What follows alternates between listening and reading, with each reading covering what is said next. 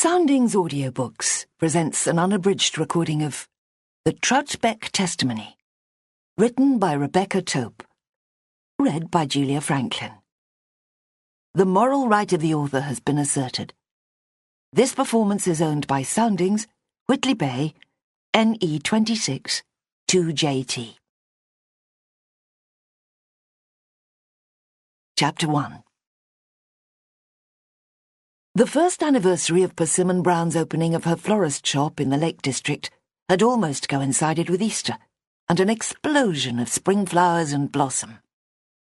Wordsworth's daffodils performed to their greatest strength, and Pussy Willow attracted hosts of honeybees, who had failed to notice that they were meant to be in terminal decline. A month later, on the first long weekend in May, walking along a sheltered footpath to the west of Troutbeck, Simmy, officially Ms. Persimmon Brown, could hear an energetic buzzing, a murmured something, something, something in the bee-loud glade, to herself. Not Wordsworth, she was sure, but somebody like Yeats or Hardy. She'd ask her young friend Ben, who knew everything. The sun was warm on her shoulders, the light so clear that she could pick out numerous fast-growing lambs on the fells far above the village. Every weekend throughout the coming summer, she promised herself, she would get up at first light and go for an early walk. The anniversary had been a time for resolutions, and one of them was to make much better use of the natural delights that surrounded her. She felt an almost pagan euphoria at the burgeoning landscape, vibrant with flora and fauna at the start of another cycle of life. Her mother would say it was a mark in Christianity's favour that it had been clever enough to superimpose all its biggest rituals onto far more ancient moments in the natural year, with Easter an obvious example. There was now a bonus spring bank holiday that Simmy was savouring with complete abandonment. The late morning, with the sunny afternoon still ahead of her, brought feelings of richness and privilege that were almost shameful. But she had earned it, she reminded herself. The winter had been grey and protracted, interspersed with a number of unpleasant adventures. She had been repeatedly drawn into events that demonstrated the darker side of human behaviour, forced to confront far too much reality.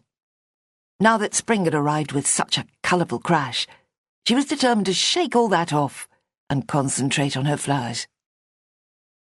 The plan for the day was to meet her father, Russell Straw, for a long-promised fellside walk, after a modest lunch at the Mortal Man.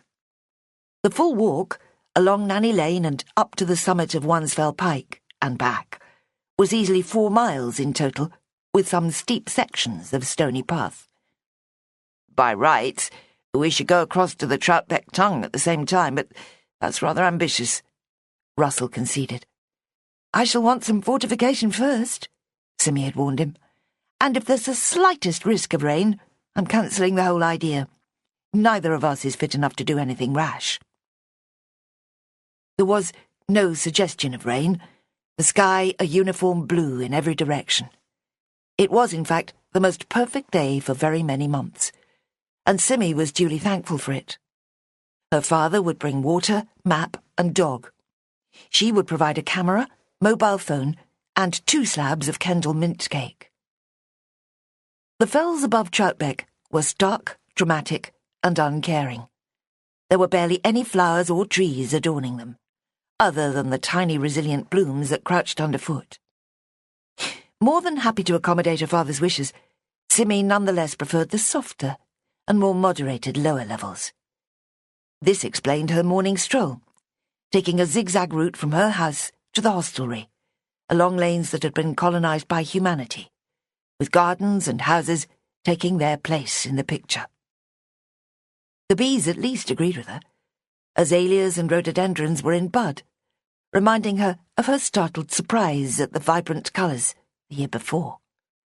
Not just the natural purples and pinks, but brilliant orange, deepest crimson, and a wide array of other hues shouted from gardens all over the relatively balmy area around Windermere and Ambleside. Even the wilder reaches of Coniston boasted spectacular displays. Aware that it might be foolish to expend energy on this pre-walk stroll, she nonetheless felt the need to exploit the sunshine and the flamboyant floral displays. It was semi-professional, too. She ought to be apprised of the full range of seasonal blossoms in gardens in order to echo and embellish them in the offerings she stocked at the shop. Flowers were her business, and any lateral information she could acquire would always come in useful. Her father was waiting for her at the pub, sitting at an outside table on a lower level with his dog. She kissed the man and patted the animal. Is he going to cope with such a long walk? She wondered. It was a rather ancient Lakeland terrier, officially named Bertie, but mostly just called the dog. His forebears had failed a purity test, it seemed, and poor Bertie had found himself rejected as breeding stock and consigned to a rescue centre, until eventually rescued by kindly Russell Straw. Oh, yes, and if he doesn't, we'll have to carry him. When did you last take him on a jaunt like this? About 18 months ago. We've been waiting all this time for you. Dad, that's ridiculous. In spite of herself, she laughed. Poor old chap. He won't know what's hit him. His feet'll be sore for weeks. Not a bit of it. He spends all his time digging up stones. His feet are as tough as iron. He could easily outwalk both of us. Now, let's get on with it. I want to set off by 1 at the latest. That gave them 45 minutes to eat a hearty pub lunch with beer to wash it down. We shouldn't walk on full stomachs, Simmy remarked. We'll get a stitch. Better than trying to do it empty. We need the food to give us stamina. At least we've got the weather for it. And listen to those birds. A pair of collared doves cooed at them from an overhead wire, the gentle 3-note song, a backdrop that Simmy always loved, despite the blatant lack of musical variety. Her habit of feeding garden birds had attracted another pair of doves to her own little patch, a few hundred yards from the pub, and she'd grown used to waking to their call, imagining that they were deliberately asking her for some breakfast. Russell cocked his head. They're not native, you know. They're quite recent immigrants. I mean, recent. I was about 10 years old when the first ones settled here. The BBC put them in a medieval radio play by mistake not long ago. Lots of people wrote in about it. Well, they're very welcome, as far as I'm concerned. I agree with you. I also like grey squirrels, even if I get lynched for saying so. She laughed again, after a wary glance around. In Troutbeck, the red squirrel was verging on the sacred, and the grey accordingly considered devilish. Anyone overhearing Russell was liable to take exception to his views, but nobody at the neighbouring tables was reacting. Nothing could sully her delight at the carefree afternoon ahead, with the best of all possible fathers.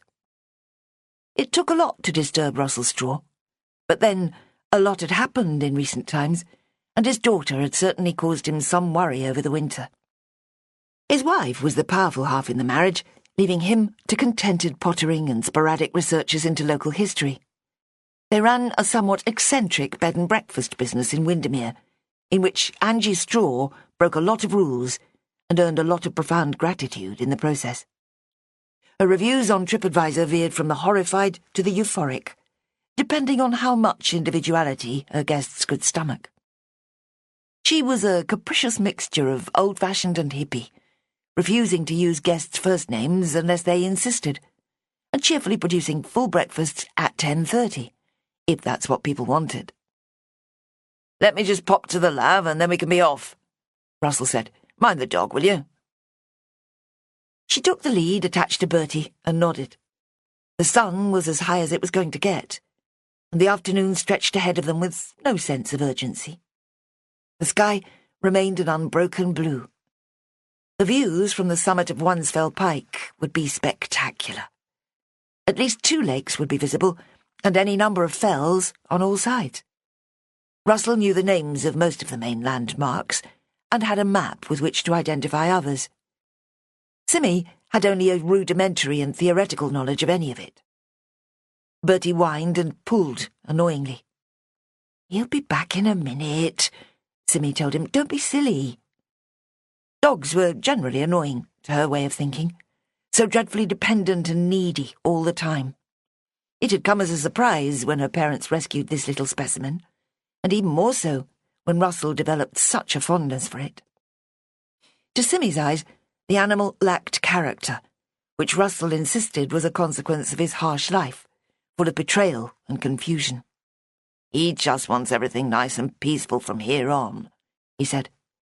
Which was generally what he got, apart from a never-ending procession of B&B guests, who mostly patted his head and then left him alone. "You were a long time," she told him, when her father eventually returned. "I know." He was frowning distractedly. "I overheard something outside the gents, and I've no idea what to make of it. I kept out of sight for a minute, just in case they didn't like the idea of anyone hearing them." "Oh?" "Two men talking. Sounds a bit wild, I know, but I think they were planning a burglary." Chapter 2. What did they say exactly? Simmy's first reaction was impatience at the threat to interrupt their plans. "Did you see them?" "No, but one had a broad Cumbrian accent, and the other sounded vaguely Scots." He recited with concentrated deliberation, "We should come back here this time tomorrow. The old man's always out on a Tuesday, so that's our chance." Then the other one said, "What about Tim?" And the first one said, "He can be the lookout. He'll be perfect for that." And then there was some more that I didn't hear properly. I wonder who the old man is. Dad, they could have been talking about digging a ditch for him, or cleaning his windows, or delivering a surprise birthday present, or... Her imagination ran dry at that point. What about the need for a lookout? That's nothing innocent, is it? And there was something about the tone. It was furtive. Why hide away behind a pub to discuss something harmless? He rubbed his bushy hair. But I can't do anything, can I? You can't report people just for talking. Actually, I expect you can these days, but I wouldn't like to hear Mum on the subject, if you try it. Russell groaned. Arresting people before they commit the crime, anticipating what they might do. In a way, it does make sense, like preventive medicine. But in practice, of course, it's ludicrous. Besides, you can't report them if you didn't see them. You don't know who they are. He was staring at a red car turning round in the parking area. That might be them, look. Two men in a car.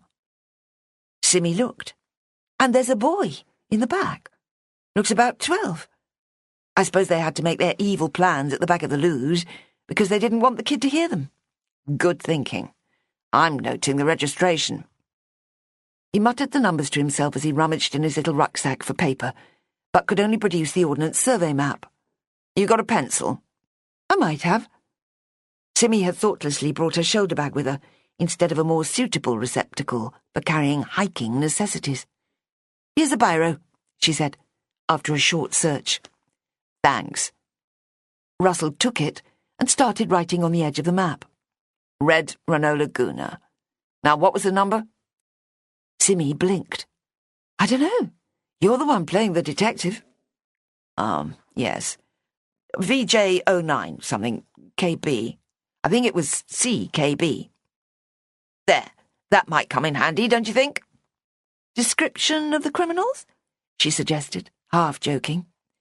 From what I could see, I'd say one man's about 45, very short dark hair, pale skin and fairly tall. The other, the one driving, is in his early 30s, thin and probably about 5'8". You can't really tell when they're sitting down. He's got ordinary hair, mousy. Russell kept writing, much to Simmy's surprise. How can you tell their ages? He asked. I find that impossible now I'm so old. Everybody looks 25 to me.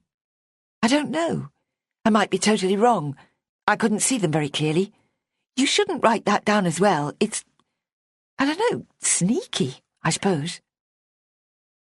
The red car was disappearing in a northerly direction, where it would emerge onto Kirkstone Pass in less than a minute. Let's just get going, Dad, and forget all about it. Bertie's getting restless. He wasn't, but it made a good argument. It's only a bit of fun, Sim, he said, like playing spies when I was a boy, a sort of Just William thing.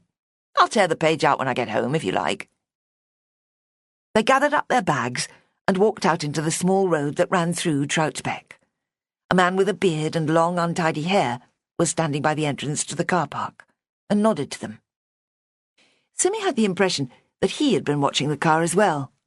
She even thought he might have given them a valedictory wave as they drove off. Bertie tried to go to him, wagging his short tail. Russell pulled him away, and the man took no further notice of them. "Hopeless judge of character, this dog," he muttered when they were out of earshot. "He'd run away with the gypsies given half a chance." The walk proved a ready distraction from boyish spy adventures, the uphill trajectory rendering conversation sporadic and limited to observations on the views and vegetation. Stone walls bordered the lane on each side, and trees had already become a rarity. On a welcome level stretch, they paused and looked back. "Wow," breathed Simmy. "We can't have come all this way already. You can see for miles." Russell pointed out various landmarks with the aid of his map, indicating a high ridge beyond the village. He drew her attention to a large quarry sitting in the middle of Sire House. "Even up here it's nowhere near being a natural landscape," he said. "Walls, roads, quarries, dikes, they've all changed it. There was probably a great forest covering all this, before mankind turned up and chopped down all the trees. And that caravan park's a bit of a blot, even if they have tried to keep it inconspicuous." "Like Dartmoor," Simmy offered. It was a conversation they'd had more than once, with the usual inconclusive ending. Without the quarries there would be no buildings. Without the stone walls, all would be disorder. "You can't really unwish the existence of human beings," Russell often said. "There's something impossibly illogical about that." The philosophy of this sort of remark could quickly make Simmy's head hurt, with its tendency to drift into Cartesian explorations as to the nature of reality and perception, and whether the presence of Homo sapiens comprised an absolute necessity or an accidental aberration. "It's a whole year since I moved here," she said, mindful that the walk had been intended as a kind of celebration of this anniversary. "Are you glad you did it?" "Oh, yes," she began automatically. "Of course, although it hasn't been quite as I expected," she finished more slowly. "There have been a lot of surprises." Her father had urged her from the start to be cautious. "It's going to be a big change," he said when she proposed the move. "New career, new people, new everything." "I'll have you, though, won't I?" "That's what worries me," he replied. "You're 37, Sim. That's too old to see yourself as a daughter. You need to be sure you can create a whole autonomous life for yourself that doesn't revolve around me and your mother." Now she was 38, and Russell had not changed his mind on the subject of individualism and independence, despite several instances in which Simmy had needed direct and urgent help. "Surprises?" he echoed. "You know what I mean. I never dreamt that floristry would involve so much high emotion and extreme behaviour. It's been much more eventful than I thought." "Ah, yes. That was a surprise, I know. To me and your mother as well. I'm not so much thinking about that side of things. I'm really wondering whether you feel we've got the balance right between the three of us. I suppose it seems peculiar of me, but I worry about getting in your way, sticking my oar in, queering your pitch, if I'm allowed to say that." "Dad, there's nothing going on in my life that you could possibly disrupt. It is peculiar, you know, you talking like this. Other parents don't go in for so much agonising about being too interfering, and you're a million miles from anything like that. You always have been." "So then I worry I've gone too far the other way." "Stop it! I'm perfectly all right with things the way they are. This past year has been exactly what I need to get over, everything that happened. The business is working out nicely. I've got friends, interests." She tailed off, painfully aware that when it came to friends and interests, her parents both felt things were somewhat thin.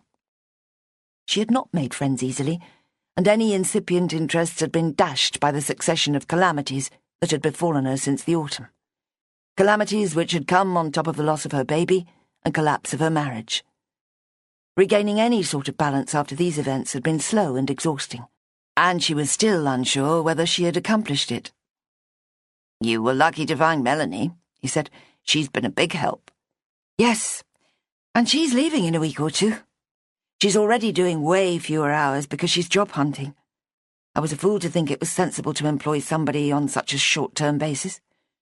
I was scared that a permanent person would end up wanting to become a partner in the business. I can't even remember now why that would have been such a bad thing. She'll stay in touch. You've been very good for her, you know. She won't forget you." They were approaching the pinnacle of Wansfell Pike, the ground growing steeper again, and the landscape more stark. The path divided, and they took the left-hand branch, which had no stone walls to mark it. Tufty grass and lichened rocks were doing their best to create an appearance of green, but there remained a persistent greyish hue on all sides. The bright sky of the morning was hazing over as they climbed. "At least we can truly call this spring," said Russell, "with summer only a few weeks away. You know, it doesn't matter how old you get, it still comes as a pleasant surprise every single time." The exposed fellside made Simi think about guilty secrets and how hard it would be to hide anything out here. She had grown up in Worcestershire, where there were great trees and ancient verdant banks and concealed pathways, in which all manner of illicit behaviours could be conducted out of sight. Up here, a human figure would be visible for miles, witnessed by walkers who came out onto the fells during every season of the year. It made her feel oddly safe, and somehow cleansed. Admittedly, violent crimes had been perpetrated close by in recent times, but mostly amongst man-made settlements, not in the wide-open pikes and fells. "This is glorious," she said, throwing her arms wide. "How could you possibly think I could regret having come here?" Then Bertie started yapping at something he'd found behind a large boulder, and Simi knew instantly that her sense of safety and cleanliness was about to be wrecked. Chapter 3. "It's a dead dog of all things," said Russell. "Poor creature. What can it have died of?" "Exhaustion?" Simi suggested. "Its people wouldn't just leave it here, would they? They have funerals for dogs these days." "It doesn't look damaged." She spoke optimistically, having avoided a prolonged inspection of the corpse. "Does it?" Her father was less squeamish and leant down for a closer look.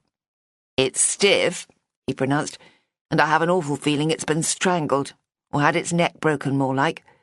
It's a terrier, some sort of Jack Russell, male. Neutered." He was getting into his stride, reminding Simi of young Ben Harkness and his forensic tendencies. "Leave it, Dad. There's nothing we can do, is there?" "Seems a shame." Of the 3 straws, only Russell had any particular feeling for dogs. Simi and her mother found them irritating as a general rule. He straightened and sighed. "But you're right, of course. We might watch out for any lost dog notices when we get back, though." "Right, we'll do that." The outline of Wansfell Pike still lay ahead and above, and Simi was eager to achieve it. It was 3 o'clock, and the afternoon would soon be waning. "Come on, then." Bertie had been hovering a few yards away, evidently discomposed by the body of a fellow canine. His relief, as the people began moving again, was palpable. His little legs revealed unlimited energy as he trotted ahead, the dark sand colour of his coat camouflaged against the bare rocks. "Good boy," Russell approved, for no apparent reason. Simi paused to examine a small beck trickling between rocks and creating a modest pool close to the path. "Oh, look!" she exclaimed. "Tadpoles!" There were numerous big-headed creatures with wriggling tails visible in the clear water.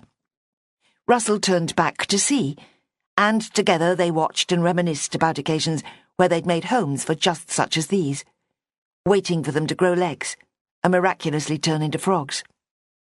"Pity we haven't got a jar to take them home in," said Russell. "They could live in my pond." It was windy on top of Wansfell. Simi breathed the untainted air and turned in a slow circle. Windermere was spread out below them to the southwest, its entire length plain to see. Rocky ridges were visible in a rippling pattern, rising and falling into the far distance. The one to the north had a stone wall running along its brow. Patches of surviving forest lined the edges of the lake. "Wow!" she gasped. "This is amazing!" She pulled her camera from the shoulder bag and spent 10 minutes setting up her shots. Photography was something she'd always taken seriously, but had given little time to in the past few years. Her husband had given her an expensive bridge camera during her pregnancy, saying she would have to capture every passing moment of their child's early life. Remembering those words had made using the camera impossible for at least a year after the baby was lost. She set it to monochrome, on a whim, recalling early Lakeland pictures where the shapes and misty gradations had managed to reveal more than bright colours would have done. Russell waited contentedly, the dog flopping down at his side. "Did you bring the mint cake?" he asked. "I most certainly did. A whole slab each." "We'll need it, if we're to take in Baystones. It's a bit windy, but I think you'll like it." It's this ridge. Look." He pointed in a direction that Simmy guessed might be north. "It's got that helpful stone wall to make sure we don't get lost." Simmy cocked an eyebrow at the dozen or more other walkers spread across the landscape. "Not much risk of that," she judged. "All the same, the wall helps to keep us straight," he persisted. Staying on the subject, he went on, "Then we double back, meeting Nanny Lane again at the point where we branched off. All quite simple." "If we carried on from here, we'd come to Ambleside, right?" Simmy remembered an evening several months earlier, spent in a large house, close to the spot where the path emerged onto an Ambleside street. She had been curious about how everything connected up ever since then. "Right, but we don't want to do that, do we? We'd end up without any transport." He mimicked a TV quizmaster whose name Simmy had forgotten, and she laughed obligingly. "Another time," she agreed equably. The sense of being on top of the world continued all along the ridge, following a path that was barely visible at times, and which, at one point, necessitated a slippery climb up and over a broken wall. Russell's pace was slowing, Simmy noticed. Eventually they came to a small cairn that Russell said marked the top of Baystones. "Stones. Get it?" He smiled, still with a transatlantic accent. "We're at the furthest point of the path here. We need to turn back towards the village and find this lane. Look." He prodded his map, which, to Simmy's amateurish eye, looked to be covered in confusing dotted lines that doubled back on themselves and traversed ominous scribbles that indicated rocky terrain. "Lead the way," she invited, trustingly. The way turned out to be less straightforward than anticipated, and despite being able to see Troutbeck below them, the actual detail of how to get there became unclear. When they found themselves in an oozing bog, with thick brown sludge covering their shoes, they both knew a moment of panic. "Lucky it's not Dartmoor," panted Russell. "We'd be swallowed up, never to be seen again." A few determined strides saw them back on drier ground, and a more obvious path visible ahead. "Must have lost the track for a minute," said Russell apologetically. "We'll be more careful from here on." He looked pale, Simmy noticed, and was moving more slowly. They'd been out far longer than she had expected, and climbed more steeply. She couldn't remember a more demanding walk, and yet it was known to be one of the more gentle examples in the area. Still, there was no choice but to carry on, and the ground sloped reassuringly downwards as they headed in the direction of the village, with the final section of Nanny Lane almost uncomfortably steep. Bertie gave himself up to the temptation to scamper down the hill, scenting the end of his marathon. "The old chap survived his long walk pretty well," laughed Russell. "Better than his aged master, anyway." "I still think he'll have sore feet tomorrow." "I doubt it. He's bred to this place after all." "Unlike either of us, I've a feeling we've both overdone it." "Not at all. It's just what we needed," he protested. What's in that bag, do you think? She changed the subject abruptly as they rounded a bend in the track and found themselves following a man carrying a bulky black plastic sack. It was an incongruous sight, where walkers wore backpacks or canvas satchels. "I've no idea," said Russell quickly, but Simmy had already conceived a suspicion. Something about the obvious weight of the bag, the way it was held slightly away from the man's legs, and, most conclusively, the interest Bertie was showing in it, led to an inescapable conclusion. "It's that dead dog, isn't it?" she muttered. "He's been up and collected it." "Could be. What if it is?" From the back, the man was unidentifiable. His clothes were unfamiliar. But Simmy was not generally very observant of people's garments. She thought she would recognise any permanent resident of Troutbeck, perhaps even from behind. But she was too tired to try to catch up and overtake the man, so as to see his face. Then fate stepped in. The man was clearly irritated by Bertie's attentions and moved sideways in an effort to avoid him. His foot landed on a patch of slippery mud and slid from under him. In a second he was almost horizontal, one side of his body propped against the stone wall bordering the track, and the black bag still held tightly. A wordless cry escaped him, and Bertie sidled away with a guilty expression. "Uh-oh," said Russell, and went to assist. "Bertie, that was all your fault." The man was up on his feet before Russell or Simmy could reach him. His right side was generously coated with dark brown mud, which appeared to be the only damage. "You okay?" asked Russell.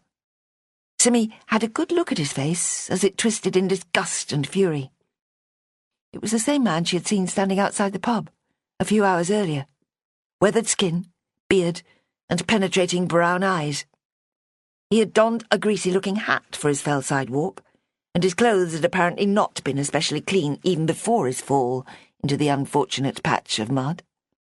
"Bad luck," she said to him. "There must be a spring just here, making it so boggy. The rest of the track's almost dry." "Yeah, well," he said. At least he wasn't going to make wild accusations against Bertie, she concluded. "Have you got far to go?" asked Russell, sounding hopelessly patronising. "Before you can get dry, I mean." Simmy hoped fervently that her father wouldn't invite the man into her cottage to get clean. It was definitely within the bounds of possibility that he would, giving no thought to the consequences. However protective he might wish to be of his daughter, his old-fashioned notions of trust and good fellowship could easily lead her into jeopardy. The man could make a mental note of her few valuable possessions and come back later to steal them. At the very least, he would learn more about her than she wanted him to. But the danger passed. "I'll be all right," he said. "Thanks." And he loped off, still holding the sinister black bag. Russell's car was waiting at the pub, and Simmy invited her father to tea and cake at her cottage. They would drive the few hundred yards, relieved at having no more need to walk. "Call Mum and tell her we accomplished our mission," she suggested. "You think she'll be worrying?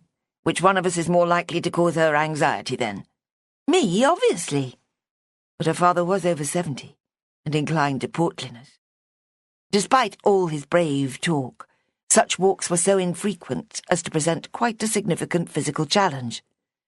Simmy herself had suffered broken bones shortly before Christmas and still regarded herself as slightly fragile. "We'll do it all again next weekend," he said recklessly. "I could get used to this." "No, we won't. I'm happy to explore with you now and then, but I'm not making 4-mile hikes a weekly routine," she protested. "I thought you said you wanted to get outdoors more." "I do, but not a whole afternoon every weekend. I'd get jaded." "Jaded with all this around us?" He waved an all-embracing arm at the pikes and fells and hows on every side. "We'd never see 1/100th of it if we went out every Sunday for the next 10 years. "It's lovely, I know," she conceded. "But," he prompted, "but a little goes a long way." She felt mean and obstructive. The walk had been a delight in every way, apart from the dead dog. Her father's company was undemanding in general, and more than agreeable much of the time. It made no sense to live in Cumbria and fail to make full use of the opportunities it provided. Perhaps she was too influenced by Melanie, who was 20, and regarded the open uplands surrounding her as nothing more than a draw for tourists, and a pleasing backdrop to the more urban features of the region. Melanie never walked if she could avoid it, and valued human beings and all their works as the only really meaningful things in life. Ben Harkness was more complicated. He had an adolescent passion for the vistas and plains of the natural world, eager to render the landscape into words and drawings. Ben was a lad of many skills, and felt constrained to exercise them all as far as was humanly possible. His mother had led family excursions onto the fells from his earliest days, and he had no fear of the wilderness. Ben's problem was that there was never enough time for all the claims on his attention.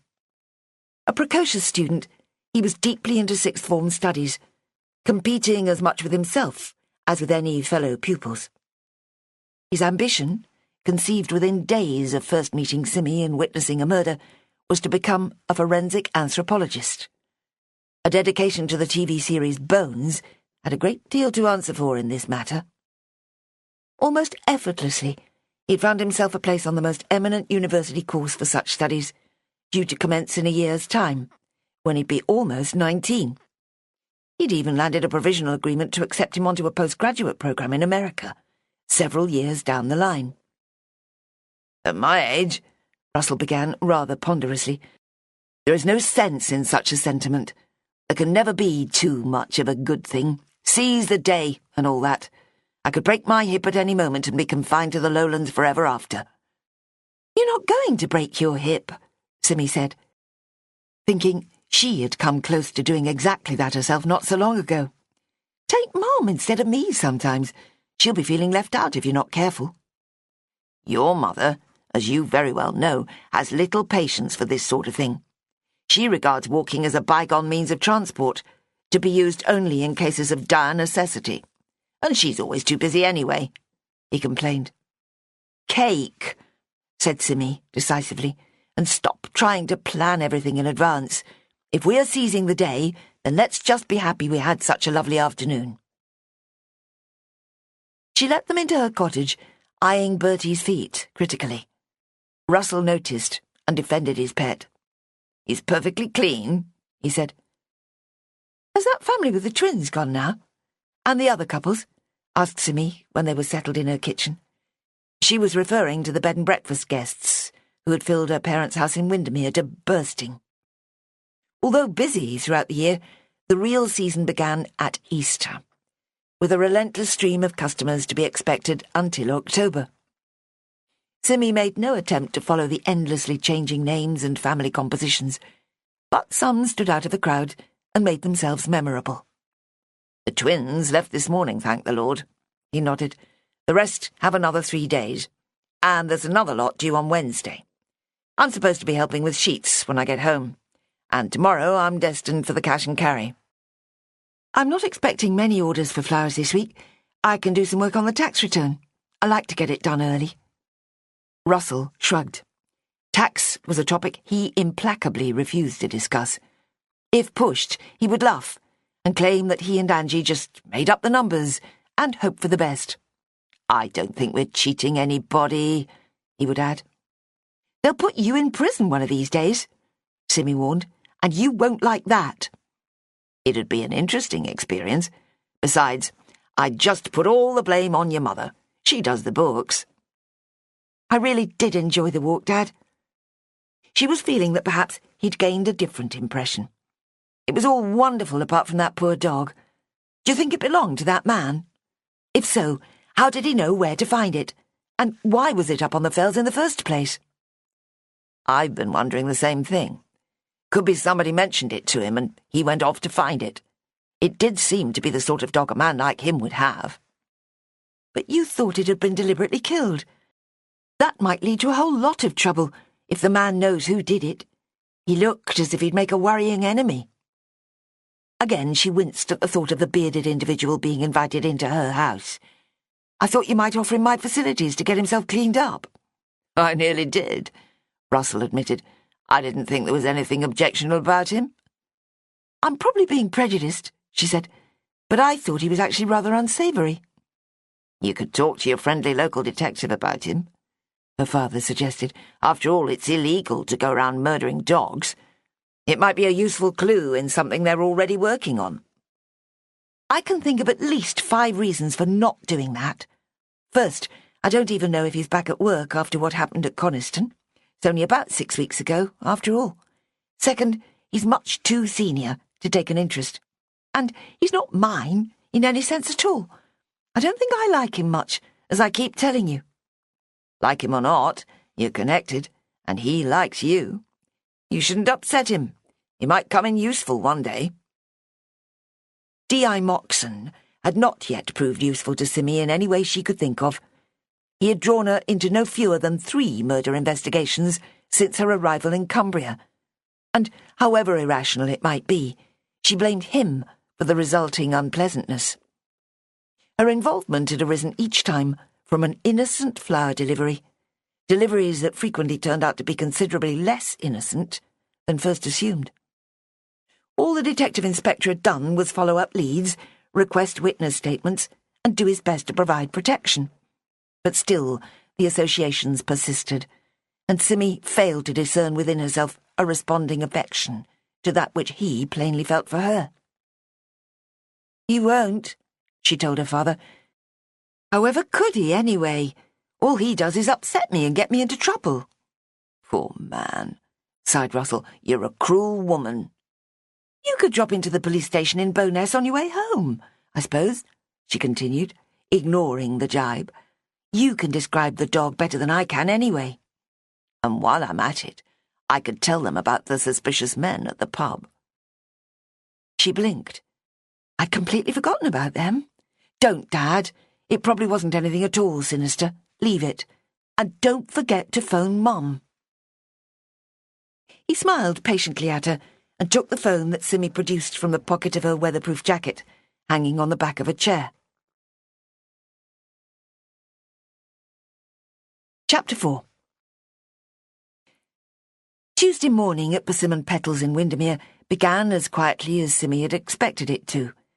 Melanie had important college assignments to finish and job applications to complete, which meant her attendance at the shop was more sporadic than usual.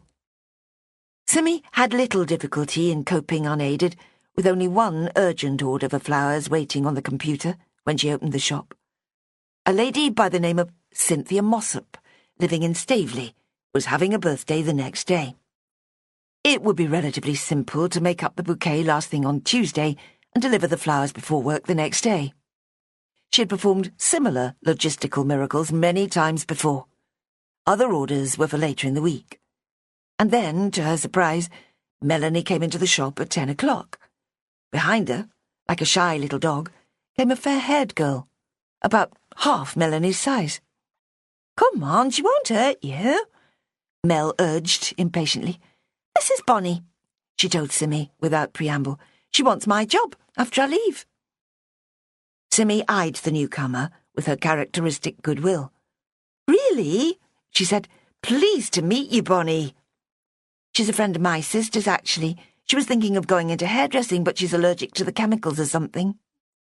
"How old are you?" Simi asked, thinking the girl couldn't possibly be over 15. 17, came a breathy reply. "And a quarter." "Are you still at school?" "Sort of. We're finished this term. I'm not going in much at the moment. My aunt says I need to get a job for the summer." "Just for the summer? What's happening after that?" Bonny shrugged. "Dunno, really. I might want to stay here, if you take me on, that is. I'm not good enough for college, won't get many GCSEs, just art and English, if I'm lucky." Her shoulders hunched again, in a forlorn demonstration of low self-esteem. Simi looked at Melanie and raised her eyebrows. "What do you know about flowers?" Melanie answered for her protégée. "She knows more than I did when I started here. She's very artistic. She just needs, a bit of encouragement. You'll get along fine together, trust me." Simi's instincts were sending confused messages. The girl was so small and colourless, so silent and somehow sad that any risk of hurting her feelings was terrifying. Such a little mouse would require constant care. But Melanie's people skills were not to be dismissed. Her burgeoning loyalty to Simmy was such that she had repeatedly expressed an intention to find a successor for when she left. And it was a relief to be handed someone on a plate, without a string of interviews and hard decisions. "Bonnie's an unusual name," she ventured. "Is it short for something?" The girl shook her head with a very small sigh. "No, it's from Gone with the Wind. You know, the little girl who dies. My mum and dad were mad about that film around the time I was born." "I see." It struck Simmy as not a little macabre to choose the name of a dead child for their own baby, and lost babies were always going to be a very sensitive matter for Simmy, who had suffered a stillbirth herself and had no other offspring. Melanie was closely monitoring every word and nuance. "Give her a try, Sim. Why not? She can come in every day this week as a trial run if you like. You'll need to handle money and the computer and write messages on the cards and take orders," Simmy rattled off briskly. "Can you manage all that sort of thing?" Bonnie met her gaze with a sudden directness. "I can write, if that's what you mean. And count," she added. "I pick things up quickly." "She's not stupid," Melanie summarised. "It's just she's not too good at exams and pressure and that stuff." She tilted her head, and Simmy had the impression there was a lot more she needed to know, but that Melanie couldn't disclose it in Bonnie's presence. "I had anorexia," Bonnie supplied for herself. "It got really bad last year. I missed a lot of school. That's why I'm older than the rest of Year 11. I'm all right now. It's not been decided about A-levels yet. I might go to a college to do them." The tiny figure suddenly made a lot more sense. She must weigh barely 6 stone, Simmy guessed. The translucent skin and wispy hair confirmed the story and compounded Simmy's urge to take this little thing to her bosom. "Oh dear," she said. "That must have been grim." "She'll tell you all about it, I expect," said Melanie, who seemed almost painfully robust in comparison to Bonnie. "She's had loads of counselling and stuff, so she understands all about it now." "I'm not going to pry," said Simmy, rather stiffly. "So you'll take me then?" Again, the girl met Simmy's eyes with none of the initial shyness. It was already becoming clear that there was more to Bonnie than might at first appear. "If Melanie recommends you, I wouldn't dream of arguing." All three exhaled, as if an important and difficult problem had been finally resolved. Which it had, Simmy supposed. "So, how was your bank holiday?" Melanie asked, with an alert look that suggested she had something of her own to impart on the subject. "Restful, mostly," said Simmy. "I walked up to Wansfeld Pike with my father, and then along a ridge to a pile of stones. We saw a dead dog," she added for no discernible reason, "and my dad heard 2 men planning a crime." She laughed at their expressions. Actually, I don't suppose it was anything suspicious, but he got quite excited about it. "Oh no, had the dead dog been shot?" The question came from Bonnie, whose blue eyes were wide with outrage. "Those farmers are much too quick to use the guns if they think their sheep are going to be chased." No. She could hardly add strangled, actually, for fear of further alarming the girl. "There wasn't any blood on it, but it was quite a nasty surprise. As my dad said, people don't just abandon their dogs when they die. Some of them hold real funerals, apparently." "Course they don't," scoffed Melanie. "What a daft idea." "They do," Bonnie assured her. Then she asked Simmy, "What sort was it?" "Some sort of terrier. Jack Russell, maybe?" Simmy was vague about dog breeds. "White and brown, with shortish legs." "What did your dad hear, then?" asked Melanie. "Were these men crouching behind a rock on Wansfell?" "No, they were at the pub in Troutbeck, and then they drove away in a red car. There was a boy in the back as well," she added, on a sudden thought. "What?" "They said he could be lookout. That's the bit that does sound rather suspicious." Bonnie was shifting restlessly from foot to foot. "My aunt breeds dogs," she said. "Oh, she used to, until a little while ago. She absolutely adored them. But things have got difficult lately. There's a gang of dog nappers working in this area." Her face tightened. Sounds as if you might have got them in Troutbeck now. Lucky I haven't got a dog then, said Simmy lightly. I didn't know you weren't breeding any more, Melanie said to Bonnie. It was bringing in some useful cash, wasn't it? Simmy recalled hearing of a farmer near Coniston who was making thousands of pounds a year from border terriers. I gather it can be lucrative, she said. When it works, Bonnie nodded. A lot can go wrong. Like my father's Lakeland Terrier, he ended up in a rescue because he wasn't right for breeding. Too right, Melanie said, darkly. She was fighting a recurring battle with her mother over a rescue dog that had failed to come up to expectations. Mrs. Todd wanted to send it back, and Melanie was trying to convince her that it was irresponsible to keep adopting dogs for a few months, only to reject them in the end. It pained Melanie more every time it happened, but she was helpless to prevent it. As far as I can see, there are already way too many dogs in the world. You can't generalise, said Bonnie, diffidently. Some are in huge demand, and some end up in rescues. There's not much connection between the two. Simmy had nothing more to contribute to the conversation. She wished she'd had the sense to stay off the subject. What about you? She asked Melanie. The bank holiday weekend, I mean. Her assistant gave a satisfied little smile before replying. I went out with Jasper, actually, on Saturday night. We had a steak in a pub. It was great. Hey, that's brilliant. He finally got his act together then, after all these weeks. Yeah, well... Melanie shrugged. We've both been busy, lambing and all that. He's a vet, remember? And, Simmy prompted, that's it, really. He wants to do it again, so it must have been okay for him as well. Melanie's love life had provided Simmy with considerable interest in the time she'd known her. Jasper was the third man in her life during that period, and while it meant bad news for the besotted Wilf Harkness, brother of Ben, it was gratifying to have confirmation that the young vet was interested. Simmy had been there when the two first met, and noticed then that there had been sparks. Anyway, I should go, the girl went on. I only came to introduce Bonnie. She can do every day this week if you wanted to. After that, she'll have to juggle with school for a bit. We can work it all out next time I'm in. Tomorrow, with any luck. There's the funeral on Friday, Simmy said. I could do with your help for that. There were 2 more orders for it this morning when I got in. It's going to be huge at this rate. Pays to be popular, muttered Melanie. The deceased was a woman in her 60s who had been a prominent member of the community with an OBE to show for it. Her death had been prolonged and public.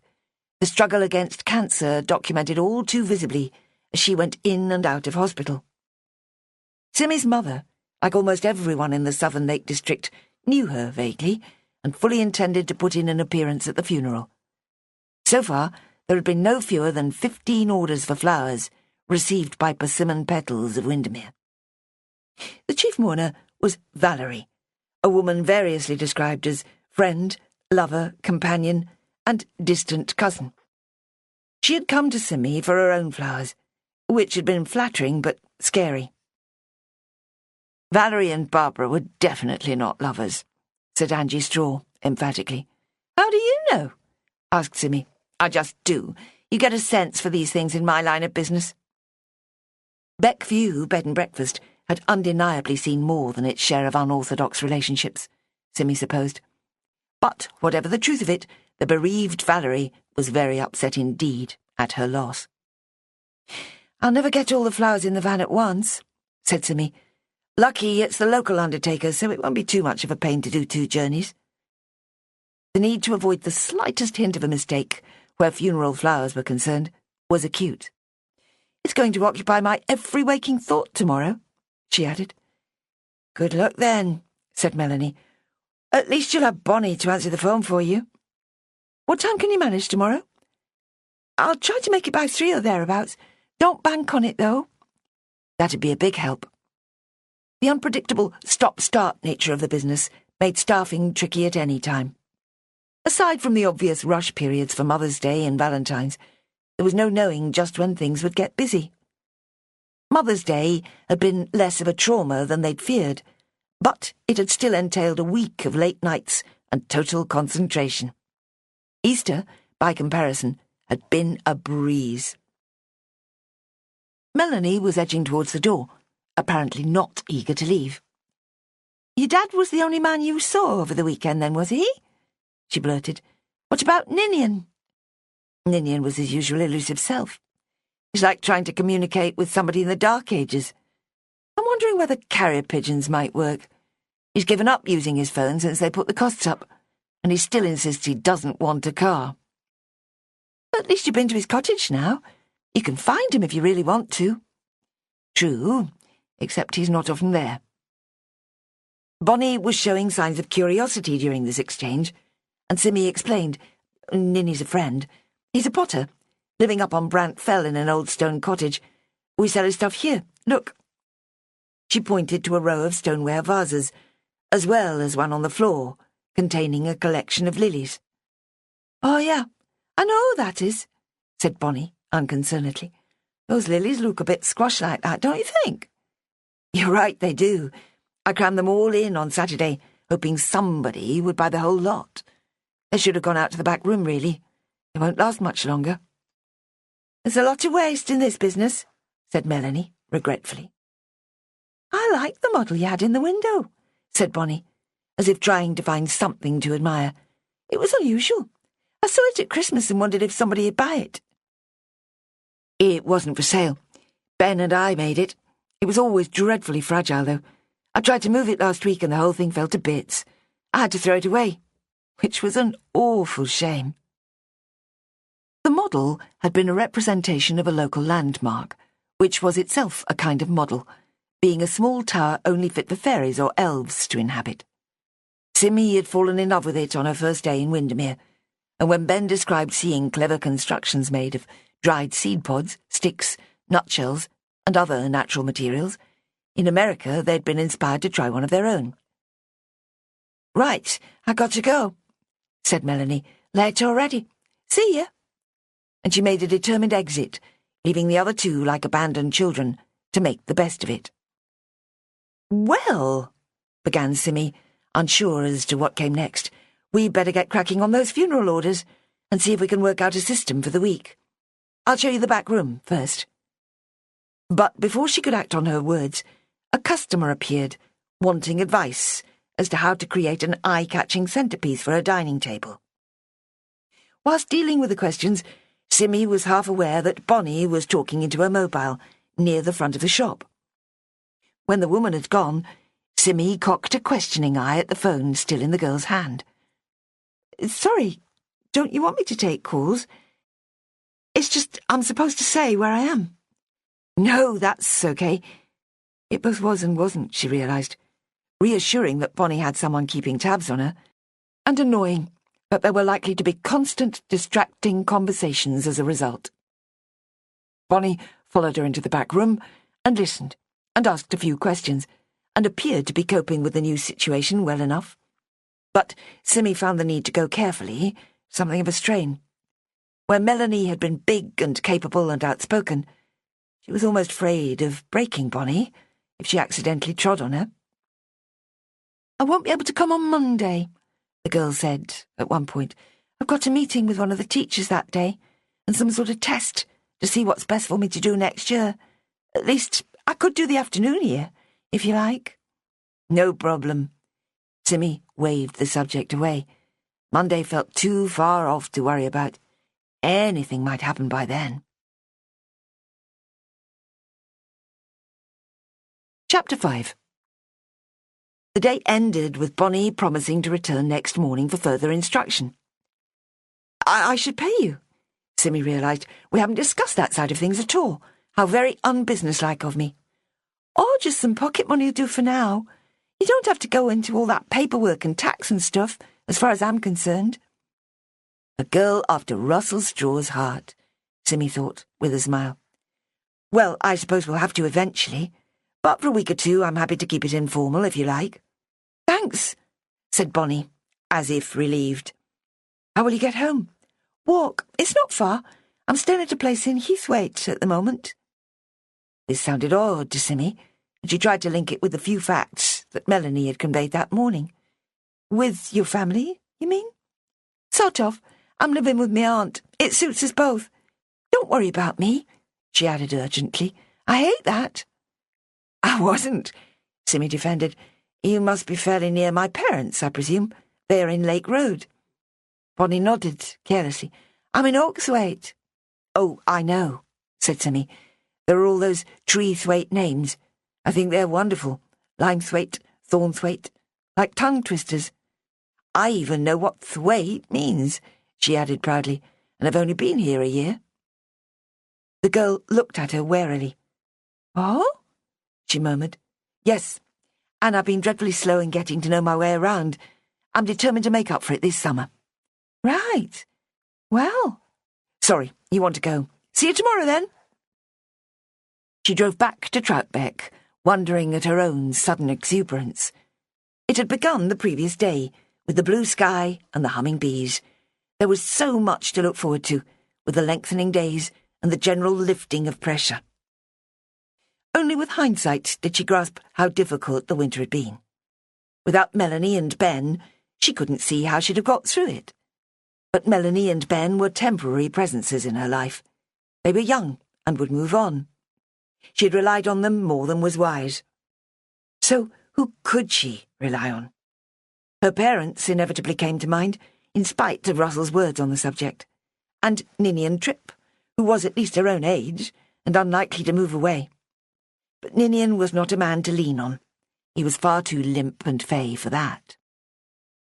The only person, and the realization made her shiver, who was fully and persistently reliable, was D.I. Nolan Moxon. But there would be no necessity to make any further use of his trustworthiness, she assured herself. He had only crossed her path because horrible crimes had been committed. That wasn't going to happen any more. Even Ben Harkness would have to concede that. She drove up the winding road from the lakeside into the village of Troutbeck, thinking of the weeks when an inconvenient rota had been established to drive her up and down to work, when she was still too convalescent to do it herself. Her father and Melanie had been the primary chauffeurs, but once or twice her friend Julie had been summoned into service, and there had even been mornings when the only choice was to call a taxi. As soon as she'd been allowed to get behind the wheel again, Valentine's Day had demanded a dramatic return to driving, not least several challenging journeys to Coniston and back. Her route took her through a tiny settlement named Thickholm, with a famous bridge over the Troutbeck. Woods and farms and unpredictable levels gave the little journey an ever-changing fascination, which Simmy fully acknowledged. The new sheen of green over the hedges proclaimed another miracle of revitalization after the greys and browns of winter. Fields fell away to her right, edged by sturdy stone walls and empty of animals. There was moss and dead wood and rutted tracks, all adding to a sense of timelessness, where technology had made almost no impact. The imposing old farmhouse at Town End, with its mad collection of hand-carved furniture and weird cylindrical chimneys, reinforced the feeling that not much changed on these hillsides over a century or two. But then she became aware that something was happening in a farmyard close by. 2 police cars were parked in such a way as to make it almost impossible to get past. A uniformed officer was talking into a phone. The sight brought memories and associations that thoroughly spoilt Simmy's mood. Hunching her shoulders and averting her gaze, she crawled past, with the side of her car almost scraping the wall, bordering the little road. Nobody stopped her. Nobody took any notice of her. With a sense of a lucky escape, she sped home to her cottage and thought no more about it. Her garden was full of the westering sun, and she sat outside on her tiny patio with a glass of juice and thought about Bonnie and Melanie and the necessity of change. In the past month or two, she had acknowledged to herself that she was very nearly in a new relationship, with all the complex decisions and compromises that would be likely to accrue as it progressed. Melanie approved, and Ben did not. The fact of a man in her life would force her to divide her attention. Worse than that, it would invite the biggest decision of all, whether to risk another pregnancy. She had always been of the opinion that 40 was the absolute upper limit for such a venture, which gave her alarmingly little time. It was also preferable to choose a father for the baby who could provide at least a degree of support and involvement. The way things stood with Ninian, it made her head hurt simply to try to imagine how he might fit himself into such a role. The big funeral on Friday should, by rights, be filling her mind. The van could not contain all the tributes at once, which meant a very early start that morning, and at least 2 journeys to deliver them all. There was the challenging central tribute from Valerie Rossiter, which would have to be constructed later the next day, then kept moist and fresh throughout Thursday. Other orders had come from an array of friends, colleagues and relatives spanning the globe. The dead woman had enjoyed a variety of roles locally, and had apparently been popular with everyone she encountered. The big church in Windermere was the venue both for the service and the subsequent interment. Traffic might find itself held up, and media reporters were likely to put in an appearance. Florists from Ambleside, Bowness and beyond were sure to find themselves almost as overwhelmed as Simmy was. There would be friendly competition, and a determination to avoid the slightest mistake.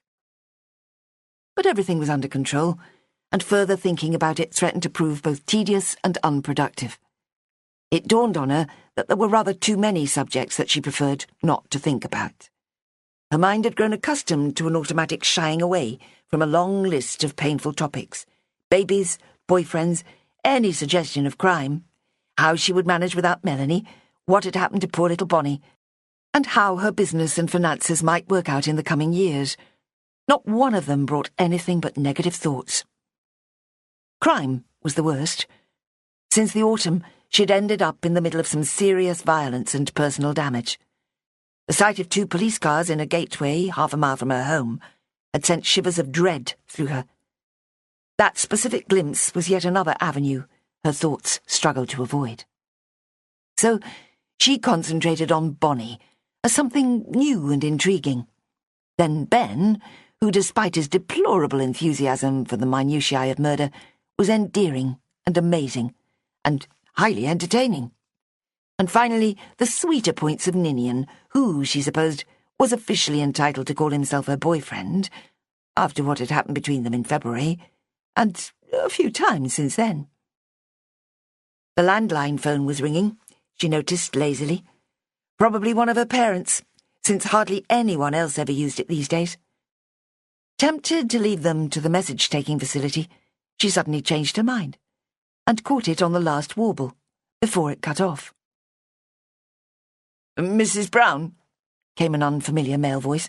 "It's the Windermere Police here. We had a call from a Mr. Russell Straw early today, about something he overheard yesterday. He said you could corroborate it if necessary."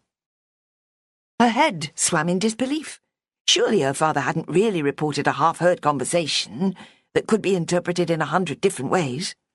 Why hadn't her mother stopped him? "I didn't hear anything," she said. "But you saw 2 men and a boy in a car." "Briefly. So what?" "We've been working on a series of crimes in the area for the past several weeks, and there's a chance that you and your father stumbled on something relevant to our inquiries." "Series of crimes?" she repeated. "What sort of crimes?" "We call it dog-napping, stealing valuable animals for resale down south, sometimes overseas as well." She almost laughed.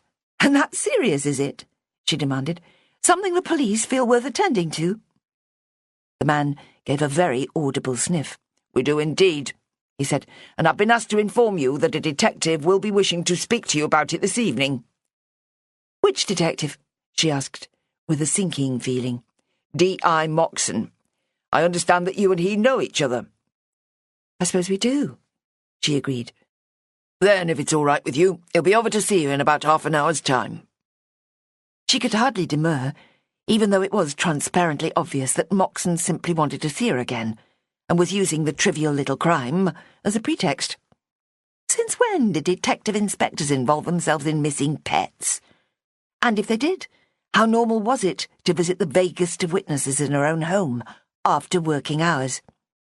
She was definitely not deceived. But Moxon had won a reluctant little corner of her heart a few months earlier, and she found herself surprisingly willing to meet with him again. Chapter 6. The fine evening persisted, and she left her front door slightly open, mainly to admit the scent of the lilac, which grew a few feet away. She made herself a hurried meal of scrambled eggs and bacon, having noticed that she was rumbling with hunger. If Moxon stayed for long, she'd end up picking on biscuits, which was all she intended to offer him. She heard his car coming up the road from the shop, and parking in the only available space for some distance.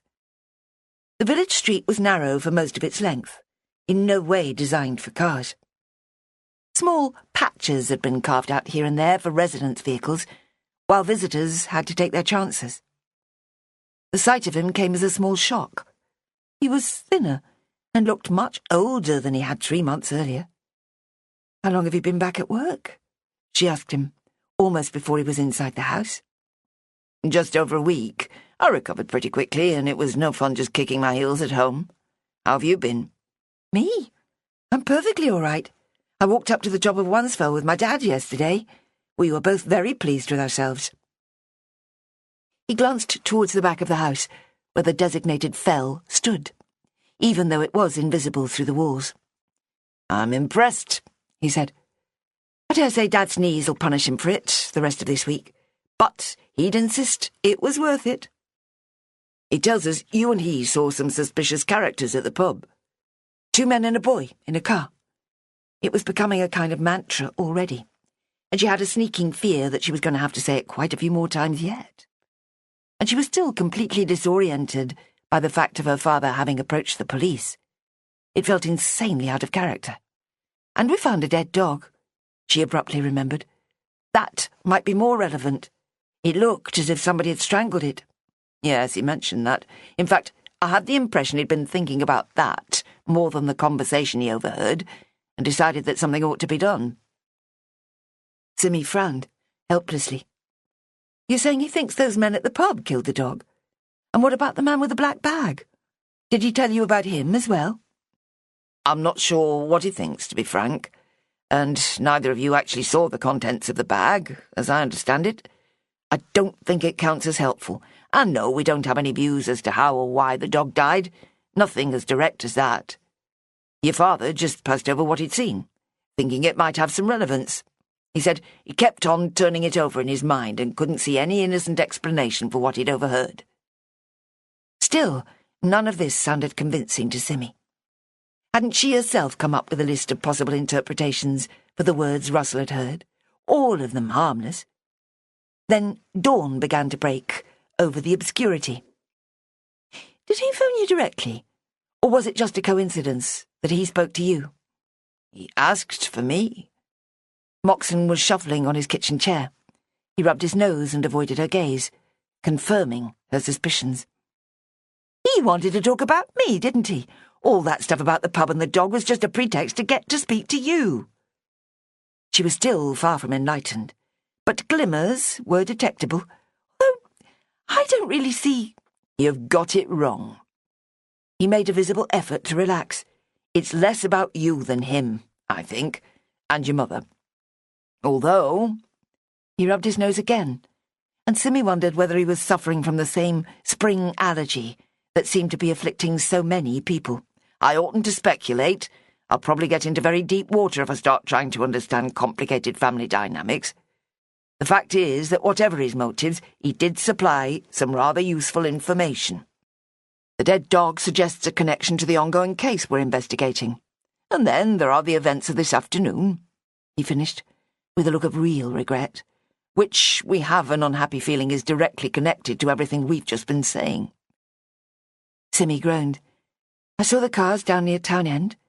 Don't tell me there's been some sort of break-in, and those men are the ones who did it. I'm sorry, but I really wish my dad had kept quiet in that case. Why the silly man should ever think it sensible to voluntarily get involved with the police defeats me. I mean," she burst out with reckless anger, "it's all so trivial, and you can't really think he's given you anything useful." Moxon adopted an expression she had seen before, in which he struggled not to display the hurt feelings she had caused. Throughout all her dealings with him, she had maintained an attitude that he found deplorable.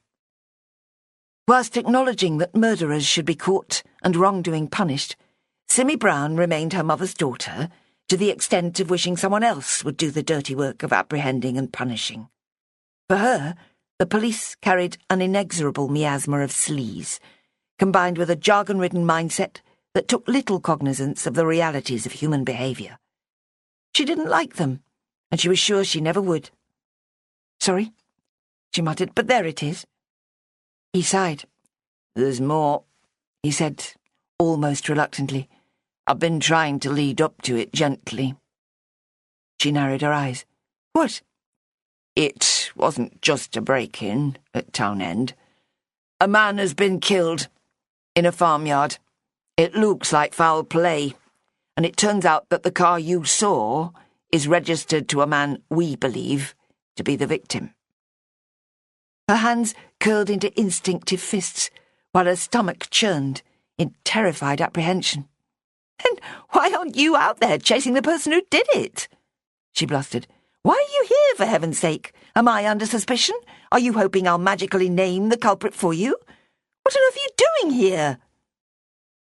Her voice had become shrill, and her heart was thumping. He held her gaze. "Your father heard two men talking as if they might be preparing to commit a crime. A crime has been committed. His testimony, and yours, are now possibly quite central to the investigation. Could you please try to describe those men you saw?" She ground her teeth in futile fury, even as she wondered why she was so angry. He had wasted several minutes in convoluted preliminaries, when all the time he wanted something specific from her. She stared at his eyes, behind old-fashioned thick spectacles that implied poor sight. His dark lashes lowered, curtaining his thoughts. Her own thoughts were clashing painfully. She should do all she could to help, if something really serious had happened. But all she wanted was to go and watch the setting sun on her patio, and remember the good feelings that had come from a strenuous walk with her father. It was only an hour or so ago, she realised. I saw the police cars in that yard, by Town End. The speed with which Moxon had caught up with her seemed almost supernatural. "What time did you find this dead man, then?" "Middle of the afternoon," he said briskly. "About 2 hours after I spoke to your father." "And you've already checked out the red car and got a name for the victim? That was quick." "We checked the car as soon as your father gave us the number as a matter of routine. And the person who found the body knew who he was. The names matched." He shook his head in wonderment. "It doesn't often happen like that." "And now you've got the car?" "Actually, no. There's no sign of it." Simmy sat back, reminding herself that she had no obligation to immerse herself in the details of a police investigation. But still, her attention was irresistibly hooked. Dog napping, she remembered, as she wrestled with the burgeoning strands of the story. Is it an old man who died? Why? Isn't that what the men at the pub said? Something about an old man? Actually, he's in his 30s. Oh. And there weren't any dogs at the farm. In fact, nobody actually lives there. They just keep sheep on the land. The original house was sold decades ago, and it's used as a holiday home now. It's not really a farm at all anymore. Oh. She blinked a few times. Then why do you think it has anything to do with me and my father and what happened yesterday? It's all in Troutbeck, he said simply, and Troutbeck is a very small place. Oh, she said for the third time. After that, things seemed to drift. Moxon asked for descriptions of the men in the red car, which Simmy failed to provide in any detail. I've forgotten, she said. It all felt like a game at the time. I guessed their ages, and Dad took me seriously. They were very ordinary. I'd say the boy was about 12, maybe a bit more. Tim. I think he's called Tim. Yes, your father mentioned that.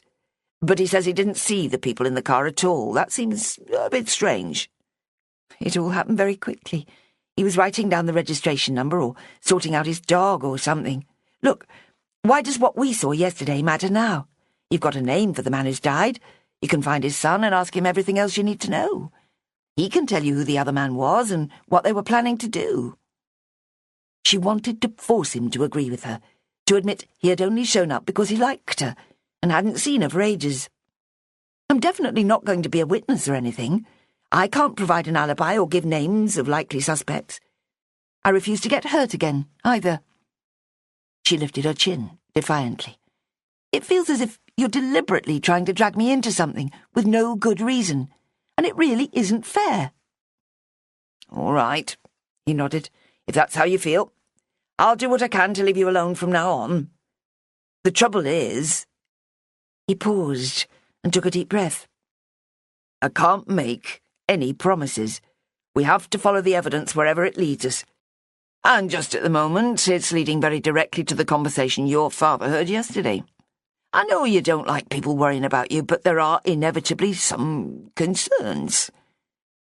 He gave a weak smile, as if expecting a rebuff. "But the boy, can't you just ask him?" "We will, but he's just lost his father, and his mother lives in Scotland. She'll be coming down tonight to collect him, but all that's still up in the air. We can't bombard him with questions until she's here to chaperone him. Surely you can see I had no choice but to come and ask how much you can contribute that might help us. I'm sure you're aware that the more quickly we can understand the story, the more likely we are to make an early arrest." "I know you mean well," she said. "I appreciate it. And it's not your fault. I just wish my dad hadn't contacted you. Neither of us can be of any more help as far as I can see.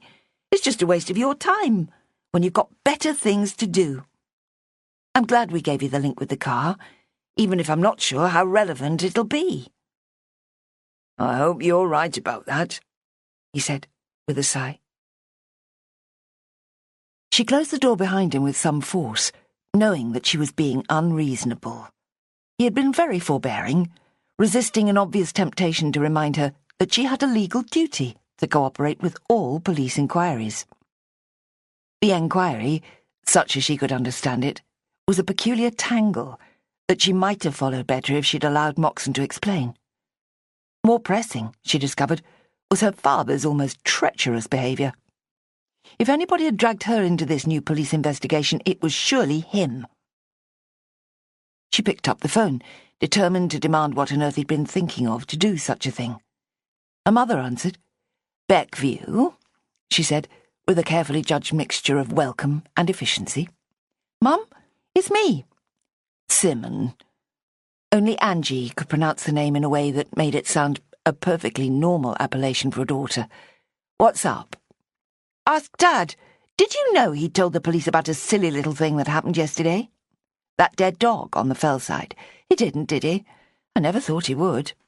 Not so much that, as two men he heard talking at the pub.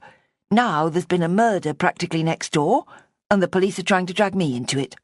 It's all Dad's fault. Whatever came over him?" "He came home in a funny mood yesterday. Didn't say much, but I had the impression the walk wasn't as much of a success as he'd expected. And poor old Bertie just collapsed into a heap, and has barely moved since." "You didn't say murder just then, did you?" "I did, actually, although Moxon tried to shield me from it, I think. He didn't use the word, but it was clear enough what he meant." "That's very odd about Dad, though. I thought we had a wonderful time. The views were breathtaking, and we both managed a lot of steep terrain without any mishaps. He talked a bit about his showing as a parent, which was a bit disconcerting." "Exactly. That's what I mean. He's gone very introspective all of a sudden." "He's always been a bit like that. It still doesn't explain why he talked to the police. I wondered whether he just wanted to bring me and Moxon together again for some reason." "Matchmaking, you mean? Sounds unlikely. I think he's happy with Ninian in that role." "So, what?" Angie was silent for a few seconds. "He feels you need protection, perhaps. He's been a lot more careful about locking doors and keeping a closer eye on the guests these past few weeks. He worries about them coming into our rooms. Didn't we tell you he's had signs made saying 'private' for the doors? Jim the handyman came yesterday to screw them on, and he checks the cars there 2 or 3 times a day." Simmy felt the cold hand of anxiety clutching at her breast. That's awful, he was never like that. I haven't seen any sign of it. She thought again of her apprehension that her father might invite the muddy-bearded man into her cottage. Caution and nervousness were not remotely part of his character. It is awful, Angie agreed, and I think he knows it's not right. He's liable to be trying to hide it from you, but it's driving me mad, to be honest. I'm starting to wonder if he's getting that ACDC thing that little boys have.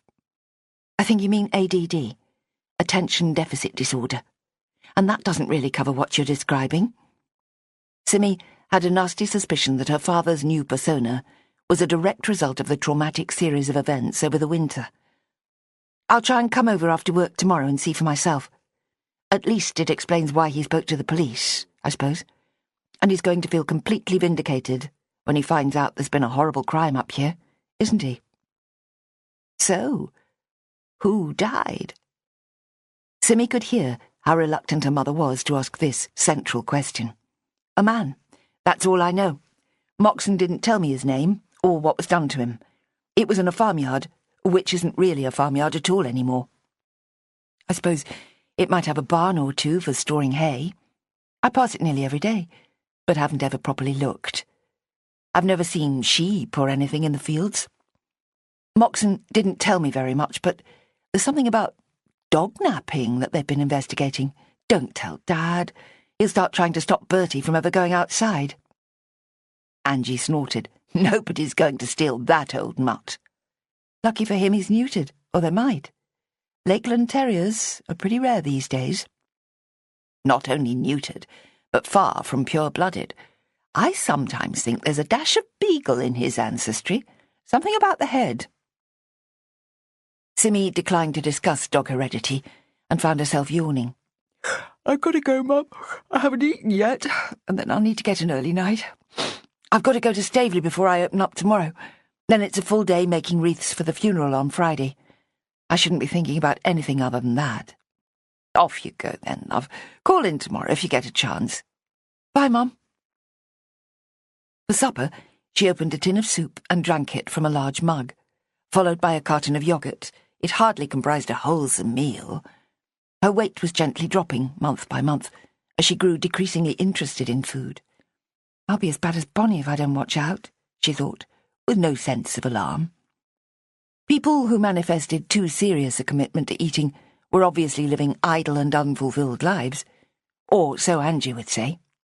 Simi did not doubt that it was more complicated than that. But she was aware of a certain emptiness in these routine evenings spent alone. There was the pub only 5 minutes' walk away, where people would be chatting and laughing and generally being sociable. In the summer, the garden would be full of tired and happy walkers with stories to tell.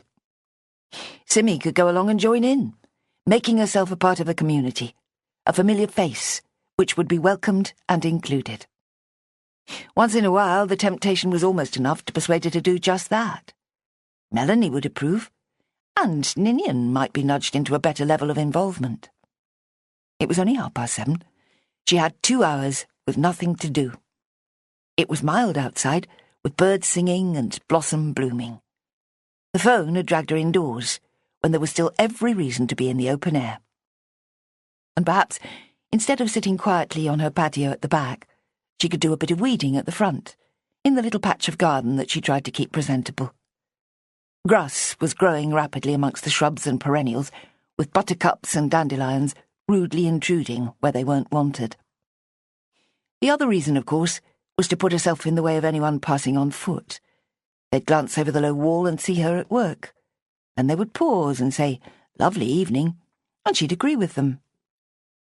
There were perhaps 3 local residents who knew her well enough to stop for a longer chat, and then maybe they'd casually invite her along for a drink at the Mortal Man, and all her dreams would come true.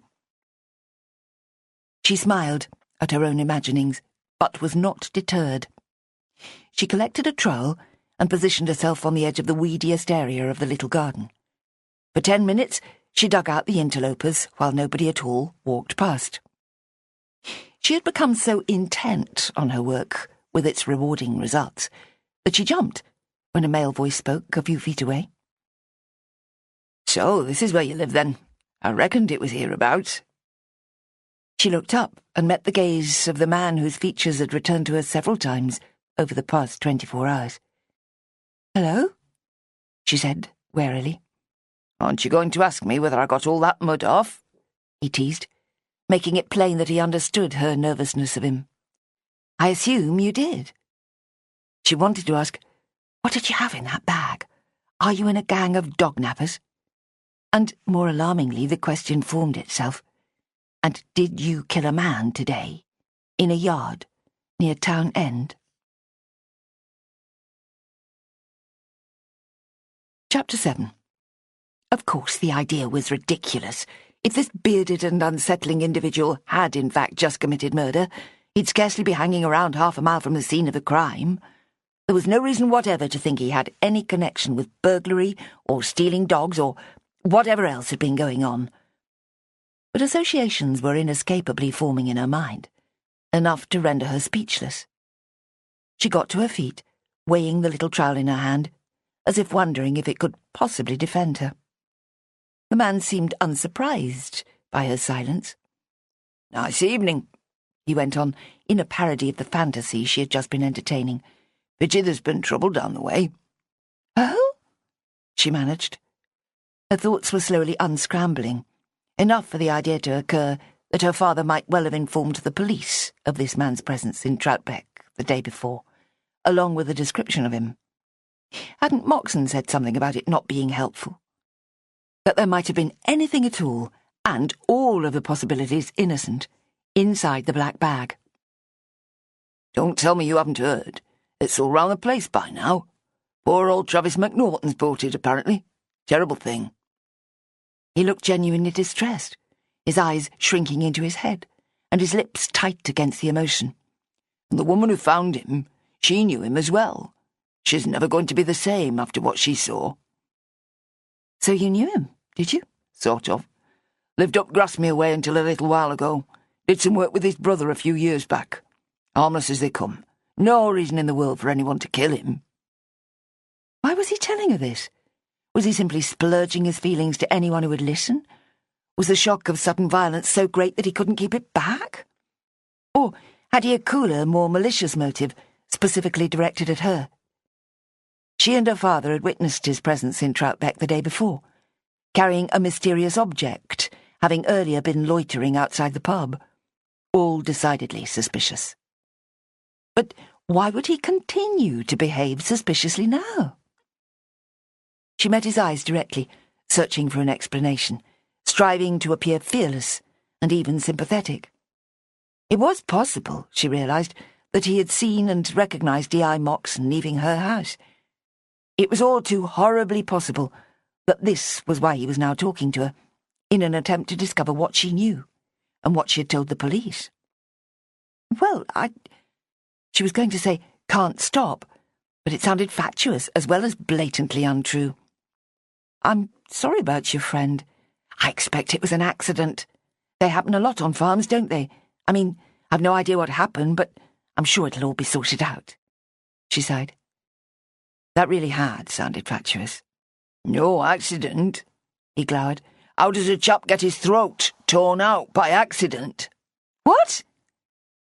Her head spun, and she felt sick. "How do you know that?" "The woman who found him told about a dozen people at Town End, blood everywhere," she said. "She'd got it on her hands. They're all talking about it." He waved a vague hand towards the upper end of the village, "especially at the pub." "I'd much rather not know," she said. "It's got nothing to do with me." "Nor me." The words were uttered forcefully. "Do you hear? It's nothing to do with me, either. So don't you go thinking it has." She nodded timidly. It sounded like a threat. She took it as a threat. And yet there was an appeal in his eyes that softened his expression and made her less afraid of him. She glimpsed a life spent under suspicion simply because of the way he looked. Scruffy, thin, sly. He was nobody's idea of trustworthy. Impatiently she thought, surely he could clean himself up without any great effort, if it mattered to him how people judged him. He didn't really strike her as a murderer.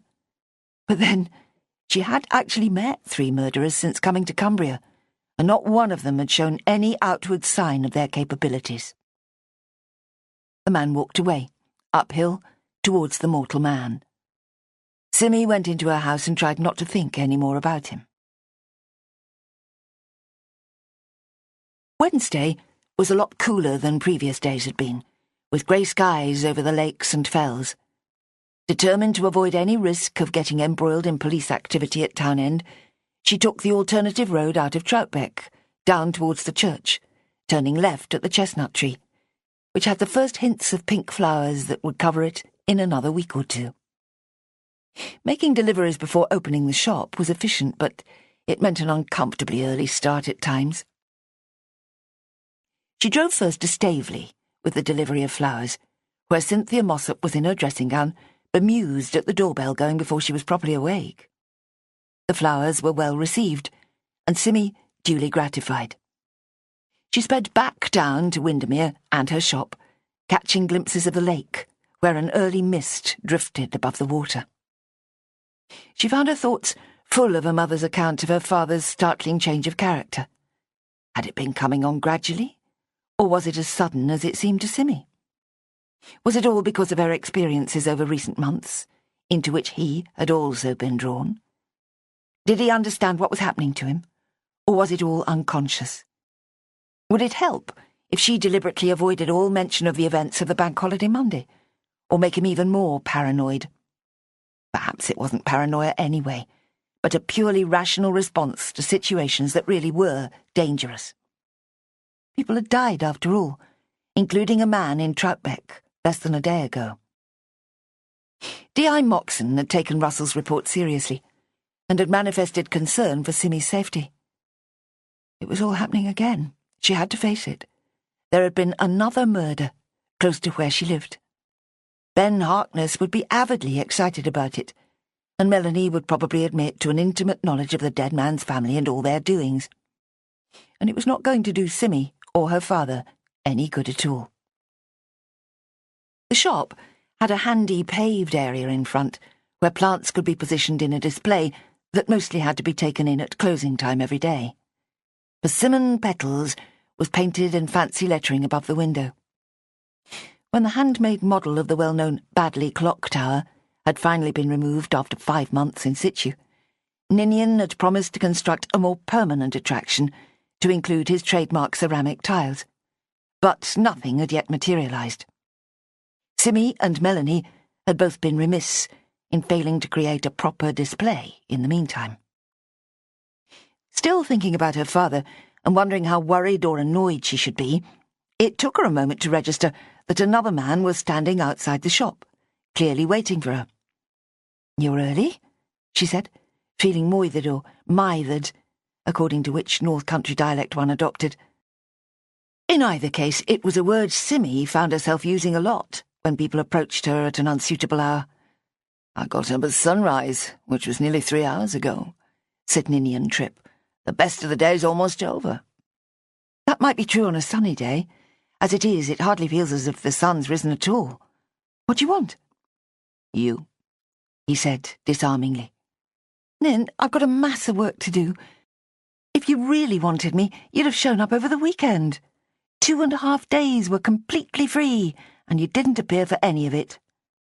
"You were busy with your dad, or so you told me." "There was still Sunday, and quite a lot of Saturday.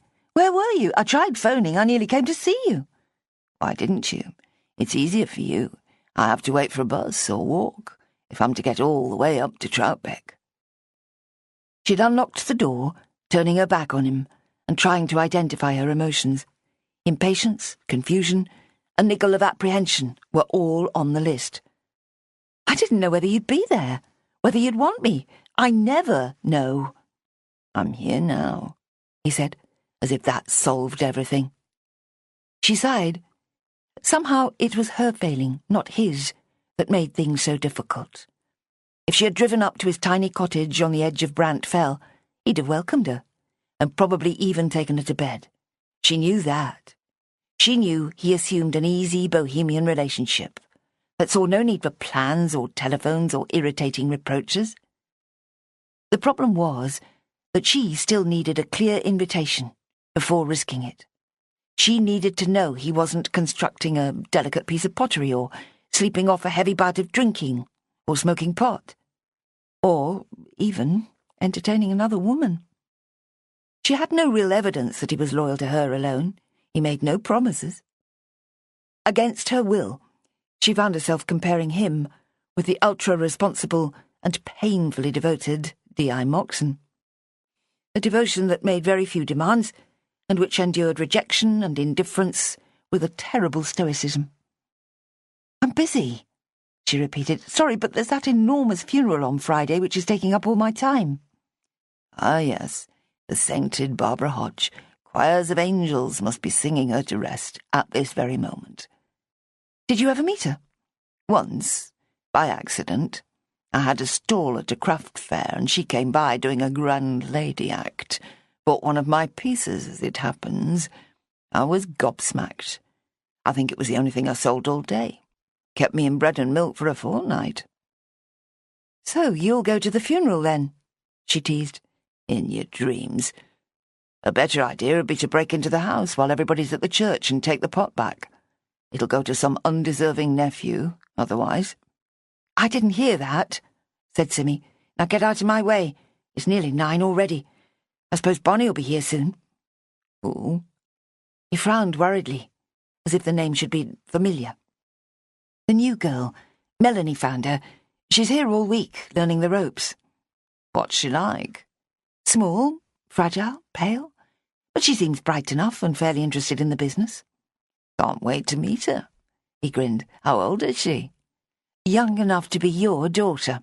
"Come on," he remonstrated. "Don't give me that look. I might be feckless, but nobody's ever accused me of lusting after young girls. To be honest, I find them boring, except your Melanie, of course." "Right. Now go." He went, humming a tune Simmy didn't recognise. She watched him cross the little street and disappear towards the northern end of town. If he had suddenly dematerialised in a puff of white mist, she'd have hardly been surprised.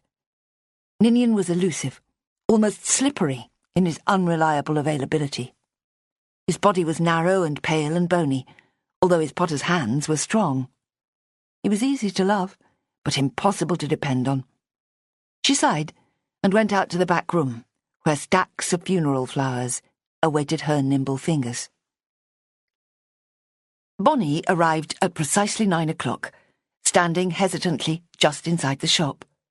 Simmy peered around the door of the cool room and called a welcome. "Should I turn the sign to open?" asked the girl. "You do open at 9, don't you?" "Yes, thanks. You're very punctual." "I wasn't sure what time you wanted me, actually, and I didn't know whether Melanie was coming in today, either. She didn't sound very sure, did she? You might not want both of us together." "She said she wouldn't be in until this afternoon, if at all. She sent you instead. She's not going to be here much at all from now on, as far as I know." The pang at the loss of her assistant was sharper than anticipated. "I'm really going to miss her." "She is amazing," Bonnie agreed. "I wish I could be more like her." Simmy cocked her head and smiled. "I think you are quite like her, actually, in some ways at least." Bonnie flushed and turned away. "Where should I put my coat?" she asked. Simmy showed her, as well as pointing out the toilet and emergency fire exit at the back. "That's the basics done," she concluded. "What about upstairs?" "Pardon?" "There's another floor." The girl pointed a vertical finger, as if thinking Simmy might never have noticed. "Does somebody live there?" "Oh, no, it's just storage space. The previous people kept loads of stock up there. Technically, I can use it how I like, according to the lease, but I've not needed it so far. I don't have a lot of reserve stock." "It sounds funny, but I'd almost forgotten about it. There's no direct access from inside the shop. You have to go out the back and up some metal stairs, like a fire escape." "Hmm," said Bonnie thoughtfully. "Would a person be allowed to live there?" I doubt it. There's no loo or kitchen for a start." "But there's electric and water." "I think so. It's in 2 rooms, back and front." "Why? You don't want it, do you?" Bonnie made a grimace, part embarrassment, part rueful amusement. I might, she admitted. I could work in exchange for rent. I could just get a little gas ring and kettle, and maybe some sort of chemical toilet. But why? What's wrong with where you are? Bonnie wriggled her shoulders. Nothing really. I just prefer being on my own. I don't know. I'll have to think about it, and go up there for a proper look. That's not going to happen before next week, with things so busy. And quite honestly, I can't imagine my landlord would be very happy, or the council. They'd want it all made official. In their eyes, you'd be a squatter. Right, said the girl, as if none of these arguments counted for much. OK, it was just an idea. A customer interrupted them, and Bonnie watched closely as Simmy dealt with a request for a mixed bouquet. Afterwards, she asked questions that reassured Simmy that her new helper was going to prove rather an asset. The morning drifted along with no mishaps or irritations, other than the gloomy weather outside. Shortly after midday, a familiar figure appeared. Ben Harkness hefted a heavy school bag onto Simmy's little table and extracted a lunchbox. He looked at the girl standing beside Simmy and nodded. "Bonnie Lawson," he said carelessly. "Fancy meeting you here. Started your exams yet?" "Ben?" she returned. "First one's on Monday." "You know each other," Simmy realised with a sense of being slow-witted. "Of course. Are you in the same class?" Two identically patronising looks greeted this question. "They call them tutor groups now," Ben told her. "And no, we're not. Never have been. But everybody knows Bonnie Lawson." "They don't," the girl protested. "Not like they know Ben Harkness, anyway." "We're both famous," he shrugged. Then he looked from one to the other. "You're not working here, are you?" "That's the idea, yes. I'm training at the moment. Melanie thought it'd work out. She brought me yesterday." Ben had grown an inch since the start of the year, and was likely to add another by Christmas. He was knobbly and scrawny, and often awkward. His complicated mixture of confidence, bordering on arrogance at some times, and acute sensitivity to criticism at others, had endeared him to Simmy from the start. Impressive brain power and highly focused ambition singled him out from his peers, and yet he never seemed lonely. He was unquestionably a geek, but the existence of a large family of siblings and well-disposed teachers all seemed to have kept him reasonably normal. "Training, eh?" A dash of patronage for a girl his own age was not lost on Simmy, who made a noise of protest. "What?" Ben challenged her. "She is training. Don't be so—" "What?" said Ben again. "I wasn't being anything." Again, there was a feeling that the two youngsters had an understanding between them that excluded Simmy. Bonnie hadn't blushed or giggled or tried to efface herself in Ben's presence. There appeared to be a natural ease between them, which was both surprising and enviable. As Simmy remembered it, her own school years had involved considerable awkwardness between the sexes. "Anyway, I'm busy," she said crossly. "That's good, isn't it?" said the boy with a grin. She sighed, and then remembered something. "Hey, while you're here, I've got a question for you. What's the poem that has the line about the bee-loud glade? Is it Thomas Hardy?" "Yes," he said carelessly. "The Lake Isle of Innisfree. And I will arise and go now and go to Innisfree, and a small cabin build there, of clay and wattles made. 9 bean rows will I have there, a hive for the honey bee, and live alone in the bee-loud glade." He rattled off the lines with a little feeling. "I learnt that when I was 15, he added. "Nice to know it's still in you, good as new." "Wow!" gasped Bonnie in wonderment. "That's awesome!" "I thought it was either Hardy or Yeats," said Simmy defensively. "So, what does it have to do with anything?" Ben asked. "Nothing really, just that it came to me yesterday and I thought you'd probably know. As you did. Thanks." Ben was taking out his phone, which was also a dozen other useful things. "There's a bit of news, I see. A man in Troutbeck come to an untimely end." His hesitancy was uncharacteristic, but Simmy understood it only too well. "Did you know about it?" the boy concluded. Yes, but I'm not thinking about it today. I've got far too much else to concentrate on. It's nothing to do with me. The words echoed in her head, taunting her with their mendacity. At least, she could see there was no immediate prospect of getting down to her funeral wreaths until Ben was satisfied. He was onto her, like a snake. At least, he prompted. Do you know who he is? I mean, was? Anything else you can tell me? Stop it, she shouted. Don't be so damn gleeful about it. A man died in a farmyard yesterday afternoon. That's all I know. That's all I want to know. He stared at her, searching for the truth. How do you even know that much? I bet you haven't seen any news today. What time did you get into the shop this morning? 8:30. I did an early delivery in Staveley. The woman wasn't even dressed. Did you have the car radio on? No. Stop it, Ben. I haven't got time to be interrogated by you. I've already had Ninian bothering me before I even opened up. Surely he wasn't talking about the dead man. No, actually. I don't know what he was talking about. Nothing important. I told him about Bonnie. Ben looked at her. Do you know Ninian Tripp? On Brant Fell? Bonnie nodded, as if the answer were obvious, and Simmy felt a familiar sense of being at a disadvantage amongst all these people who had known each other forever. Well, he's her boyfriend, said Ben. He makes these pots. He's okay. Bonnie looked from one to the other. There've been murders before, haven't there? You were hurt? She addressed Simmy. It must have been horrible. Now Ben wants to talk about something that happened yesterday, but you don't, right? And you know it, don't you? She turned to the boy. You know she wants to stay out of it. Why don't you just respect that and leave her alone? If defending was going to be done, Simmy would never have dreamt that it would be Bonnie Lawson standing up with Simmy Brown against Ben Harkness. She laughed. Thanks, she said. Maybe he'll listen to you. I knew she'd try and stay clear of it, yeah, Ben muttered.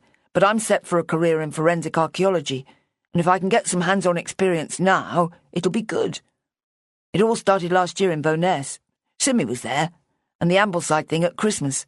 I was really helpful to the police that time. He was gaining in volume and assertiveness.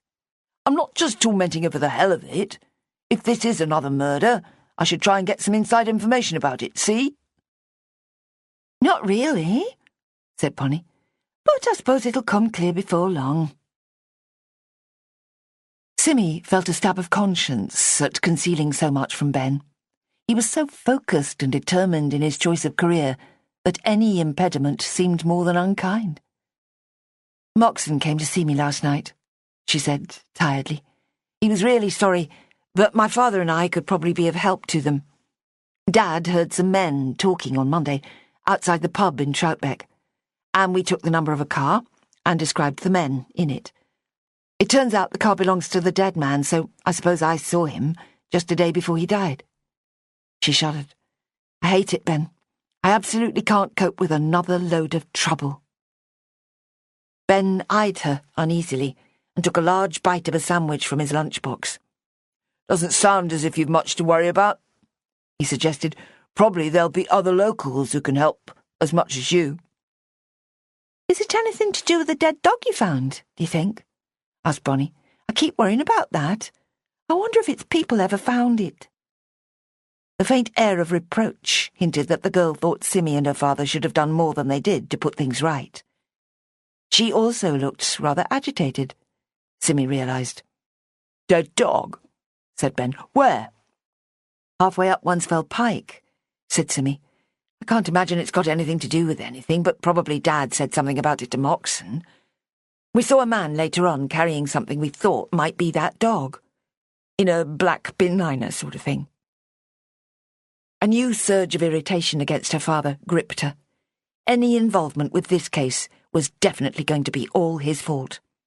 And then that same man... Ben cut her short.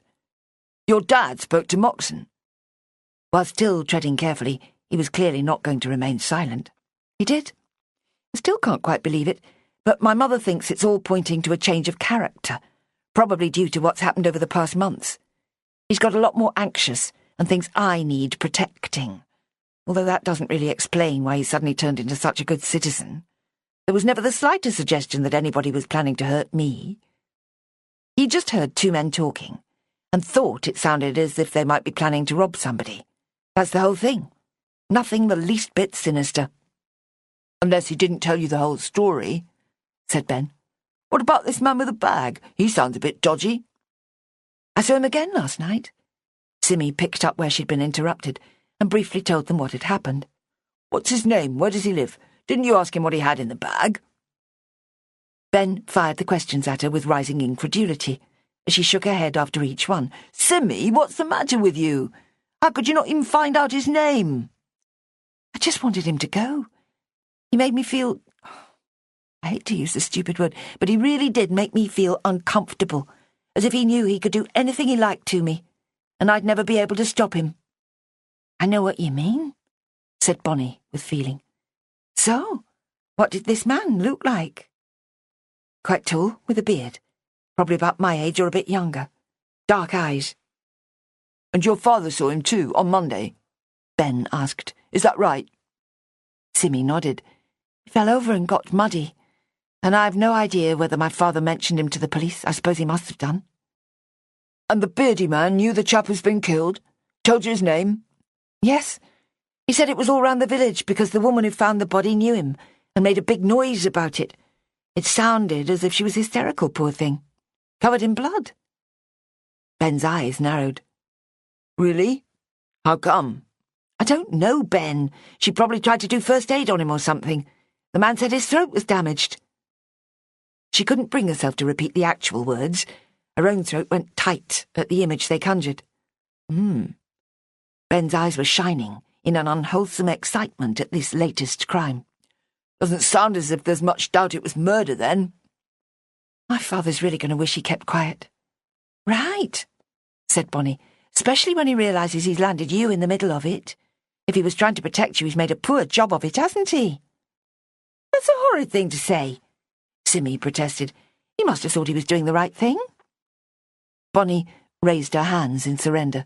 Sorry, but facts are facts, she added obscurely. I mean, there have been dog nappings around here. You must have seen the notices everywhere. So if somebody's been killed close to where you saw a dead dog, and where other dogs have been stolen, that's probably what this is all about. And what you and your father saw will confirm that in the minds of the police. She closed her lips, as if feeling she might have said too much. I don't see it, Simmy insisted. Why would dog nappers kill a dog, for a start? Don't they want a ransom or something? Then they give the animal back and things carry on as before. The whole idea continued to strike her as unimportant, even mildly comic. Nobody answered, and she went on, As far as I'm concerned, I just want to get on with my work. As if to emphasise the point, a pair of young women came chattering into the shop, pausing to look around at the flowers and associated goods for sale, as everybody did. Simmy went to greet them, relief rendering her idiotically effusive. Ben went away again for an afternoon of revision, and Simmy settled down to a careful review of all the wreaths and sprays yet to be created for Friday's funeral. Bonnie successfully sold a bunch of white roses and another of dried grasses. She had no difficulty with the till and began to experiment with the computer, drawing Simmy's attention to a new order just in. The issue of food had already been flagged where Bonnie was concerned. Ben had munched through his packed lunch in front of the others, not offering them anything. Neither Simmy nor Bonnie had eaten. I usually go out for a roll or something, she told Bonnie now. What can I get you? It's okay. I've got a pack of nuts and raisins in my pocket. That'll keep me going. Are you sure? It doesn't sound much.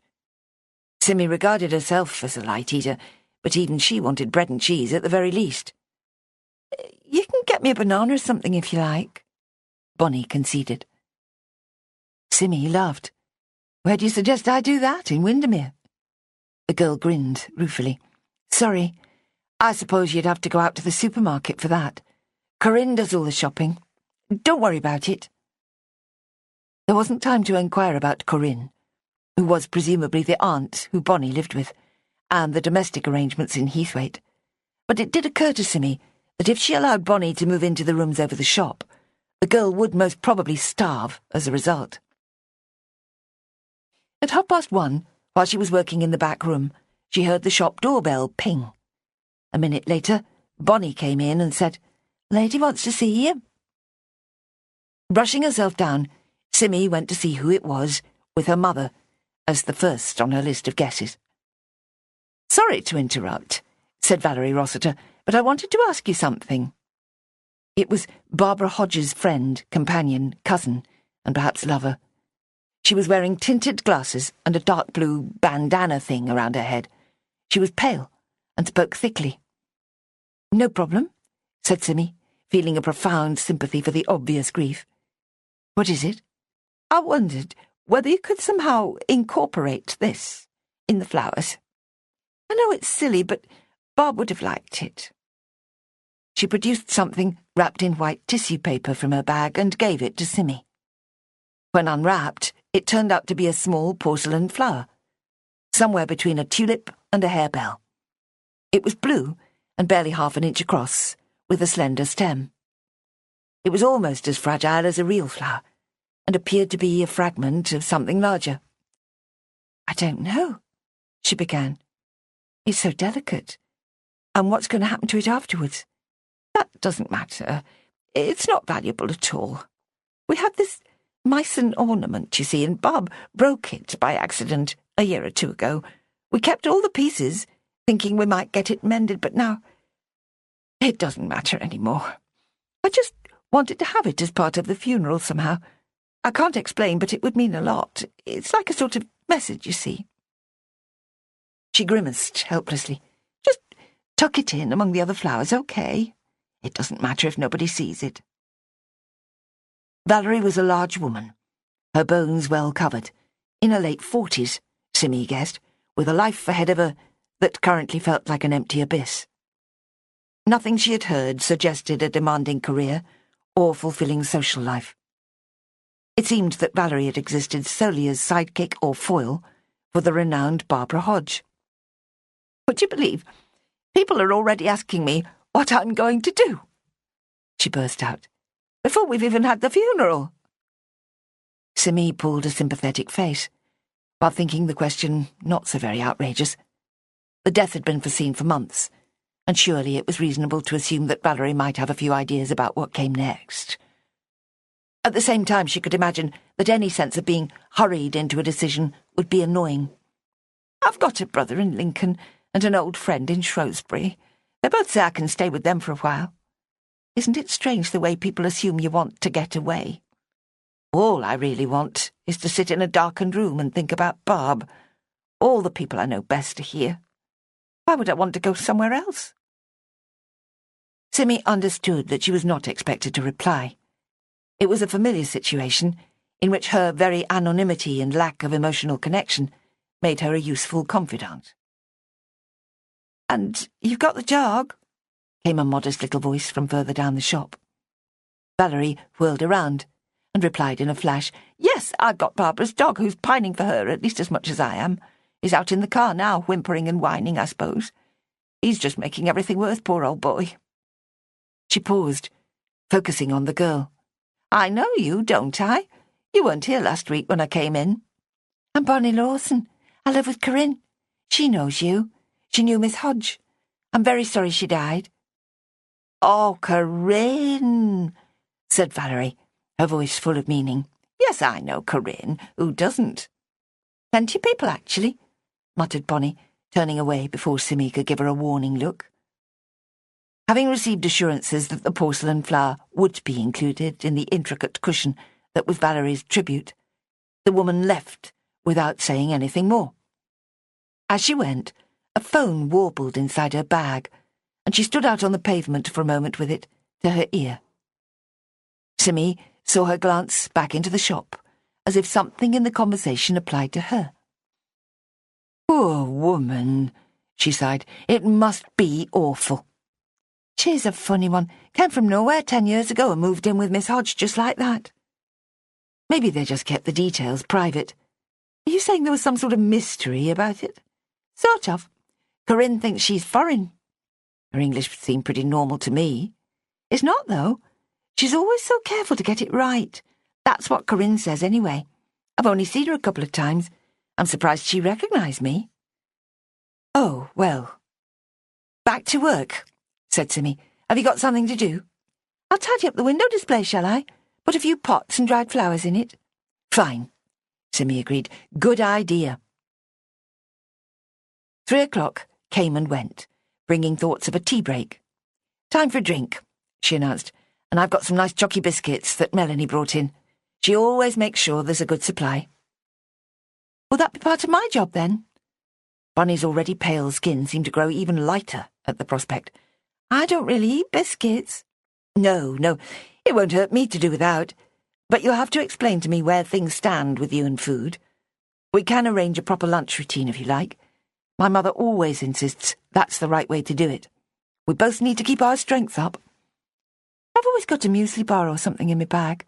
I don't really do regular meals. It's been like that all my life, and I can't imagine changing now. You don't have to worry that talking about food might upset me, if that's what you're thinking. I'm past all that now. I suppose you're wondering what Ben meant about me being famous at school. She pressed on without waiting for a reply. I collapsed in the playground over a year ago, and they had to rush me to hospital. That was when people finally grasped what was happening. They made quite a fuss about it, and called in some anorexia awareness people to speak to the whole school. When I got out of hospital, it was still going on. It's all rather stupid, really. I often wish I'd got hooked on heroin or something instead. That would have been more glamorous. Simmy forced a quick laugh. Would it, though? I was under the impression that heroin's a bit unfashionable these days. Cocaine, then, or crystal meth. That always sounds quite tempting, don't you think? It all scares me, Simmy admitted. Right, but the point is they amount to the same thing in the end, losing control, depending on some sort of high to get you through the day. Starving yourself gives you a huge buzz, you know. People don't seem to understand that. They were good at explaining it when I was in the unit. It was a relief to feel there were others around who knew what was going on. It's not easy, though, she sighed. They tell me it's never going to be easy. She was speaking in light, detached sentences, with pauses between them, her gaze fixed on a shelf of Ninian's smaller pots to one side of the shop. Simmy's instincts wavered between wanting to give the girl a long, tight hug and wishing she could dodge the likely pain and complications that hung around Bonnie like a mist. So go and fetch that muesli bar, she said, and then hold the fort while I make the drinks and then tackle another wreath. How'd you like your tea? I like it black with no sugar, but I've persuaded myself I ought to have some of both. I mean, milk and sugar. She gave Simmy a forlorn little glance. I don't deliberately mean to damage myself, you know. I'm doing all I can to stay alive. Simmy's heart thumped. Of course, self-starvation did suggest a tendency towards suicide. If you didn't eat or drink, you died. Simple as that. But the spark of life was strong in this girl, and she resolved to contribute anything she could to maintain and strengthen it. Right, she said. I'll be 3 minutes. Bonnie drank the tea obediently. Chapter 8. A late order for another lot of flowers for the same woman in Staveley interrupted Simmy's handiwork at 4 o'clock. The prospect of repeating the exact same procedure the next morning as she had that day was irritating. Cynthia Mossop's birthday was evidently an occasion of some significance, whether it fell on the Wednesday or Thursday. Simmy wondered why the woman's friends couldn't agree between themselves and make simultaneous orders, involving only one visit. Apart from anything else, fuel costs reduced her profits. A combined trip would have been a lot more satisfactory. She voiced most of these thoughts aloud to Bonnie, who listened carefully and then said, Why not make up the bouquet now and deliver them on your way home? Because it expressly says they're for tomorrow. Does it matter so much? Can't you say you won't have time tomorrow? Simmy paused. She'd always been scrupulous about delivering as close as possible to the requested day and time. It won't really save me anything, she concluded. Staveley isn't exactly on the way home. It's a detour whenever I do it. and yet the prospect of getting the order out of the way, leaving Thursday clear for constructing the final big funeral tributes, was enticing. She thought ahead to the rest of the week. Plus there's a wedding on Saturday, she added. I'll have to spend most of Friday afternoon seeing to that. Busy, said Bonnie admiringly. I don't know how you get it all done, especially when things come in at short notice like this Stavely order. Does Melanie do deliveries for you sometimes? I should have told you I can't drive. She only does the local Windermere ones and Bowness at a push. She has to walk or use her own car because I haven't insured her for the van. It didn't seem worth it when she was never going to be staying long, and her car's such an embarrassment she has to leave it somewhere out of sight. It'd be bad for business if anybody connected it with me. Bonnie grinned. I doubt if that would matter, she said. People wouldn't remember what sort of car the flowers came in. They might. Anyway, it's worked out all right most of the time. The long weeks in January when Simmy was banned from driving while her injured bones mended had been difficult. Everybody had piled in with help, and somehow they had muddled through. Simmy's own car was sometimes used for deliveries, but officially she had a roomy van with her company name painted prominently on the sides. I might start taking some lessons later this year, said Bonnie vaguely. Don't worry about it. The girl seemed far too delicate and small to sit behind the wheel of a car. Lessons are awfully expensive anyway. Yeah? The accompanying shrug hinted that money was not the issue. A closer inspection of her clothes revealed good shoes and a well-made jersey top that cleverly concealed just how small and skeletal the body beneath it was. Her fair hair was well cut too. It had a natural curl that framed her face perfectly. Little Bonnie Lawson was like a creature from a fairy tale, Simmy decided whimsically. Whose wedding is it? The woman's called Jennings. It's the second time for both of them. It's in the registry office in Kendal, then down to Ulverston. They both actually live in Windermere. It's a fairly small event, luckily. I used to think I liked wedding flowers, but now I'm not so sure. Brides can be outrageously fussy. The whole business is a bit yucky, most of the time. Too right. Bonnie spoke with such heartfelt agreement that Simmy was alerted to a story as yet untold. Noticing the interest, she added, My family goes in for big weddings. I was a bridesmaid 5 times before I was 12. I loathed it every time. Lord, that sounds dreadful. Different dress each time, obviously. Bonnie nodded and rolled her eyes, each one more ghastly than the last. Simmy revised her initial impression of the girl, yet again. Large family, not short of money, something murky implied but not stated. Why, she wondered, did girls become anorexic? Surely it must be more than just social pressure to be thin. There were endless theories about it, half-grasped from magazines and items on the radio, none of which she could have attempted to expound. A logic to do with control, as Bonnie had already told her. Too much or too little control in a topsy-turvy pattern, where one could be mistaken for the other. A strong implication of poor parenting, which might sometimes at least be utterly mistaken. Bonnie's apparent wish to live alone with few facilities was alarming, even possibly ominous, and probably to be resisted. I'm going to make some more tea, she said. I'll need it if I'm going to Stavely before I get home. I'll do some for you, to make it worth boiling the kettle. Simmy realised she hadn't yet decided when to take the Mossop woman her second lot of flowers.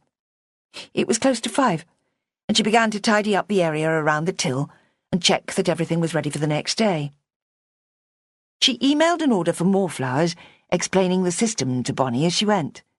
Then she remembered she'd told her mother she'd call in after work. I'll have to do Stavely tomorrow, she said. I'm seeing my parents this evening, and it might be too late by the time I leave there.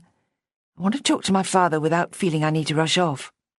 I expect you do, said Bonnie, so knowingly that Simmy was disconcerted. It sounds as if there's a lot to sort out with him. What do you think of Ben? Simmy changed the subject. Bonnie adopted a cautious expression. Clever at some things, not at others, she summarised. Ask me again when I've seen more of him. They parted at 5:15, each occupied by events of the day.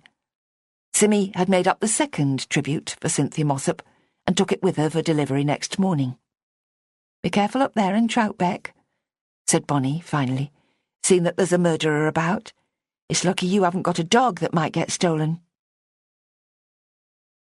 Beckview was busy with B&B guests arriving, and Simmy lurked in the kitchen until it quietened down. Her father would normally hide with her, but his presence was required when two couples turned up simultaneously. The routine spiel about places to eat, preferences for breakfast, the management of keys and introduction to the upstairs arrangements all took time. Simmy heard snatches of it and marvelled at the patience shown by both her parents at the inexorable repetitions. Angie's character had always betrayed a distinct lack of patience, and yet she was smilingly dealing with an endless procession of people, many with unreasonable expectations. She saved her wrath for those who posted adverse comments on TripAdvisor. Having told her to her face they were perfectly satisfied. "It's impossible to please them all," she'd complained to Simmy. "Some want it all as it was in 1950, and others expect it to be like a 4-star hotel with homely trimmings. Surely they can see I'm doing my best." "You do a great job," Simmy reassured her, "and most people love the place. Why else would they keep coming back?" The truth was, as Angie herself had come to recognise, that the era of the cheap and cheerful home-from-home establishment was over. It cost as much to stay in a bed and breakfast as it did in a hotel, with far fewer facilities. There was often no lounge to sit in during the evenings, and a host of obstructive rules and practices. Many refused single guests, or insisted on a minimum of 2 nights' stay. Parking could be impossible, and children were expected to be quiet and self-amusing. On the other hand, hotels were extending their scope to make the experience both friendlier and more flexible. "There's one in Evesham," Simmy observed, "which has everything a B&B always had, plus huge rooms, a gorgeous garden, and real milk with the morning tea. I remember people raving about it when I was in Worcester." Angie's ears had pricked up. "Really? I bet they're expensive." "I don't know, but I got the feeling it really wasn't that much." "Don't worry about it, Mum. You've resisted the worst of the changes. Anybody coming here can really make themselves at home. That's your unique selling point. And you shouldn't listen to people who thought they were coming to some kind of boutique hotel." "Yeah, well, I could never manage to keep everything as immaculate as some of those places, even if I tried." Russell was the first to escape from the latest batch of guests, and came huffing into the kitchen, where Simmy was talking to Bertie. The dog was in his usual basket, in defiance of health and safety regulations, cocking an encouraging ear at her muttered commentary on the running of a B&B. "Nice people," said Russell. "That's good. You eating with us?" "If that's all right." "Cottage pie in the oven." "Lovely." She took a breath. "Dad, I don't really get why you went to the police about those men you heard on Monday. It's so out of character. Moxon came to see me about it last night." Russell came as close to looking furtive as his open face could manage. "I thought that might happen. Sorry if it annoyed you. I lay awake for hours on Monday night debating with myself. In the end, I couldn't not do it, if you see what I mean." "Well, now there's been a murder, so I suppose that justifies you." Her words were only the faintest approximation to her own thoughts and feelings. Rather, they reflected what she assumed was Russell's view. "You'll be able to provide supporting testimony, or whatever they call it." "Yes," said her father thickly. "I was badly thrown when I heard about that. It never crossed my mind that somebody could be killed." "I don't suppose it did. What have they told you about it?" "Nothing. I've got to go and talk to your friend again tomorrow. Apparently he's tied up all day today interviewing friends and relations of the dead man." "I saw a poster on a tree just up the road here, asking for help to find a lost dog. Apparently they're all over the place, and I never noticed. Moxon seemed to think there was a connection between the dead man and dog napping. What do you think?" "I don't think anything. But Moxon might want us to go and show him where we saw the dead dog on Monday. Probably won't still be there, of course, if we're right about it being in that man's bag, or if it is still there." He shuddered and left the thought unfinished. "It'll be very nasty," birds and so forth. Simmy mirrored his shiver at the image that came to mind. Do you think we could find it again, anyway?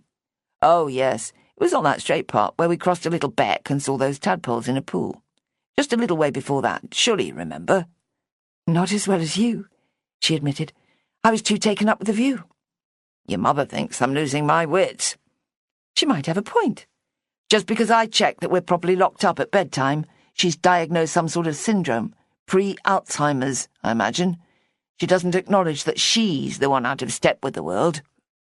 Everybody but her thinks it's entirely reasonable to give some thought to security.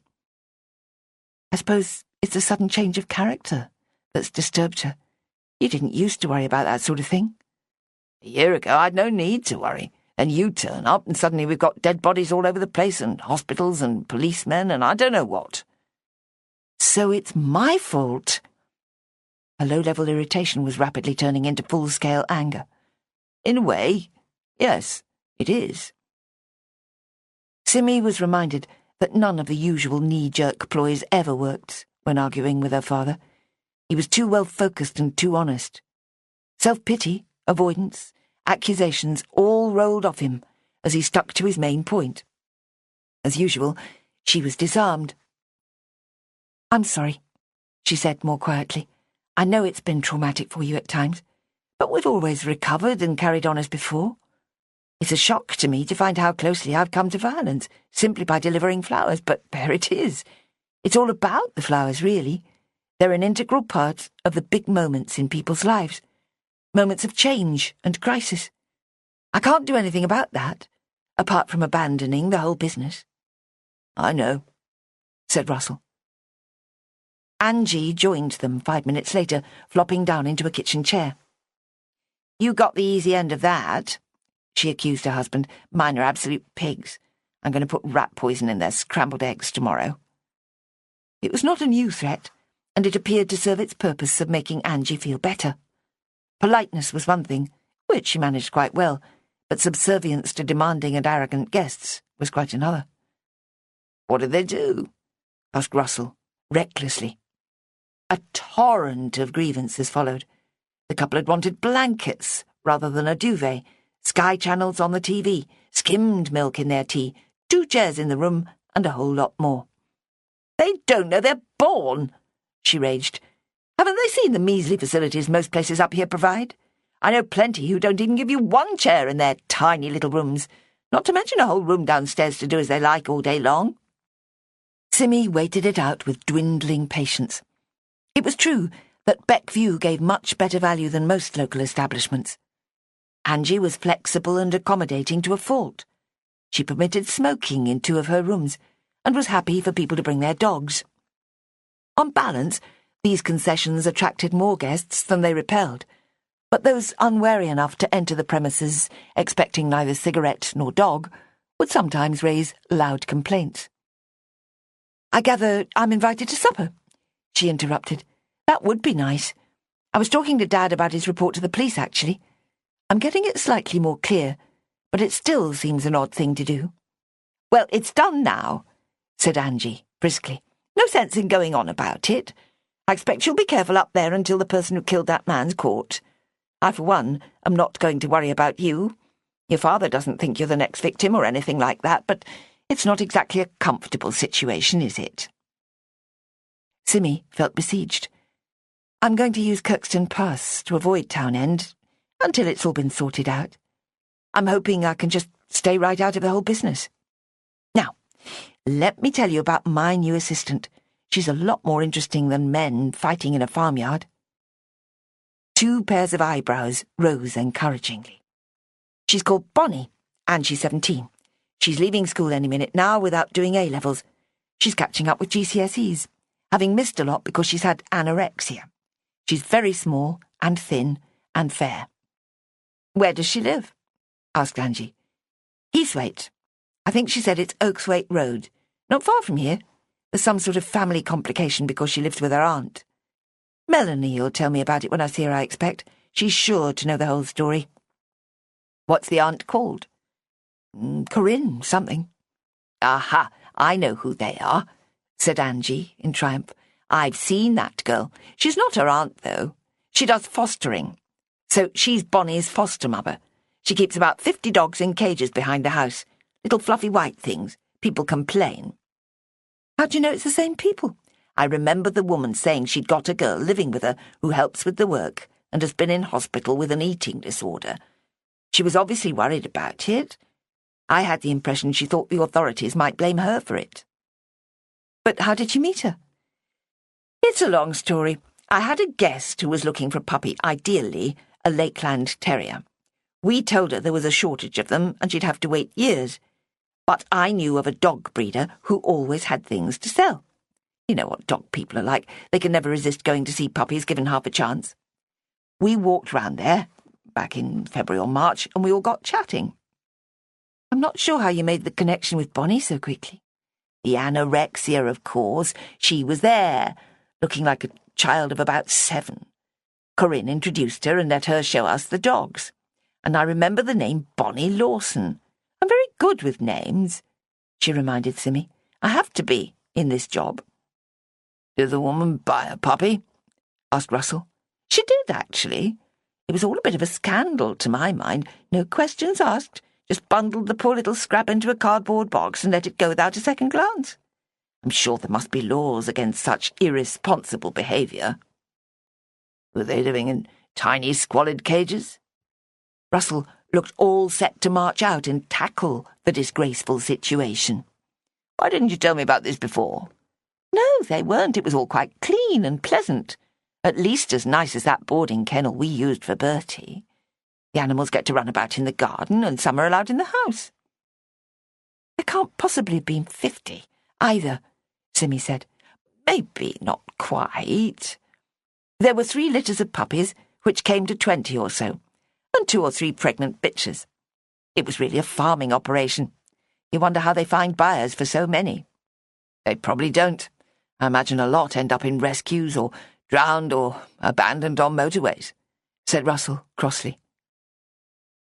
Angie had been laying the table as they talked, and now brought out a generous cottage pie, along with a dish of carrots and peas.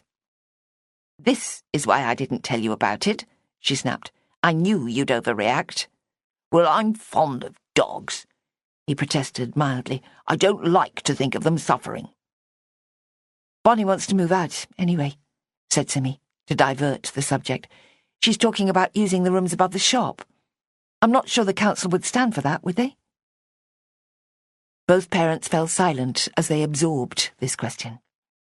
She'd be a squatter, said Angie, after half a minute, with a nostalgic twinkle in her eye. Remember them? They haven't gone away. In London, people live in dog kennels and coal sheds and lean-tos under basement steps. Her husband informed her. I heard a programme about it. She wouldn't be squatting if I gave her permission, surely. Technically, I think the term would still apply. Best to say nothing about it and tell her to be discreet, said Angie. I promise not to tell anybody. Simmy was both amused and exasperated by her mother's automatic assumption that she would permit Bonnie to use the rooms. The idea was still not at all appealing to her, and the more she returned to it, the more objections presented themselves. The meal was interspersed with reminiscences from Angie about the years she'd spent in London after graduating, and how she'd become friendly with a large group of squatters in Chalk Farm, and sometimes stayed overnight in their house. Simmy listened in fascination as the details returned in considerable vividness. It felt like Total Recall, with the atmosphere of the late 1960s, as alien and incomprehensible as the 1860s would have been. We were so free. Everything seemed possible. We had money, the pill, education. Even the weather seemed fabulous. I remember weekends on the heath, wearing the tiniest imaginable bikini and having absolutely nothing to worry about, except men, of course. There was always some trouble over a man. That's one thing that doesn't seem to have changed. But no unwanted pregnancies, put in Russell.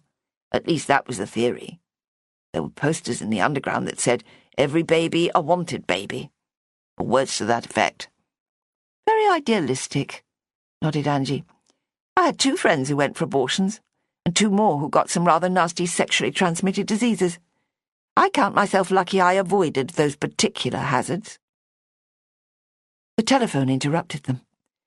"Another couple eager to sample our services," sighed Russell, as Angie went to answer it. But he was wrong.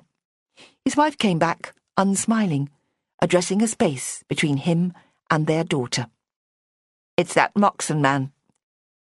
He wants to come and talk to you both. Now." Chapter 9. A more buoyant man might have manifested satisfaction at finding both his quarries in one room, saving himself a drive out to Troutbeck. But Moxon did not rub his hands together, or bounce on his toes, or show any signs of enjoying the time and trouble saved. Instead, he sighed and yawned, and seemed to have trouble ordering his thoughts. "Sorry to bother you," he began. "I hoped this would wait until the morning, but we need to clear a few things up as quickly as we can." Russell was patently wary. He turned his head away and nibbled his lip. "I was hoping we wouldn't have to involve my daughter," he mumbled. "I expected to see you tomorrow." "I know, and if she hadn't been here, I might have been persuaded that I only needed to speak to you, but I hadn't much choice in the timing. For a start, we won't need you to lead us up Wansfell Pike after all. Another walker reported that dead dog this afternoon, and we've been to remove it. So your theory that it was inside the man's black sack was unfounded. Was it strangled? I'm afraid so. And that makes us think it very probably has something to do with what happened yesterday in Troutbeck." "I see," said Russell with a frown. "You mean dog napping, I suppose. Do you think something went wrong and the man got killed while he was trying to steal a dog?"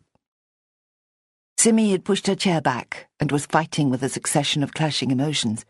Resistance, resignation, bewilderment, and irritation swirled together.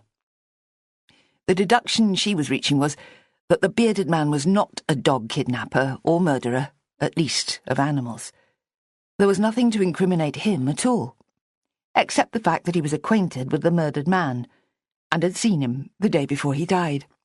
And that hardly seemed suspicious. All she could think was that every conversation seemed to circle around dogs, and however hard she tried, this element reduced the importance of the case for her. Dogs were of secondary significance. Stealing them, and even killing them, was not so terribly wicked, to her mind. But then, there was also a dead man to factor in. An annoying dead man who must have somehow got in the way of dog abductors and been savagely attacked as a result. Or possibly he had been an abductor himself, as her father had said. "Who was he then?" she asked, slightly too loudly. "The man who was killed? I heard he was wounded in his throat." "Who told you that?" "The man with the bag. He accosted me last night when I was in my garden." "Accosted?" All 3 people looked at her in alarm. "Not physically, but he knew who I was and deliberately set out to scare me. Or so it seemed. I assume he recognised me and Dad from Monday when we saw him. And I thought perhaps he'd seen you leave my house. He turned up only a few minutes later, and he definitely knew the murdered man. He told me his name. I don't think he lives in Troutbeck, though. I've never seen him around." "Travis McNaughton," said Moxon with a frown. "What's the bearded man's name, then? We still haven't identified him." "Sorry." Simi felt foolish and incompetent. "I didn't ask." "Well, it's obviously relevant." "Is it true," asked Angie, "about the man's throat?" "His jugular was cut. He bled to death," said Moxon tightly. "A local woman found him, and regrettably made it considerably more public than we would have liked. Several local people saw her, and the story had already spread before we arrived at the scene." "Was he a dog napper?" asked Simi. "Is that what it's all about?" "As far as we can tell, not at all. He came from Glasgow originally, but had lived in Carlisle for most of his life. He drove a red Renault Laguna, with a registration plate matching the one your father gave me yesterday." Very little in this resume of the facts came as a surprise. "What about his little boy?" asked Simi. "Is he back with his mother now? Has she let you question him?" "He's not so little," Moxon corrected her. "He's 13. but he's not helping much with the most important questions. All I know is his dad left him on his own in the car while he went for a chat with someone in the pub on Monday.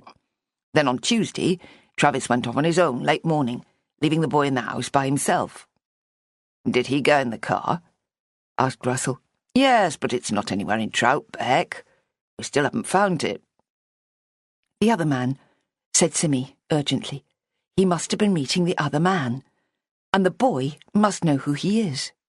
He says he's got no idea, never seen him before. He said they dropped him off in a pub car park miles up on the fells, probably the one at Broadstone, but nobody up there saw anything as far as we can discover. You've been very diligent, said Russell approvingly. It's a murder enquiry, Mr. Straw. We're obliged to follow every lead as quickly as we can. Now, I have to ask you, can we be absolutely sure the men you heard were the same men you saw driving away? I know it seems obvious, but as far as actual evidence is concerned, there does appear to be room for doubt. Simmy heard her friend Ben's disembodied voice in her ear, stressing the importance of unambiguous evidence in police prosecutions. That would mean there were 4 men, she said, as if making an immense discovery. Was the pub busy? A bank holiday lunchtime, sunny and mild? I would imagine it might have been. It was, quite, she conceded. So, 4 men, either together or in 2 distinct pairs, wouldn't be very surprising. Simmy turned to her father. This is your testimony, not mine. Why am I answering for you? Why, indeed, Russell agreed. Shall we let the inspector guide us as to just what he needs us to tell him? Thank you, said Moxon, looking as if he might well have abandoned all hope of retaining control of the conversation without some help. There is clearly some scope for confusion over what you saw and heard, but the fact that you supplied, yesterday morning, the registration number of a car belonging to a man who was killed yesterday afternoon makes you of considerable significance. Is there any more you can tell me about what you heard or saw? The detective glanced at Simmy, and she thought he might be wishing her elsewhere. I heard 2 men on the other side of a wall when I came out of the gents. I remember the exact words. I repeated them to Simmy minutes after hearing them, and they've stayed in my mind. The old man's always out on a Tuesday, so that's our chance. Tim can be the lookout. I've gone over it 1,000 times and can't make any other conclusion than that it was a plan for a crime. And you're sure they didn't know you were listening? There was a wall between us, Russell repeated. And you never saw them, while they were talking, I mean. I saw a shadow. I've just remembered that. You know how the garden's on a different level, lower than the pub itself? Moxon shook his head. Sorry, I haven't been there for years. I'll take your word for it, though. Yes, well, it is. There's a curved wall and some steps. As I went down to find Simmy, I caught part of a shadow that must have been cast by one of the men. I did try to get sight of them, but there were bushes in the way. It's difficult to describe, he finished regretfully. I didn't want them to see me, you see. They might have realised I'd heard them. Moxon nodded patiently. Did the shadow show anything that might be useful? A hat with a peak, at least that's what it looked like. I imagine a defence lawyer might cast doubt on that, saying it could have been his hair or an overhanging branch or something. But you think it was a peaked cap? I do, Inspector. Yes, I do.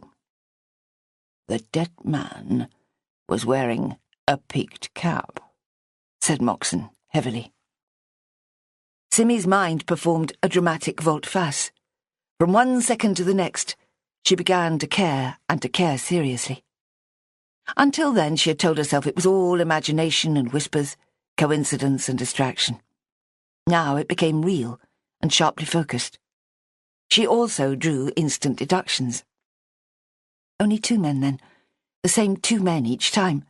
Except the one I saw driving the car didn't have a hat on. You sure of that? I think so. His hair was colourless, light brown. I wouldn't have seen that under a cap, would I? He could have taken it off. The car would have been very warm inside. Moxon was plainly sticking to the same track, dismissing awkward objections.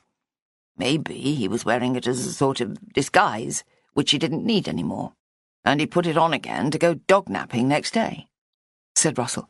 Except you say he wasn't a dog-napper after all. He remembered. That's a pity. How can you be so sure? And you might never find the other man, asked Simmy. Except my friend with the beard probably knows him. He saw them both.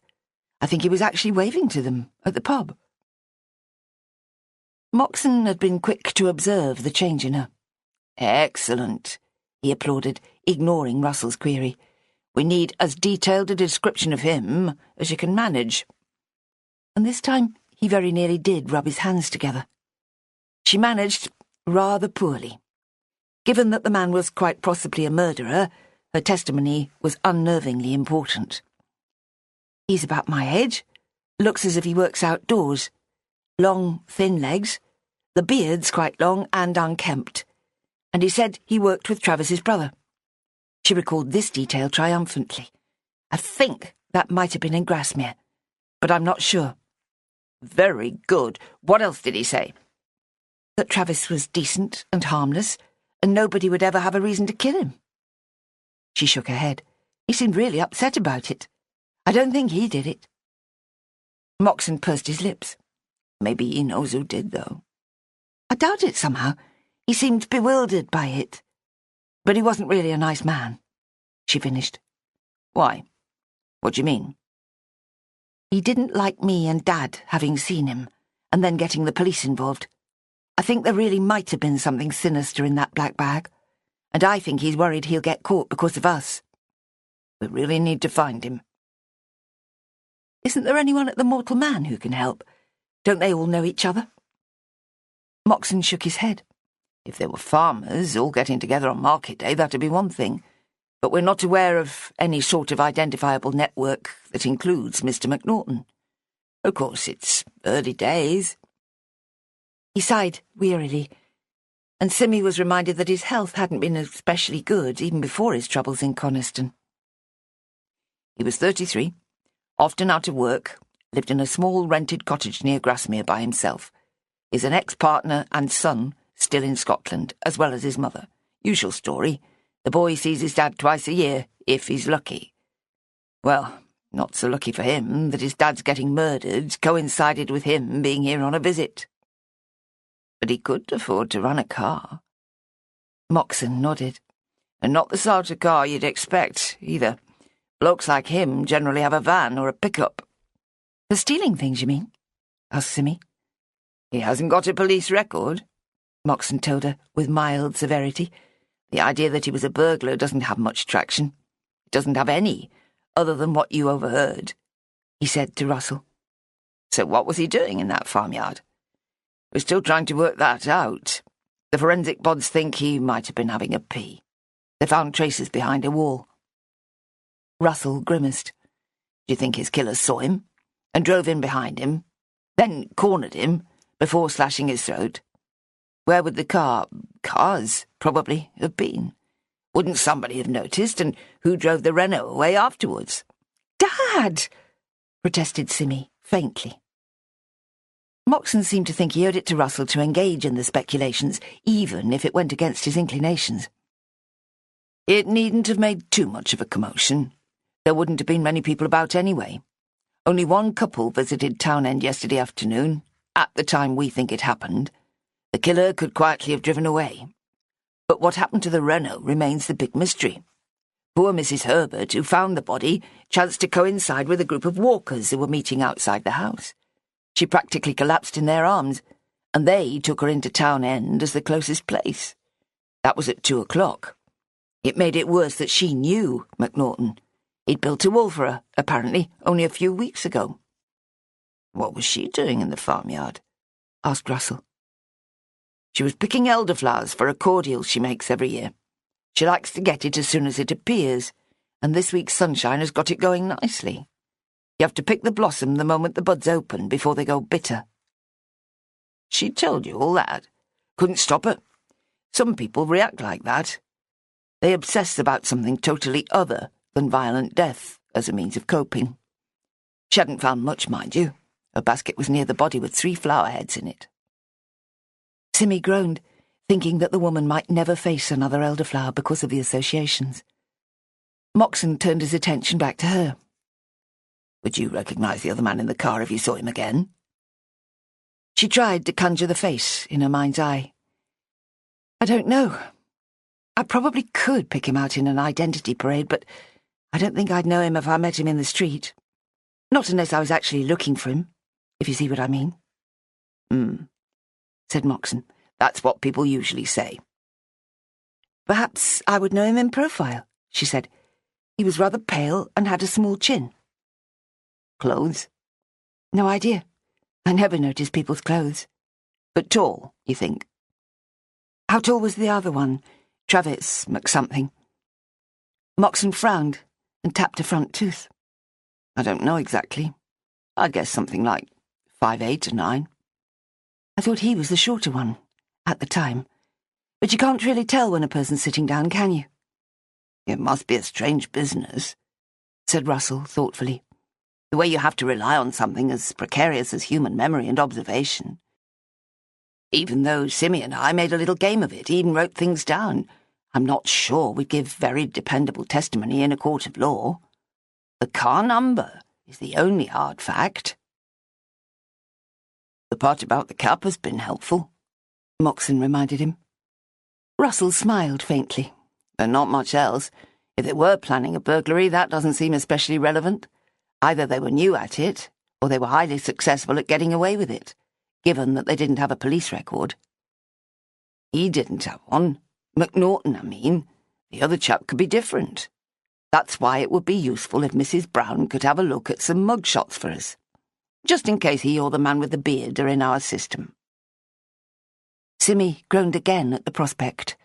Time was going to be very short the next day as it was, without spending hours looking at photos of hardened criminals. The people at the pub will have got a much better look at both of them, she argued, and they probably even know who they are. I only got a quick glimpse of them through a car window. Nobody's got anything helpful to say, he sighed. They can't even remember who we're talking about. You showed them a picture of Travis? Nobody recognises it, and they're all adamant that there has been no sign of any dogs being kidnapped in Troutbeck. It's a very dog-friendly pub, and they seem to take exception to the very idea. Personally, I'm starting to doubt that it's relevant. Dog-napping, I mean. The frustrating fact is, we were within an inch of making some arrests on that front when all this blew up. Now we haven't got enough pairs of hands for both that and the homicide. If we could find some link between the two, that'd help, of course, he added reflectively, which your observations led me to hope for, briefly. It really did look like a dead animal in that bag, Simmy insisted.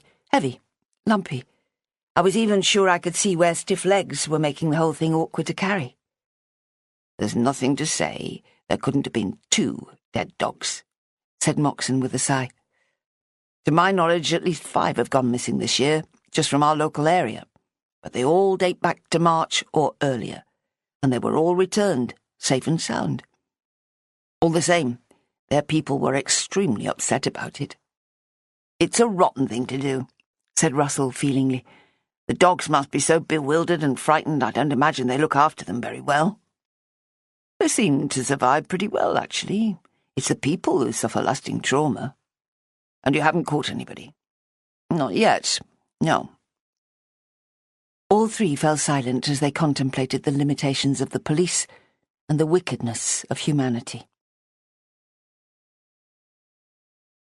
Simmy left her parents' house at 8:30 and was home 15 minutes later.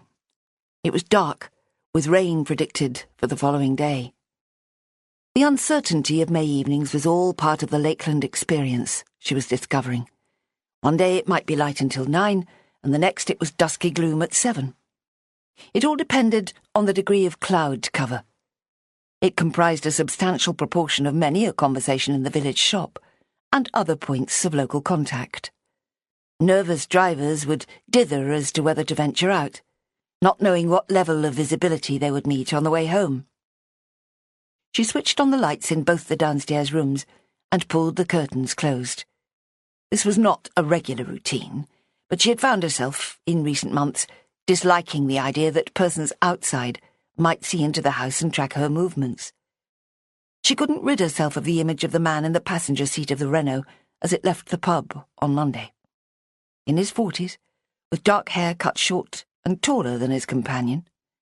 She had lodged those few details by voicing them aloud to her father, and in so doing had irrevocably lost many others.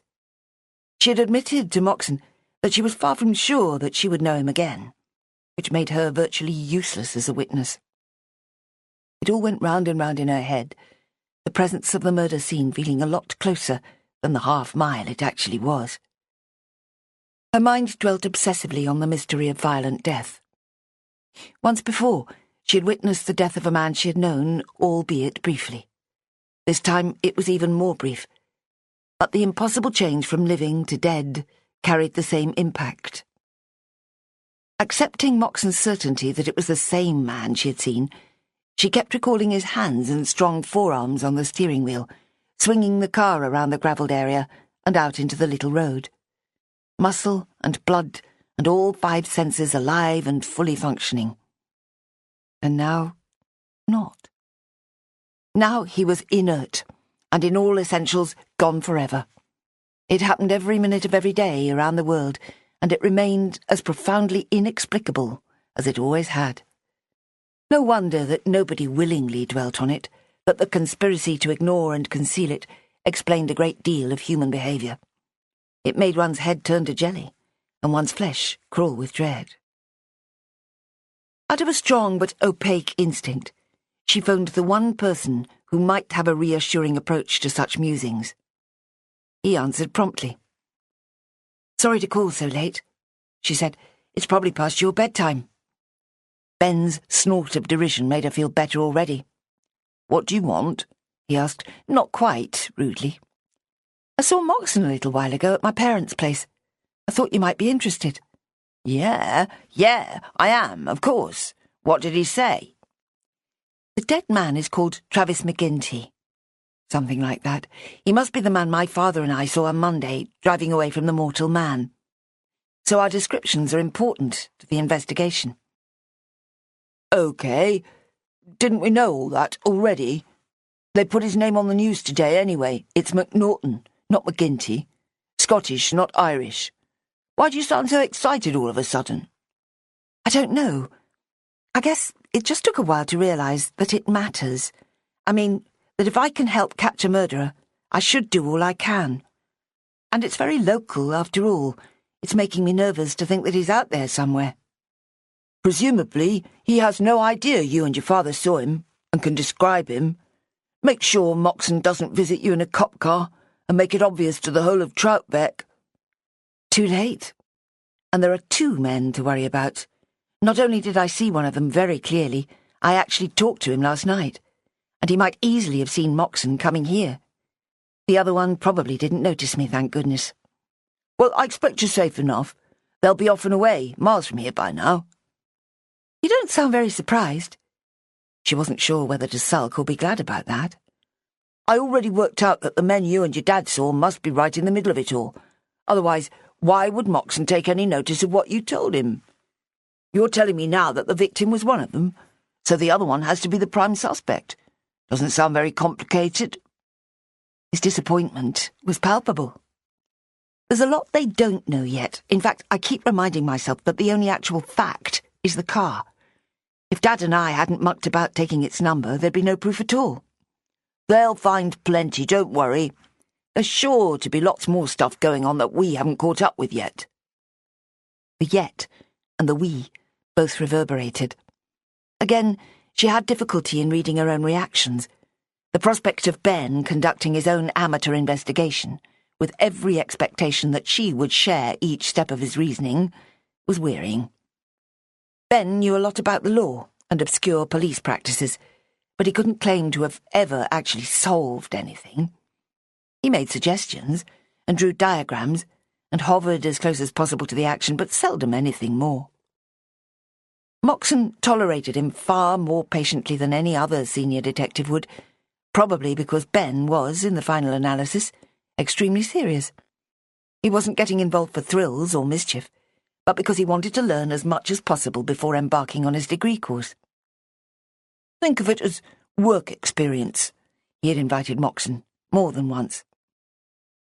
I'm going to be horribly busy over the next 2 days, Simmy told him, so don't expect much backup from me. Backup? In what sense do you mean that? Oh, I don't know. I won't even manage to listen to you, and certainly won't be able to take you anywhere. So, why did you phone me? He seemed genuinely mystified. I'm not sure, really. I got myself in a bit of a state, I suppose, and wanted to hear your sensible voice. The anomaly of a mature woman seeking solace from a teenage boy was impossible to ignore. But there had been other occasions when Ben's friendship had proved therapeutic, however strange that might seem to other people. So what's with Bonnie Lawson? He suddenly changed the subject. Have you any idea what you've taken on? Probably not. But if Melanie vouches for her, it's got to be all right, don't you think? Melanie's sister was Bonnie's best friend a bit ago. There's sure to be an agenda, and I'm not sure your interests are on it. Don't say that. She asked if she could use the rooms over the shop. This was a continuing niggle that Simmy couldn't shift.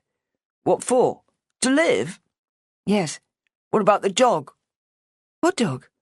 She's got her own dog, a fluffy thing that goes everywhere with her.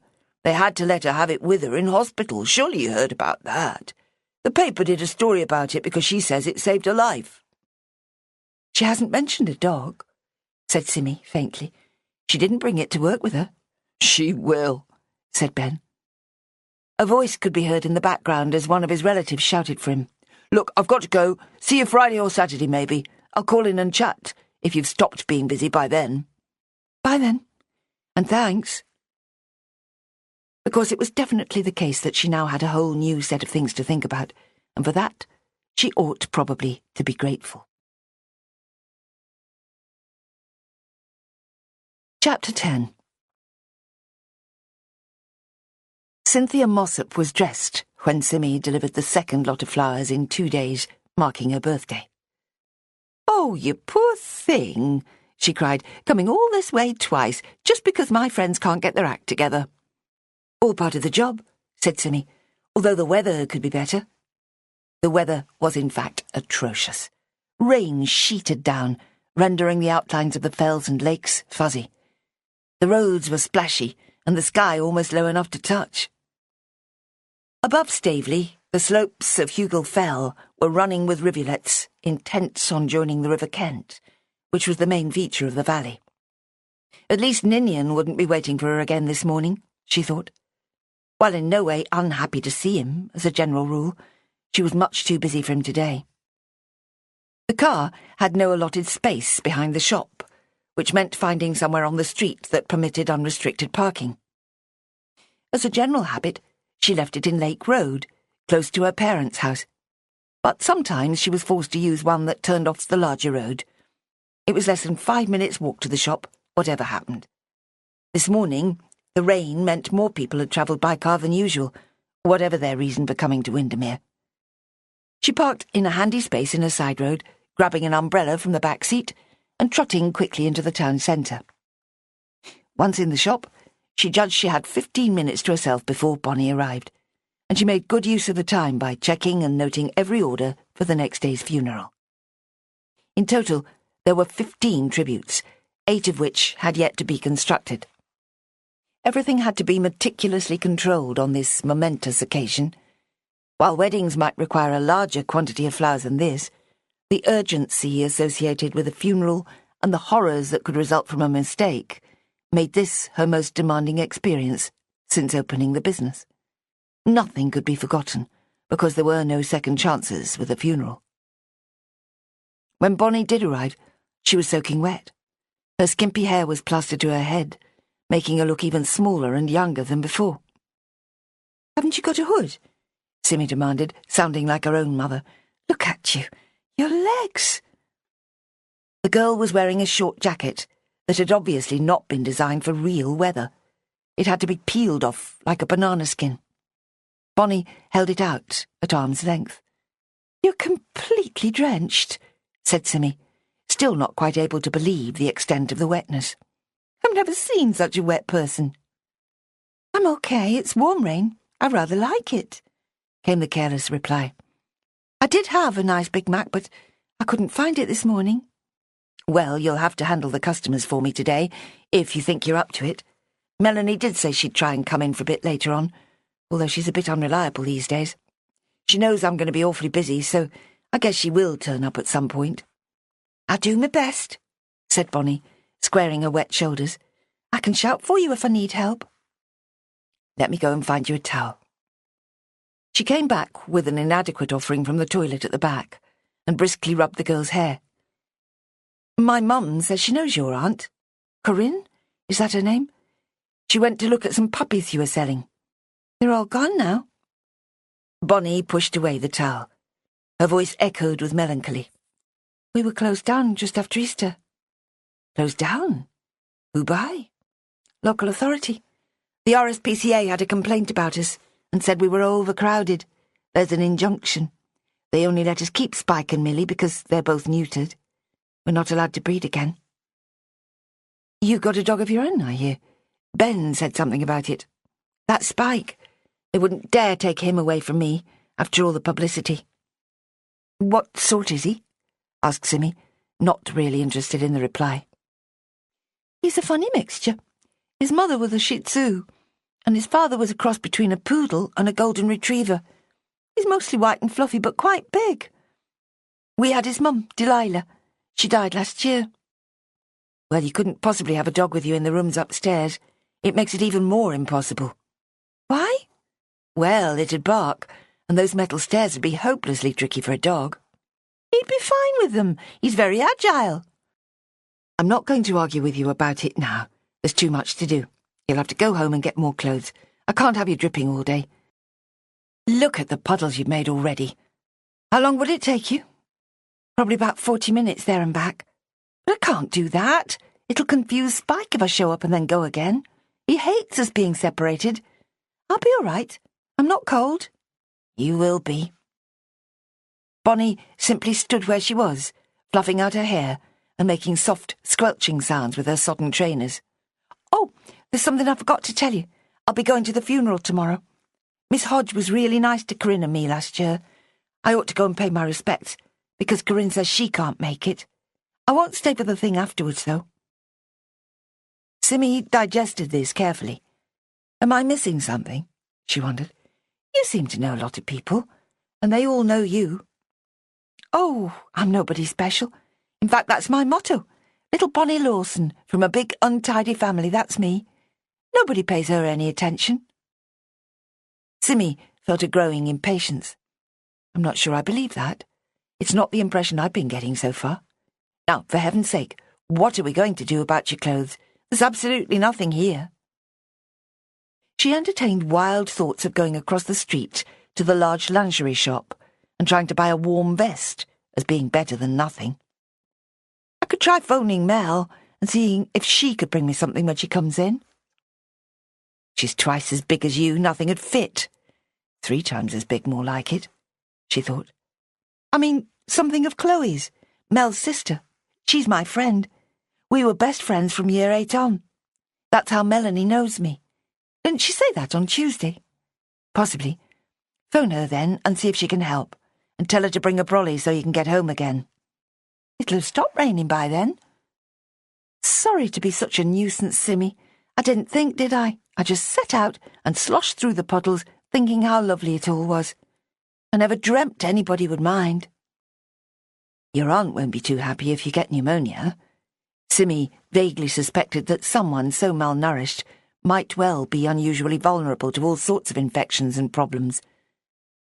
She's not actually my aunt. She's just Corinne, OK? I'll explain it all to you sometime. Simmy refrained from admitting that she knew this already and more besides. She almost ran through to the back room, acutely aware of having lost a precious half hour and throwing her schedule as a result. There'd be no time to stop for lunch at this rate. And that brought to mind the other problem surrounding Bonnie. The girl was supposed to eat. Simmy had made that assumption the day before, and now felt obliged to ensure that she did so. Irritation blossomed as the numerous responsibilities associated with her new assistant weighed her down. It felt like a real imposition that she had not invited. It was all Melanie's fault, she decided, if and when she showed up. Simmy would have a word with her, if she had time. The two main floral tributes for the funeral were going to require considerable care. A wire frame had to be constructed for a cushion of blooms intended to sit on the middle of the coffin's lid. It would be the focal point of the procession from Barbara Hodges' house to the church, and then out to the graveyard. Every flower had to be precisely positioned and anchored, and a place found for the little ceramic addition that Valerie had supplied. It would take well over an hour to make. There were voices out in the shop, as far as Simmy could tell, discussing something quite calmly. She resisted the temptation to have a look, and pushed away a mental picture of Bonnie as a dripping object of surprised concern to any customer. There was every chance that the girl would overcome any awkwardness with her blithe manner, but it was still potentially embarrassing. For the first time, Simmy saw personal implications in the fact that Bonnie seemed well known throughout the town. Word would already be spreading that she had found a position in persimmon petals, and now there would be additional spice to the story. That Bonnie Lawson was soaking wet in the flower shop this morning, like a drowned rat she was, and her such a fragile little thing. You'd think she'd be better looked after, wouldn't you? And Simmy would look bad, as a neglectful mother figure. She quashed these thoughts down and carried on with the floral cushion. The problem was that, while it presented a technical challenge, it didn't occupy her whole mind. After the first dozen flower heads had been put into position, the rest fell into place almost automatically. Nimble fingers pressed them into the mesh and checked they were properly anchored. Every few minutes she stood back to examine the effect. It was destined to be an impressive piece of work. A shame, she thought, that the dead woman wouldn't see it.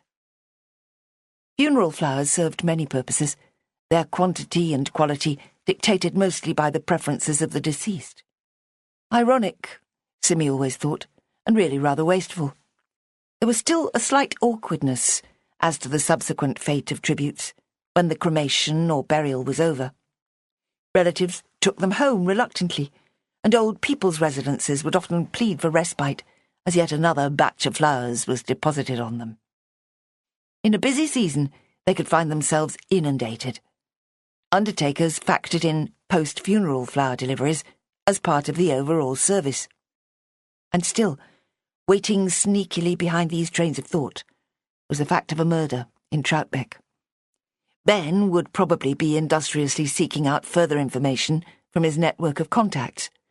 His brother's friend worked in the mortuary, where post-mortems were carried out. Melanie maintained a lopsided relationship with a police constable and passed any snippets directly to Ben. The boy was adept at tracking online news reports and gossip. Before long, he would be apprised of a great many details, and there would be no chance of preventing him from sharing them with her. She had, after all, rashly invited him to do exactly that. Her own shaky analysis of what had happened was along the lines of a dog-napping episode gone wrong. In spite of Moxon's doubts about that, either that or a burglary. She visualized a scenario where the criminals had been discovered and chased by an irate householder into the empty farmyard. But there, her imagination failed. Surely nobody could be so irate as to slash a man's throat with a sharp implement. And where had the second felon been throughout the chase? He, then, had taken against his companion for some reason and attacked him in a murderous frenzy. She tried to force her thoughts onto another track. Whatever had happened, the police would surely have little difficulty in resolving the matter. Issues of forensic evidence, finding witnesses to who was there, when, examining decomposing canine bodies, and an investigation into the wider world of animal theft would all eventually receive their due attention, and order would be restored. None of it would require any further assistance from Simmy or her father, or so she hoped. There was every prospect of an arrest and charge that very day, she told herself, with outrageous optimism. It was quiet again in the shop, and Simmy was thirsty. Breakfast had been several hours ago after all. Again, she felt burdened by the apparent requirements of her new assistant. She ought to force Bonnie to eat a biscuit or something. She ought to have done much more than that at the outset, such as contacting the girl's legal guardian and checking that it was all right with them for her to be working in the shop. The casual arrangement had seemed entirely unremarkable at first, but by this, the third day, a whole lot of complications were starting to dawn. Bonnie's imperviousness to heavy rain was alarming, for one thing, and Simmy had been lax in failing to get her dry. Now the cushion was finished, she could breathe more easily. None of the other orders was for anything so demanding. She filled the kettle and set it boiling, and went out to the shop. "Tea or coffee?" she asked. "Oh, neither, thanks. I mainly just drink water or juice." "You had tea yesterday." "I mean, in the morning, sorry. You'll get used to my silly ways. Don't worry about it." "Did you get Melanie? Is she bringing clothes?" The girl looked no less wet after an hour or more. "Who was that in the shop just now?" "Oh, just somebody buying a mixed bunch. It was easy, so I didn't bother you. She paid with cash." "Was she surprised at how wet you are?" "I made a joke about it. She said she remembered walking through a downpour in London years ago and what fun it had been." Simmy felt middle-aged and dour. She had never willingly walked through a downpour in London or anywhere else. Getting wet had always struck her as a highly undesirable experience, especially when wearing normal clothes. Even swimming wasn't her favourite activity. "Melanie said she'd be here about 11 for a couple of hours. She sounded a bit stressed out, actually. Something to do with the car, I think." "She's always stressed out about that car. I'll leave all the computer stuff for her then. She can check for new orders and sort out tomorrow's deliveries for me. I need to get back to making the next funeral wreath." "Can I see what you've done so far?" "If you want." Simmy stood back diffidently as Bonnie admired the cushion. "It's fabulous," she squealed. "I could never manage anything like that. Where did you learn to do it?" "I took a course before moving up here, but mainly it's trial and error and practice. I had to look through my notes to see exactly how to get started, I must admit. This is only the third one of this style I've ever done." Bonnie leant close to the massed white chrysanthemums, with a tasteful spray of rosebuds and freesias in one corner. "It smells gorgeous as well. What a lovely thing. How much did the person have to pay for this?" It was a fair question for someone intending to work for her, but Simmy winced at the directness. £100, she said. "You have to factor in the time it takes." "Oh, yes, that's obvious. Valerie's going to love it. And how clever you've been with her little blue flower." Simmy was rather proud of the way she'd added the porcelain fragment to the rosebuds and freesias. "It looks okay, doesn't it?" "More than okay. Absolutely brilliant." Too late, Simmy remembered that Bonnie had known Barbara Hodge, as had probably her closest friends and relations. "You know Valerie, do you?" "Not really. I've heard a bit of the gossip about her, same as everybody else. Corinne says—" She was interrupted by the telephone and cocked an eyebrow at Simmy to check whether she should answer it. "No, let me," said Simmy. It was the woman who was getting married that weekend, efficiently running through everything she was expecting the florist to provide and when. Simmy rummaged for the checklist she had already made and compared it with the bride's requirements. All was in order, none of it unduly demanding. "Wow," Bonnie said when she'd finished. "You really see life in this job, don't you? I never dreamt you got so much of the emotional stuff right in your face." "It came as rather a surprise to me at first," Simmy admitted. "What were we talking about?" "Valerie Rossiter. She'll be lonely without Miss Hodge. Corinne says they were joined at the hip. It's sad that one of them had to die so young." Simmy's eyebrows lifted. It was unusual for a teenager to regard a person in her 60s as young. She was 64, she pointed out.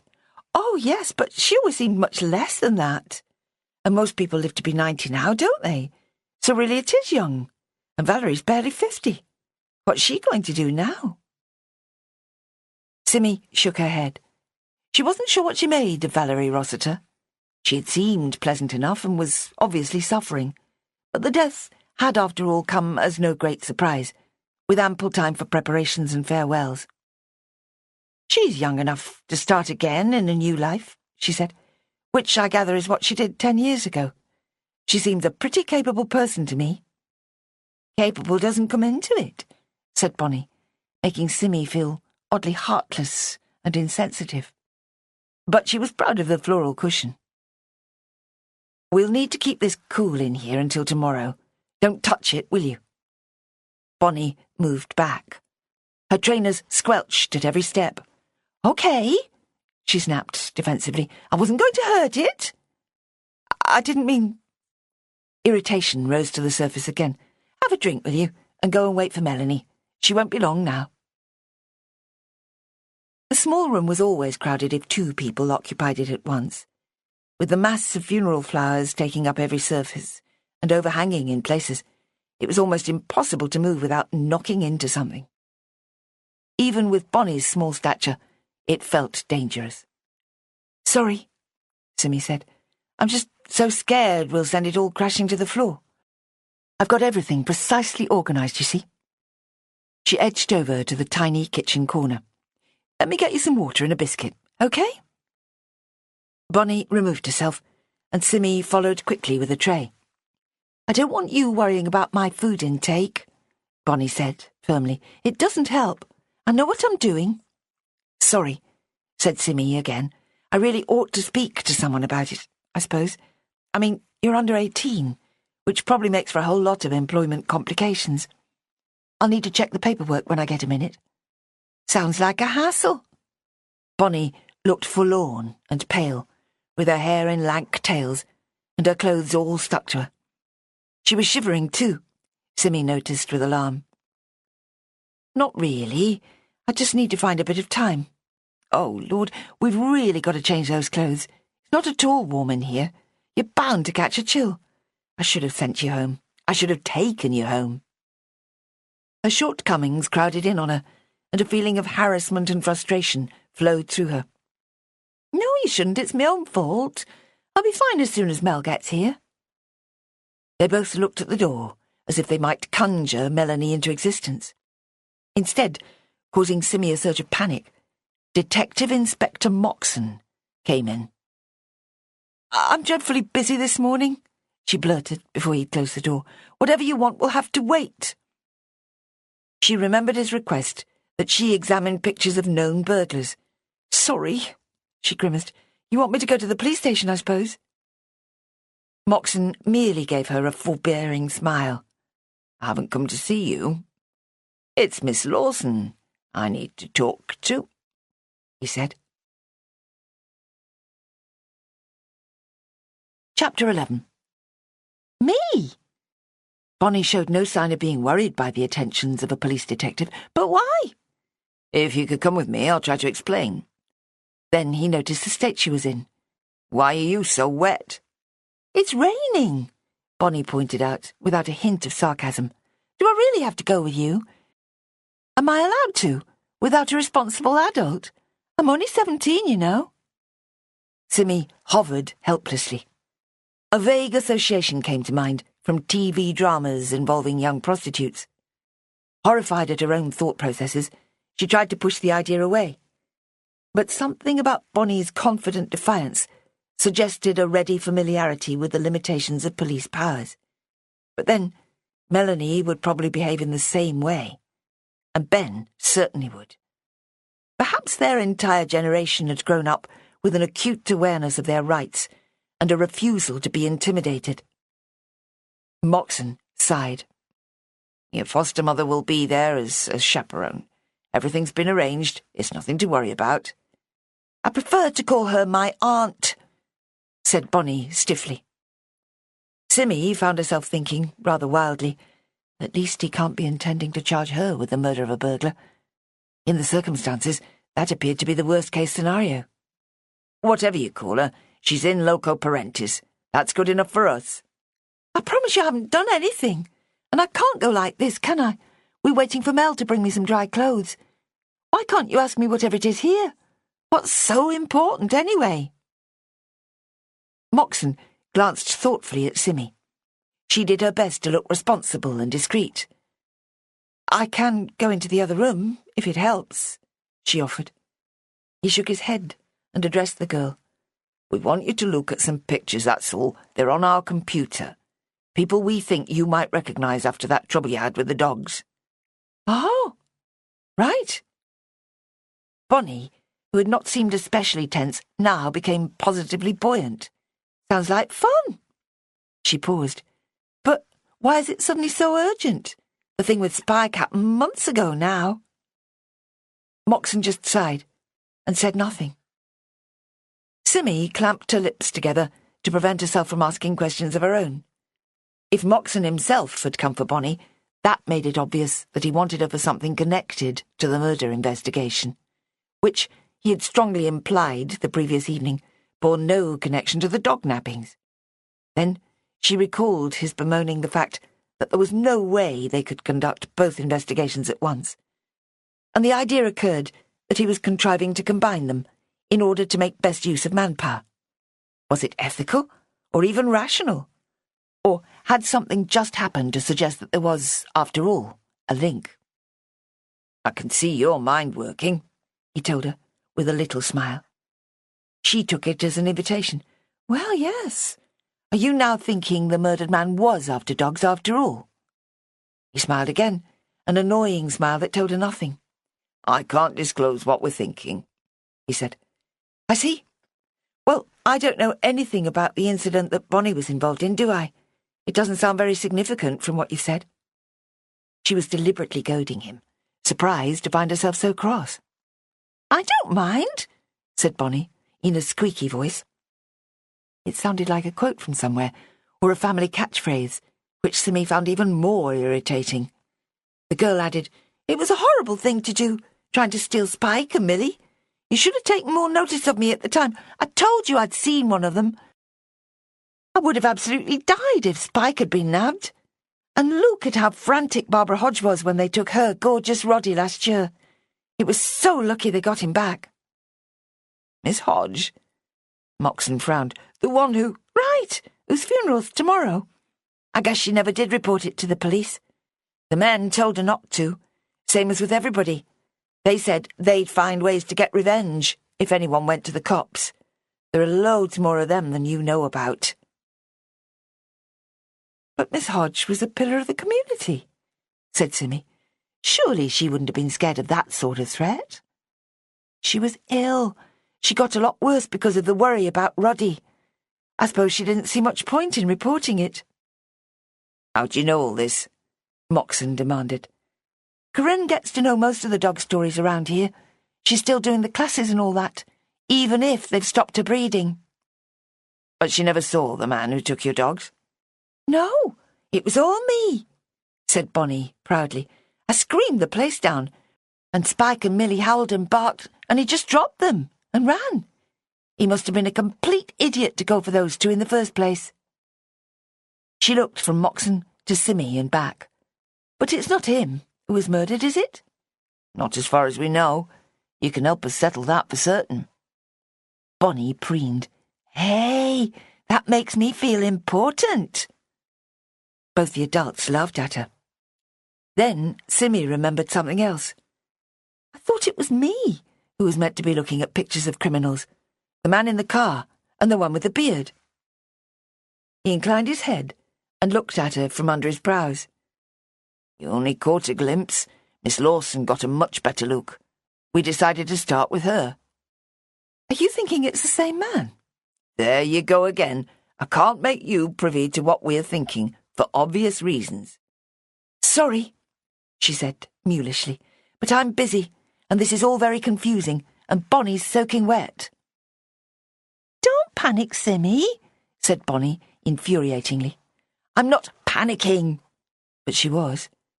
The funeral wreaths were calling to her from the back room, and time was rushing by alarmingly. Then Melanie walked in, her arms full of bags and a brolly, and her head covered with a voluminous hood for good measure. When she'd discarded it all, she was perfectly dry underneath. The threesome watched her in relief. Even D.I. Moxon had always found Melanie Todd a reassuring presence. He understood her and her background and her place in the community, which was more than he could say about Ben or Simmy. "Bloody hell, you're wet," Mel said to Bonnie. "What have you been doing?" "Just take her somewhere and change her," said Simmy, as if the girl were a small baby. Then she paused. "But where? There's no space in the back room." Melanie made her own special face, which, thanks to an artificial eye, conveyed scorn better than anyone else could. When only one eye rolled up to the sky, the message was somehow twice as powerful. "She can sort herself out in the loo," she said, handing a bulky plastic bag to Bonnie. "There's pants as well, but no bra." "You don't wear a bra. Why would I?" All three females glanced at Moxon, who stared at a bunch of tulips and said nothing. Melanie snorted her amusement. "Why are you here?" she asked him. "He's taking Bonnie in for questioning," Simmy answered for the detective, who gave a strangled sound of protest. Bonnie trotted off to get herself dry, and a customer interrupted any further conversation. "Mel, can you deal with the shop?"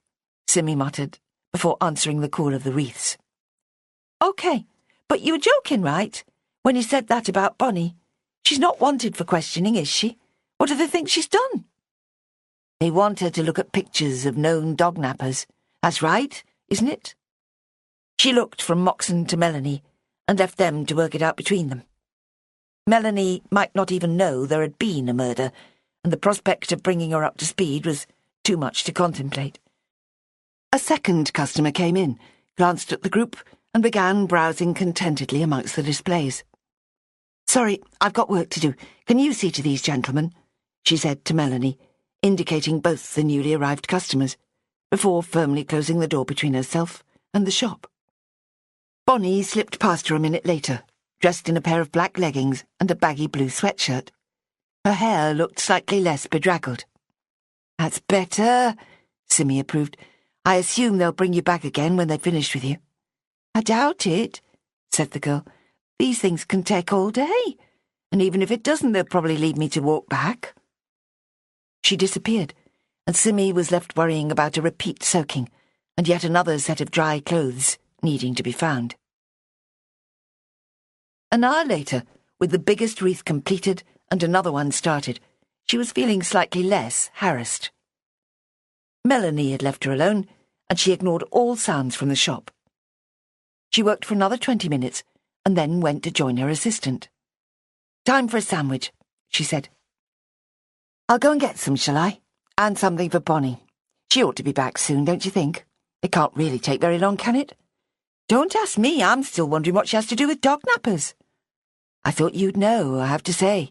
I'm not entirely sure it was a good idea to drop her onto me the way you did. She's so young and fragile and mysterious. I can't understand her family setup for a start. And how bad is the anorexia now?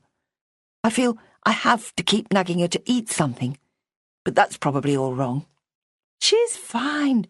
All you have to do is show her how the business works, pay her the minimum wage, and think yourself lucky." Melanie was showing signs of impatience. "You'd never have found anybody to replace me otherwise. You hadn't even started advertising." "I know. It was very good of you. But you can see for yourself, she's a bit flaky. Getting so wet for no reason. Wanting to move in upstairs." "What?" "Yes. She asked if she could have the rooms. Not just for her, but her dog as well. She's obviously a very dog-centred person. Not to mention the non-aunt. Corinne something. My mother knows her slightly. They were selling puppies but got closed down. I'm sure you know the whole story. Corinne's done fostering for ages, but she likes the kids to call her auntie. I don't know the whole story. It's better not to, probably. The family's in Workington. There are 3 other kids, one with special needs. Bonnie was taken into care when she was about 12. Something pretty nasty going on, I think. She's hinted to Chloe about it. But she had the sense to blow the whistle. There's a rich grandmother who got some huge compensation payout when her husband was killed and has paid for everything for years. Still buys fancy clothes and sends them to Bonnie. But that doesn't seem to have helped much. The opposite, if anything. So, the abuse sparked off the anorexia, said Simmy. Melanie gave her a patronising look. You're not listening. She's been with Corinne for 3 or 4 years, and the eating thing only got really bad last year. It's way more complicated than you seem to think. Sorry, Simmy snapped. All this is outside my experience. She hesitated, hearing herself with shame. I'm being naive, aren't I? She sighed. A bit, yeah. Anyway, her sister, Chloe, was great with Bonnie. She's really kept her going, just by being a good friend. And Spike, said Simmy. I gather he's famous in his own right. He's just a dog, said Melanie. But listen, you can't let her use the rooms. Not before she's 18, anyway. I wasn't going to, said Simmy, although she seems very determined about it. You mustn't let her, said Melanie again. And I know it's a pain, but I can't stay much longer. I've got another interview this afternoon, and the car's making that noise again. I'll have to get the bus. Where is it? Grasmere. Not really where I was hoping for, but it's all good practice, even if I decide not to take the job. Can you manage any time tomorrow? Tomorrow's Friday, said Melanie, as if this was a detail Simmy had forgotten. I know, but the old routines don't seem to be working anymore. True, but I didn't think you'd need me once the funeral stuff's out of the way. There's a wedding on Saturday, remember? Melanie's impatience increased. If I do come, it won't be till tomorrow afternoon. It's all going crazy. You don't understand. I need to focus. This is my career I have to think about. Simmy took a deep breath. They were both obviously feeling the strain of imminent separation and new arrangements. OK. Thanks for coming in today. Have you had a look at the computer? Melanie pointed to a printout of the day's orders. Nothing until tomorrow afternoon in Bowness. Shouldn't be a problem. The next one's Monday. Outside, the rain had stopped, Simmy noticed. A trickle of customers arrived, representing the usual lunchtime increase, regardless of the weather. Simmy dealt with them, leaving Melanie to file orders for fresh flowers the next day. There were only 5 tributes still to prepare for the funeral, all of them sheafs or similar, and therefore quick and easy, by comparison with the cushion and wreaths. If Bonnie came back, everything would run smoothly. She hoped. She'll be back soon, said Melanie, as if reading her mind. She's really quite reliable. I wouldn't have dumped just any useless dropout on you. The hint of reproach wasn't lost on Simmy. As far as I could see, it was the perfect answer for everyone, even if she is a bit, well, flaky's right, I guess. Does Ben know she's here? He saw her yesterday. Seemed pretty surprised, actually. He'll know quite a lot about her. Basically, you're the only person in town who doesn't. You need to follow the news more closely. It'll make you feel more connected. I'm sure you're right. Melanie's admonitions were regular and reasonable, but somehow Simmy mostly failed to follow them. But I can't see how I'd ever have got to grips with all that's happened this week. It doesn't sound particularly weird to me. It is, Simmy assured her, and I blame Moxon for it, she said. I never quite trust his motives for coming here all the time. More often than not, it's obvious some junior could do it instead, whatever it is. He fancies you, I keep telling you. Poor bloke. I know. It's one of life's great tragedies. Come to that, I'm still not sure you treat Ninian as nicely as you should. Don't start. He's impossible at the moment. He says he's not going to the funeral tomorrow, incidentally, although I'm not sure he'll be able to resist when it comes to the point. I must be the only person in Cumbria who didn't know and love Barbara Hodge. No, you're not. There's me as well. Although Chloe met her a few times. She volunteered to help with the school garden club when Chloe was doing it in Year 9. A woman of the people, our Barb. As everyone keeps saying, Simmy agreed. I'm just relieved she didn't stipulate no flowers at her funeral. Melanie rolled her eye. while its artificial partner did its own special trick. The girl's lack of embarrassment at the strange effects her eyes could perform was one of many aspects of her personality that Simmy was going to miss. "You and Ninian don't seem to be getting it together much these days," said Melanie, boldly. "What's gone wrong?" "Nothing, as far as I know. It's probably the usual business of getting the right balance and being scared of commitment. I don't like having to be the one to make all the moves. If I didn't do anything, he wouldn't either, and it would all just fizzle out." Melanie pondered this for a minute. "That's no good," she concluded. "You want somebody with a lot more backbone. You can't leave it forever to get a baby or two. I know, body clocks wait for no woman, and all that. Don't remind me. Most of the time I think it's already too late. But it's not. There's a woman in Ambleside who had 3 after she married at 44. Triplets? No, 1 a year. All big bonny babies, too. Her husband's a bit younger. He knows me dad. Ninian wouldn't want babies." The certainty of this flooded through her for the first time. "He's too... I don't know." "Limp," said Melanie brutally. "And they break his pots." Simmy sighed and changed the subject. "I'll be glad when this week's over. It's always the same after a bank holiday. Nobody knows what day it is, and you never feel you've caught up properly. Go and do the funeral stuff and let me get the computer up to date for you. Then I'm off, right?" "Thanks."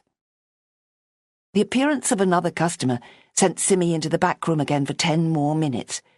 Space was going to be reduced to a few square inches by the time the last tribute was done, and laid out carefully on the remaining space on the shelving. Her thoughts centred on the next morning and the timing of her trips to the undertaker's. There would be a buzz amongst the people there, preparing for the biggest funeral of the year. She had come to know Bruce, the conductor at most of the funerals, as well as Mr. Manning, the boss of the whole establishment. Bruce was handsome, with a shock of dark wavy hair and a charming smile. The rear of the building was a complex of mortuary, viewing chapel, flower bay, coffin workshop, and a changing room for the men. She had dimly worked out that they were perpetually changing their clothes, according to the task ahead of them. Smart suits for funerals, smart but casual for collecting bodies, overalls for the coffin making. Simmy could not imagine a working day in which dead bodies came and went all the time. She seldom saw one herself, despite coinciding with the vehicle they used for collection a few times, and witnessing the removal of an obvious receptacle containing one of their customers. She also saw coffins on wheeled gurneys going in and out of the chapel. Florists were privileged members of the whole team, permitted around the back when almost no one else was. They were expected to take the business of death in their stride. Simmy had been slow to understand this and had made a few blunders in the early months. The worst was when she caught sight of a small child's coffin and had started crying helplessly. She had also parked in the wrong place, impeding the manoeuvring of one of the limousines and earning herself a sarcastic reproach from one of the men. Bruce had rescued her and explained how vital it was that all their vehicles had ready access to the road outside, all of which meant she had to take care, not only to deliver all the flowers on time, placing them in the right section of the bay, but also to remain inconspicuous on a day which was sure to be stressful. Female voices floated through from the shop, one of them rather shrill.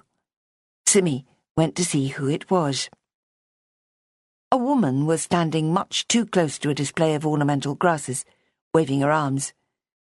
They made her look at about 1,000 pictures before letting us go. It's so typical. She had dyed purple hair with pink streaks. At a glance, Simmy could see 3 studs in her eyebrows and lip. Bonnie stood passively at her shoulder. "Come back," she said to Simmy. "This is Corinne." Chapter 12. Simmy's first thought was that if this was the responsible non-aunt who was such an improvement on Bonnie's biological parent, Then what in the world could that person be like? "Pleased to meet you," said the woman. "Thanks for taking Bonnie under your wing. She really likes it here." Her voice was rich and low, her accent neutral. "That's okay," said Simmy feebly. "Are you here for the rest of the day now?" she asked the girl. "Absolutely. Corinne drove me back. I've done my duty as a citizen." "Did you recognise anyone?" asked Melanie. "In the mugshots, I mean. I still don't understand why they thought you would. You never had any dogs nicked, did you?" "We had some trouble before Easter," said Corinne tightly. "Bonnie caught a bloke in our backyard, where the dogs live. He'd grabbed one of them, but she scared him off. Screamed blue murder, she did." "You reported it?" Melanie sounded sceptical. "There was someone else there at the time, and she told the cops. We wouldn't have bothered. They never did anything, obviously." "Seems a bit of a stretch to think that man had something to do with the murder in Troutbeck," frowned Simmy, "doesn't it?" Melanie's intake of breath reminded Simmy that they had said nothing about the violence in Troutbeck. "What?" the girl demanded. "What did you just say?" "Didn't you hear about it? A man was killed there on Tuesday. I've had Moxon after me because my father and I saw the man on Monday. It's all jumbled up with people stealing dogs, although I don't think there's any real evidence of a connection." She looked at Bonnie. "You didn't recognise anyone in the database, then?" "No one," said the girl. "It was a right waste of time." Simmy could barely take her eyes off Corinne. Somewhere deep down, she felt she should be wary of the woman, even apologetic for accepting Bonnie as an employee without due consultation. "Much as I wish I could stay and catch up with the whole story, I need to get the car sorted," said Melanie. "I'll come in on Saturday, shall I? Then I can cover for you while you go and see to the stuff for the wedding. And I will make an effort to do a couple of hours tomorrow." She looked around the shop, pausing at each face in turn. "I'm going to miss all this," she said. "But, funny as it might sound, I don't want to get involved in any more police business. I always was one step behind you and Ben, and now I seem to be about 10 steps back. I'll just let you get on with it." She smiled sweetly and headed for the door. Corinne was striding around the shop, peering at the cards, fingering the flowers and Ninian's pots. Her foot nudged a bucket of lilies on the floor, not quite tipping it over. Simmy watched anxiously, noting that the long skirt was not only wet at the hem, but well coated with white hairs, presumably from a dog. The woman was dressed for an Edwardian spring day on the fells, not a wet visit to a contemporary flower shop. "Yes, go," said Simmy distractedly. "Thanks, Mel. Good luck with the interview. Knock 'em dead." "I'm only going for the practice, I told you." "I know, but it wouldn't hurt to have an offer, even if you turn it down. Think what a boost it would be." "To my ego, you mean? Right." Melanie rolled her eye again and made her departure without a word to Bonnie or Corinne. "I wanted to check with you," Simmy blurted awkwardly, "about Bonnie's eating. I wasn't sure how involved I should be." She glanced at the girl, feeling increasingly apologetic. "She says I don't have to worry, and she's—" "Oh, no, don't bother yourself about all that. She's fine now.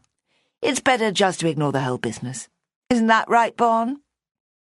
Bonnie flashed a tiny smile of agreement that suggested to Simmy that she'd have done better not to broach the subject. Any temptation she might have had to go on to talk about the rooms upstairs was quickly squashed. "I think there's a customer," Bonnie said, tilting her head towards the door.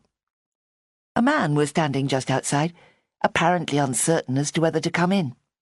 He was rubbing the glass, which was smudged with rain, and peering into the shop.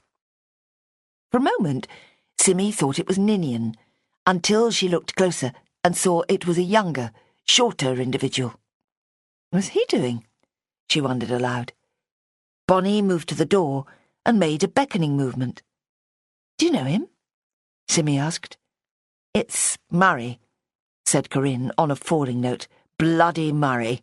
I bet he's been following me." "He hasn't, Con. Don't be daft." He'd have had to wait outside the cop shop for hours in the rain. Maybe he wants to buy you some flowers and is shy because you're here and you'll see him. Fat chance. He must have come to get something for the funeral, and he knows I'll have a go at him for leaving it so late." She grinned at Simmy. "Tell him he should have done it a week ago." The man finally came in, with a sheepish expression. "Hi, Con. Bon. Never expected to see you two here." "Bonnie's working here now," said Corin. "Has been since Tuesday." "Never." There was a Welsh lilt to the word, although his previous remark had sounded more northern. He looked at Simmy, as if for rescue. "Not too late to order flowers for Miss Hodges' funeral tomorrow, am I?" Simmy squared her shoulders. "Not quite," she said. "So long as it's nothing too complicated. I'm having to do a lot this afternoon." "Just something basic?" He gave Corinne a bolder look. "I thought you'd do it from both of us," he said accusingly. "How do you know I didn't?" Good question, thought Simmy, finding herself more and more fascinated by these people. "Lindy told me, said she helped you do the order online and you just put from her, Bonnie and you." "Yeah, well, I didn't want people getting the wrong idea, did I?" Murray made a brushing movement with his hand and treated Simmy to an engaging smile. "Something with lilies," he said, and put, "with sympathy, from Murray Pickering, if that's okay." Simmy found her order pad and wrote on it. "You can do the card yourself, as you're here," she offered. "No, that's okay. My writing's rubbish. You do it for me. What's the damage?" £20 for a spray with lilies, carnations and white roses. 25 if you'd like a bit more than that." 20's fine." He produced a crumpled note from his pocket. "Sorry to make life difficult for you, being so late. I'll let you get on then." He turned to go, ignoring the others. "See you later," he said to Corinne. "Not if I see you first," she snapped. The man laughed self-consciously, and they all watched him leave. "He's my ex-brother-in-law, actually," said Corinne. "He was married to my sister 20 years ago, for a year or two. I'd better get out of your way now. Thanks for taking Bonnie on. She won't let you down." Simmy thought of the sodden scrap that had arrived for work that morning and grimaced slightly. None of her doubts as to the wisdom of employing the girl had been allayed, and she was now falling seriously behind with the funeral flowers. When she saw that it was past 2 o'clock, she yelped. "Gosh, I do have to get cracking," she said. "I've got ever such a lot still to do." "Bye, then," waved Corinne, as if they were already firm friends. Bonnie and Simmy gave identical exhalations of relief at the sudden emptiness and quiet of the shop. "At last," sighed the girl. "Thought she was going to stay all day." Simmy could think of nothing diplomatic to say, so she merely nodded and went into the back room. The new order was an irritation, and she resolved to make the quickest and simplest sheaf she could. Briefly, she put her head out into the shop. "Can you write that card for the new order?" she asked. "I noted the wording." "Okay. Is there a special pen or something?" "No, use whatever you can find." Somewhere at the back of her mind, she lodged the thought that the acquisition of a particularly nice italic pen for such messages might be a good idea. Doggedly, she constructed 2 more tributes, forcing herself to take all necessary care to follow the instructions in the original orders. One was from 2 people called Graham and Trish, and the other from a woman Simmy remembered. She had come into the shop the week before and written the card herself. "For dear Barb, you'll be terribly missed by us all. Lots of love, Vicky." The sincerity was palpable, and Simmy had made an extra effort to keep the card safe until the bouquet was done.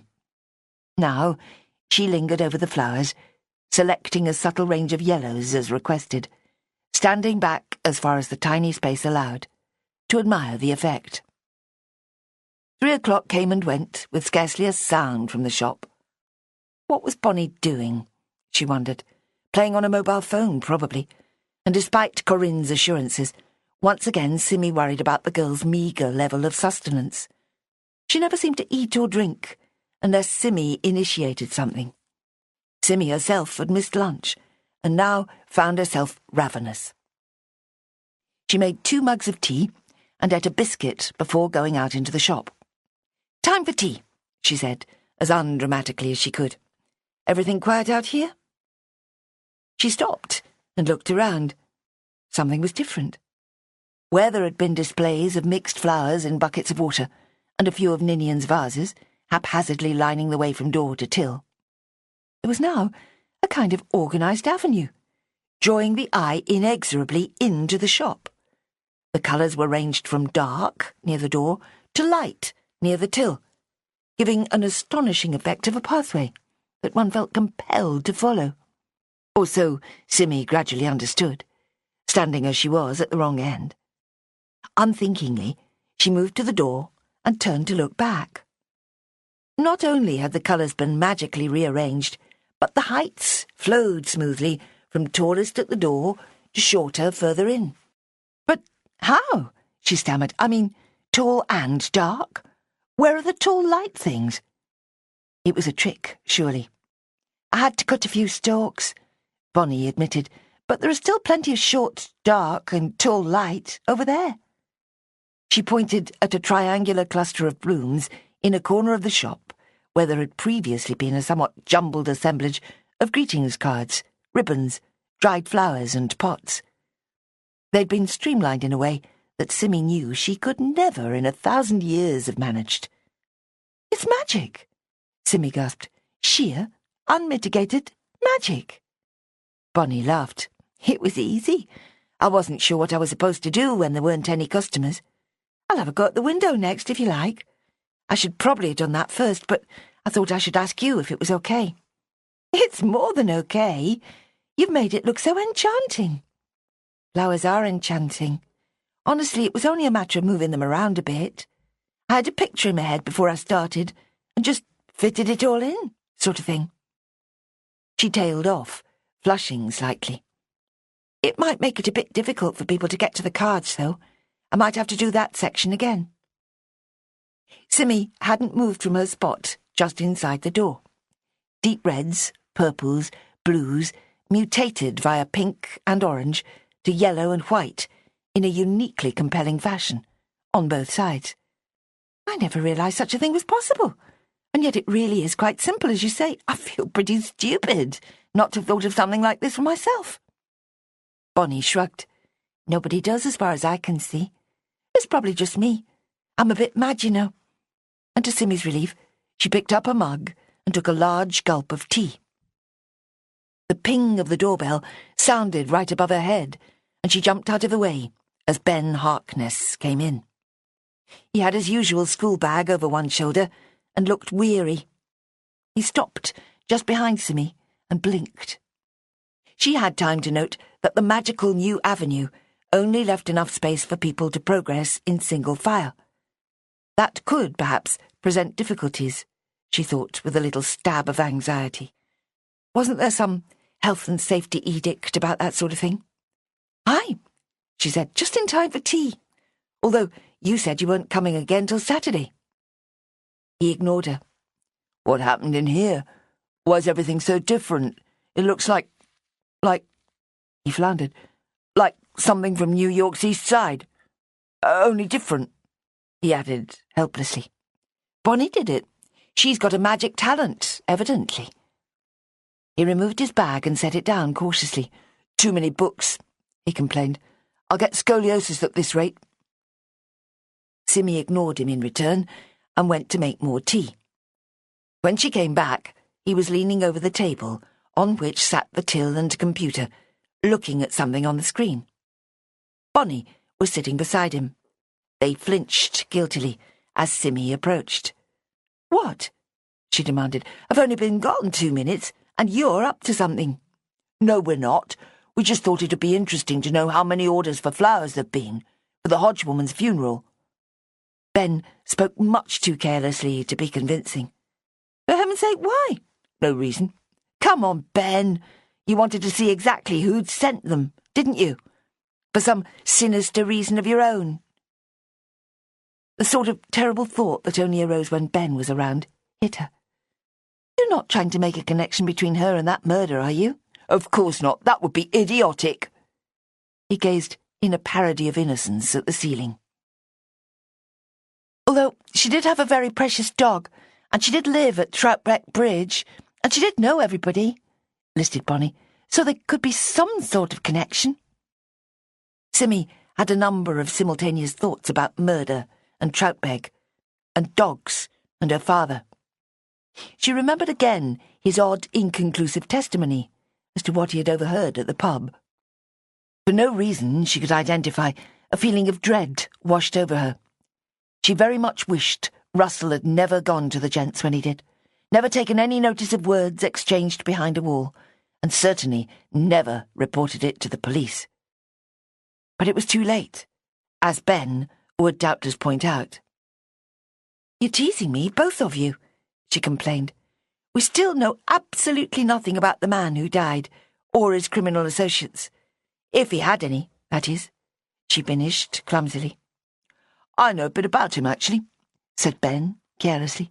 So do I, added Bonnie with a look of surprise. I thought everybody did. Not me, grated Simmy. I've got better things to worry about. You know his name, Ben reminded her, and the car he drove. Moxo will have told you at least that much. And his throat was slashed. Yes, sighed Simmy. Such a horrible thing to do to a person. The wretched woman who found him was completely traumatized, apparently. Ben's eyes widened. I didn't hear that bit. Doesn't that mean somebody out there was covered in blood? Simmy winced. Probably. I don't know. Go on, what else? The man lived in a small cottage somewhere near Grasmere. He has a son who's mostly with his mum in Scotland, who was staying with him when all this happened. How old's he? She tried to remember. 13, I think. He's called Tim. Why wasn't he at school? I have no idea. Maybe they added an extra day or two onto the bank holiday. Maybe he's training up to be a dog napper as well, said Bonnie with a sneer that startled Simmy. I thought we'd established that he definitely wasn't into stealing dogs, said Ben. Has that changed now? Bonnie couldn't find him in the police picture gallery, and people insist he was perfectly law-abiding. Simmy felt tired of it all, and the repetitive explanations.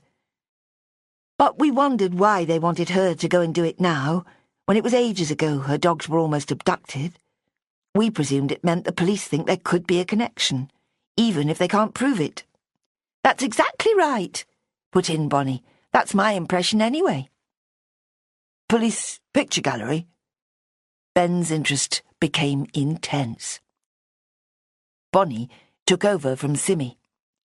I had to go and look at mugshots of dog nappers this morning. It was all pretty silly, actually, because even if I'd recognised somebody, that wouldn't prove anything about the murder, would it? I thought at first they were just following up these thefts of dogs and trying to pin down the movements of a suspect or something.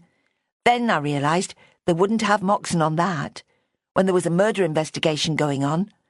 So I guessed they thought if I could identify their dead man as the same one who tried to nick our best bitch, they'd have something to go on. But I couldn't. She shrugged regretfully. I told them I didn't recognise anybody. Ben screwed up his face in deep concentration. Aren't you jumping to too many conclusions? Did Moxon actually talk to you? Bonnie shook her head. No, I just sort of thought it through. I might have got the whole thing completely wrong. I expect to have. I'm no good at this sort of thing. It upsets me a bit, actually. And me, said Simmy. It's all so horrible. That poor boy, without his father. Yeah, but we owe it to him and the chap's friends to see if we can help catch his killer, right? Ben objected. Bonnie, you're wrong, you know. I thought I was, she said humbly. No, I mean, you're wrong to think you're no good at it. You're brilliant. He spoke as if Bonnie had successfully completed an assignment set by him personally. Welcome to the gang. Gang? He's joking, said Simmy firmly. Me, Melanie and Simmy have solved a few murders since the end of last year, as it happens. You'll have heard a bit about it, I expect, in the news. The wedding at Storrs, for a start, and the man shot in Bowness. Simmy and I were right there when it happened." "We didn't solve anything," said Simmy crossly. "We mostly just got in the way." "And I'm going to be a forensic archaeologist," Ben went on, undaunted. "I know," said Bonnie. "Everybody knows." "Well, I've got work to do," said Simmy, feeling as if she'd said the same thing 100 times that day. 4 more funeral tributes to make before I can go home." She looked at her watch, "which won't be until 6 at the earliest, thanks to you two." The way Bonnie reacted to this suggested that she regarded it as unfair. Simmy, however, remembered the disruptive morning all too clearly. Then she looked again at the transformed shop and reproached herself.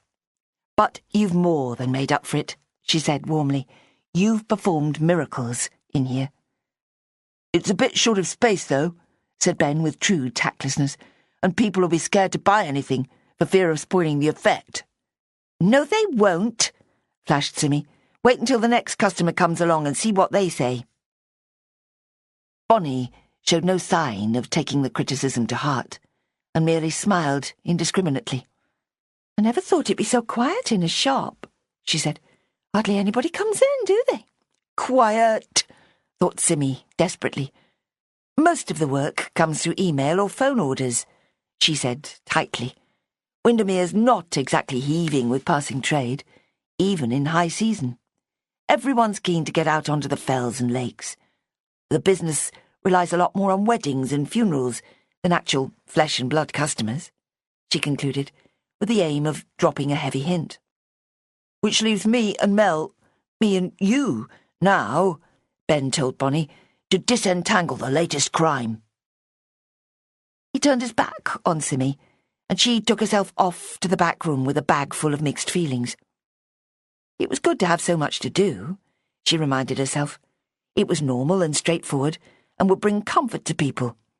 As the available space reduced to almost nothing, she delicately piled one sheaf of flowers on top of another, moving the wreaths to a more vertical position.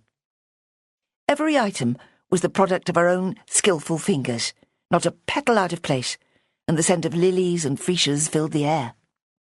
The very transience of flowers made them all the more precious. The symbolism associated with a funeral was said to focus on this brief existence, a human life no more permanent than a bloom. This idea had been new to Simmy when she heard it the previous year. She'd always thought it was more that the scent of flowers masked that of decaying flesh. And it didn't work for weddings. They were meant to be anything but transient. She smiled to herself at the contradiction. It reflected the multitude of interpretations she'd come across for the language of flowers. She'd briefly considered making this a central element to the business, with labels and leaflets and posters on the subject, until she bought 2 books, which gave alarmingly different meanings to most of the flowers she intended to stock. These drifting thoughts saw her through 2 more tributes, and took the time to just before 5. Feeling tired and extremely hungry, she opened the door and called, "Go home," to Bonnie. There was no sign of Ben. "Okay," said the girl. "Same time tomorrow." "Thanks. I'll be delivering all this to the undertaker until about 9:30, so don't get here before then. You won't be able to get in. And if it's raining, wear a mac with a hood, and find an umbrella." "You must be hungry," said the girl, ignoring these instructions. "You never had lunch." "Nor did you." "Yeah, I did. Had 2 muesli bars. You didn't see." "Well, I am, actually, but I can wait another hour. I'll be home by then. It's been a good day, hasn't it? You've done all this wonderful work. I'll be sure to pay you a bit extra on Saturday. You've earned it." Bonnie shrugged, as if money mattered nothing to her. The initial questions concerning her background had only partially been answered by Melanie's account, Simmy realised. There were contradictions to be reconciled in the personalities of both Corinne and Bonnie. The careless confidence shown by both women sat oddly with the stories of neglect, abuse, and general dysfunction.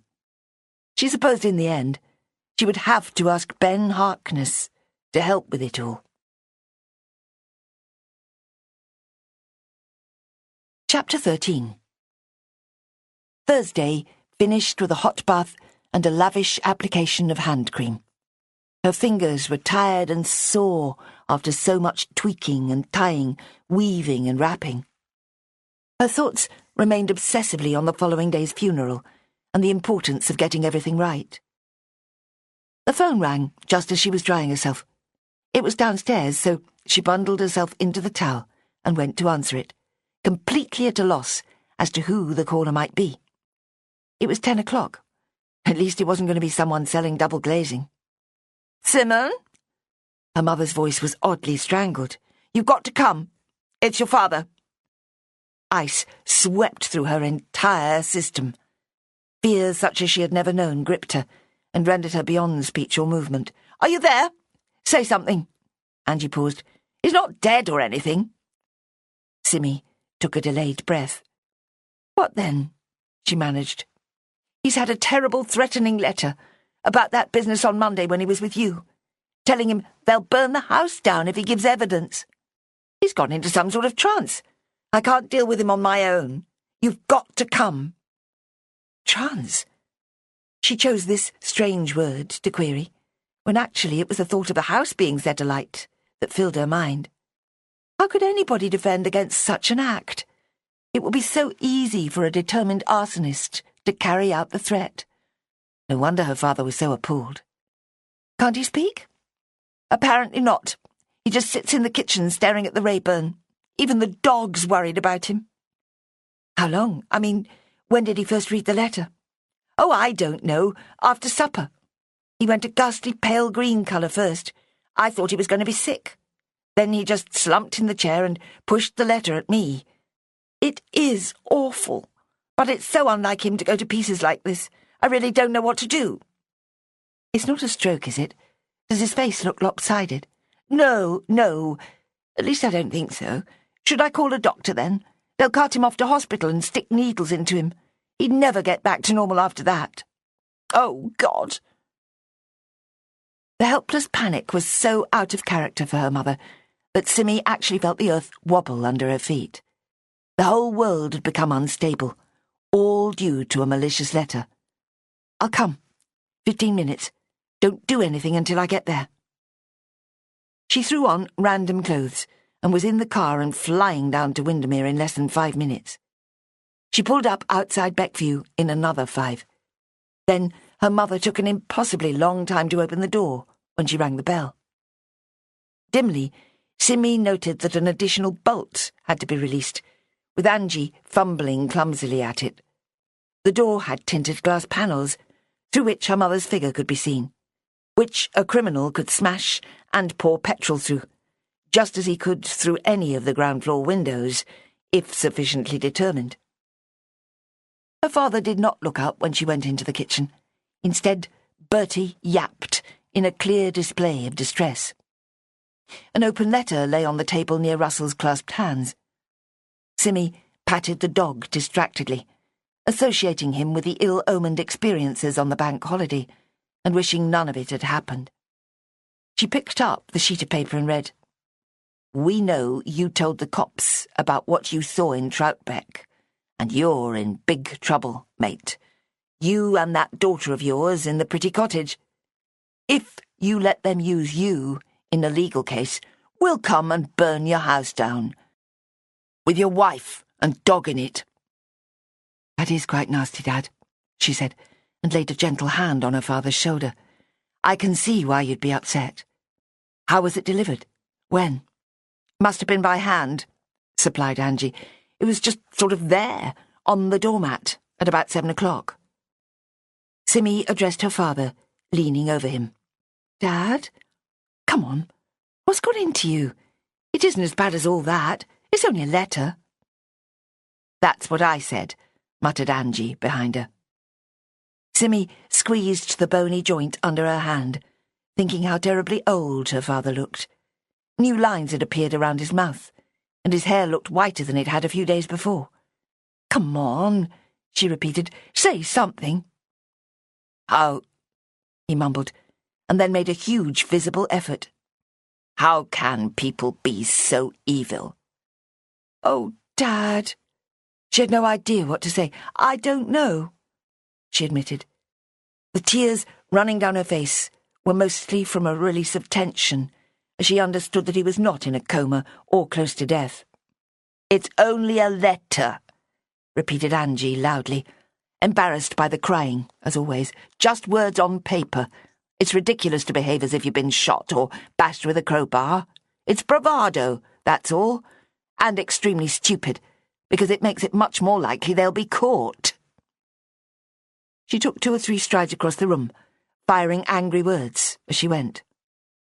Simmy mopped her face on a handy tea towel and tried to think. Only then did the police come to mind. "Mum's right," she said. "Don't touch the letter again. There might be fingerprints on it. Call Moxon and tell him about it." "Now?"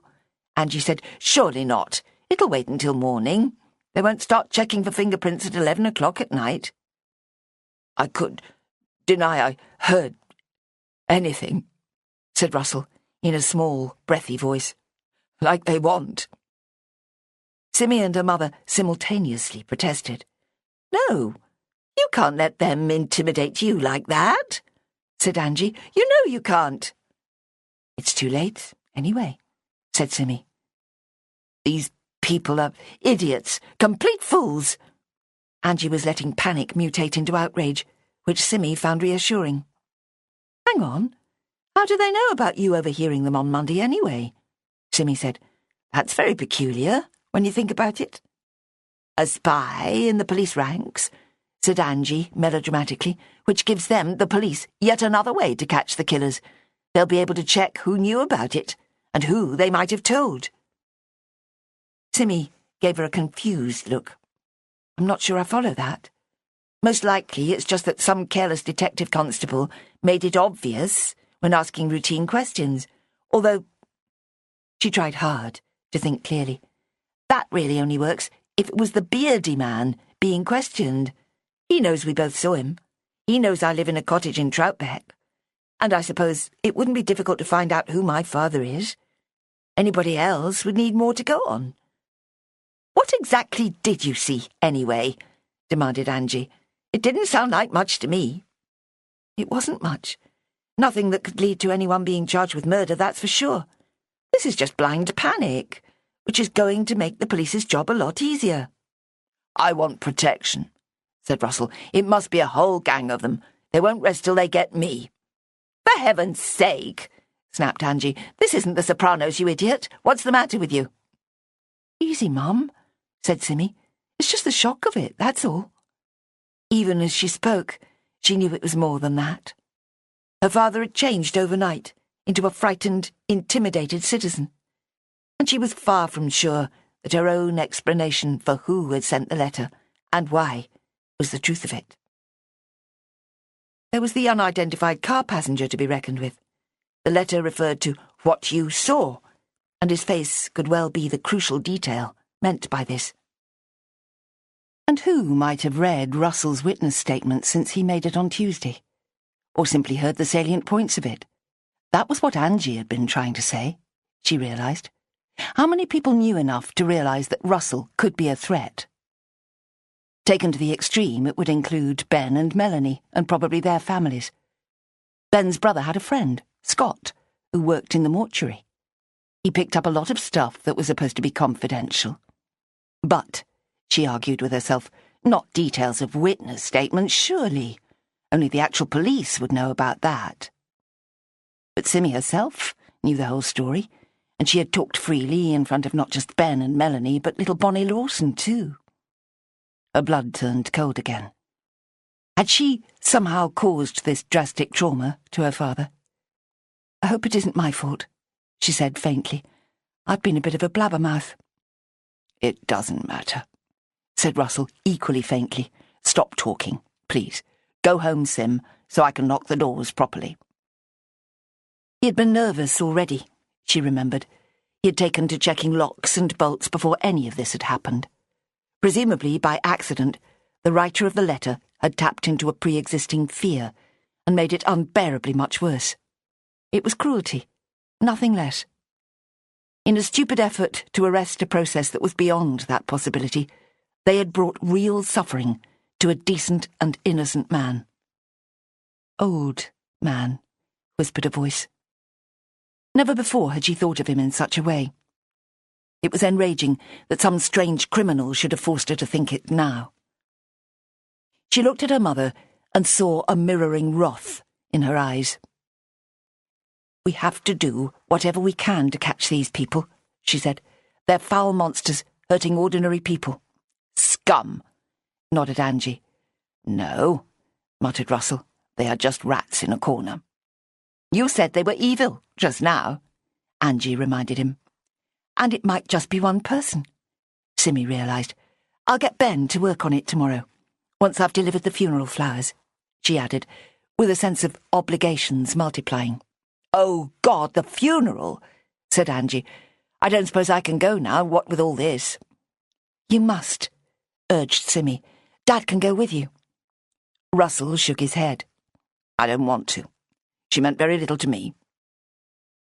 Simmy sensed an ongoing disagreement on this subject and speculated briefly that this might be a relatively safe, even therapeutic, topic to switch to. "Everyone seems to have liked her," she offered. "It's a community thing," said Angie. "That's why I'm going. One of the most energetic, right-minded, hands-on people the town has seen for ages has died. The least we can all do is give her a good send-off." "Don't worry. If the number of flowers is anything to go by, she's going to be well celebrated." "She's still dead, though, isn't she?" said Russell irritably. "Nothing's going to change that. And she won't know who sent flowers. It's all just a hollow sham." "It's also a splendid way of showing we won't easily forget her," added Angie, as if her husband hadn't spoken. "Plus, it'll make everything easier for Valerie. She's in an awkward situation, not having any proper role other than best friend." "Except everyone thinks they were lesbians," said Russell, with something of his old manner. 40 years ago, the two of them would have been ostracised." Simmy thought of a female couple she had encountered at Christmas, and shivered slightly. "People are just people," she said obscurely. "Nice or nasty, whatever sort of relationships they might be in." "Go home," her father ordered. "It's late." "And I have promises to keep," quoted Simmy, hoping to raise a smile. She and her father had been wont to quote Robert Frost to each other in former times. The effort failed, and she heaved a profound sigh. "Sorry, Dad. You've had an awful shock. Go to bed and try not to think about it. We'll think what to do tomorrow. I'll come in after work, okay?" He nodded, and the sadness was a cloud over the whole room. Chapter 14. She slept very badly, the main cause being a furious determination to locate and avenge herself on whoever had upset her parents so horribly. But she was at a total loss as to how that might be achieved. A man in a red car had died. A second man, in the same car, had perhaps killed him after being seen by Simmy and her father. Someone had let this fact become known to the murderer, who was now taking desperate measures to save his own skin. He couldn't know how fleeting the glimpse had been, how inadequate the description Simmy could give. But that was hardly relevant now. The man had made his appalling threat, thereby incriminating himself, and revealing his handwriting and probably fingerprints, and that made him an idiot. The police would assuredly catch him. Or so she trusted. In her half-awake state, she imagined him staring them down, defying them to match him up with a homicide, laughing in their faces. When she did drift off into a shallow sleep, her mind presented images of a strangled terrier and a firebomb falling catastrophically through the roof of Beck View, consuming her parents in a ball of flame. Threaded through these calamities were funeral flowers, in soft, mournful colours, and the men at the undertaker's criticising her efforts before hoisting a coffin high onto their shoulders. She woke in a breathless panic, having missed the dawn chorus that normally roused her in May. She kept her windows open especially to catch the musical awakening. But she had only fallen properly asleep half an hour before first light, and was now gaspingly aware that it was after 8 o'clock. For the second time in 12 hours, she tumbled into clothes and out into her car in an impossibly short time. Only in the final half-mile did she collect her thoughts and remind herself that there was plenty of time to fulfill her obligations to Barbara Hodge and her funeral. The deadline for the flowers was 10:30. Even with 2 journeys, that would be easily accomplished. If she was late opening the shop, that would hardly be a disaster. Then she remembered Bonnie, who might be left standing on the doorstep if her arrival failed to coincide with Simmy being there. At least it wasn't raining. Thin cloud was sitting just above the tops of the fells, giving ground for hope that the sun might break through before long. Bonnie would have to make the best of it, although having her inside the shop and dealing with customers was clearly the preferable option. As she collected the van from its own lock-up garage and drove it to the back of the shop, she wondered what was the best thing to do. If she'd spent a few minutes explaining the security system to Bonnie, everything would be easier. The girl could have let herself in and opened up the shop. As it was, Simmy didn't even have a mobile number, so she couldn't call and explain the procedure. It was 10 to 9 already. Perhaps the sensible option was to wait another 10 minutes and simply let the girl in and leave her in charge, as originally planned. Then she remembered she'd told Bonnie not to turn up until 9:30, and everything suddenly felt much easier. The first delivery of flowers would already have been made by then. She carefully loaded the main tributes onto the wooden shelves inside the van and stepped back to check them for balance. There must be no risk of them sliding to the floor in transit. The sense of an imminent event of great significance was getting stronger. It was unnervingly akin to the feelings on the morning of a wedding. People to be assembled, ceremonies to be observed, food to be provided. Flowers, music, clothes, all crucially important. Simmy had personal experience of both, and while the emotions had been very different, the tension was familiar. She went through into the shop from the back and peered out into the street, wondering whether Bonnie might turn up early, either deliberately or by mistake. She unlocked the door and stepped onto the pavement. Very few people were out and about. Tourists tended not to spend much time in Windermere anyway, other than at the several popular eateries in the evenings. Everyone else was either at work or not yet ready to leave the house. So, the fact of 2 men walking shoulder to shoulder towards her was impossible to miss. There was something unavoidably threatening about them, even though she fought this foolish response. Long hair, scruffy clothes, an earring, and a shaggy dog all shouted gypsies. Even Simmy, born long after the time when large caravans of travelling folk crisscrossed the land, knew a gypsy when she saw one. And even Simmy, whose mother was romantically in favour of the free lifestyle and cavalier attitude to petty laws, felt an instinctive urge to avoid them. Gypsies famously stole dogs, didn't they? She reviewed the old stories from carelessly rude times in which gypsies were clever and reckless and inscrutable. They might even set fire to the homes of people who annoyed them. But then the men came within a yard or two of Simmy, and one of them smiled broadly at her, and the other nodded, and even the dog raised its head and wagged its straggly tail at her. They were handsomely swarthy, with a glimmer of wry humour in their eyes. "Mornin'," said the smiling one. "Better today." Simmy said nothing, but gave a return smile and glanced at the sky, to show she understood his meaning.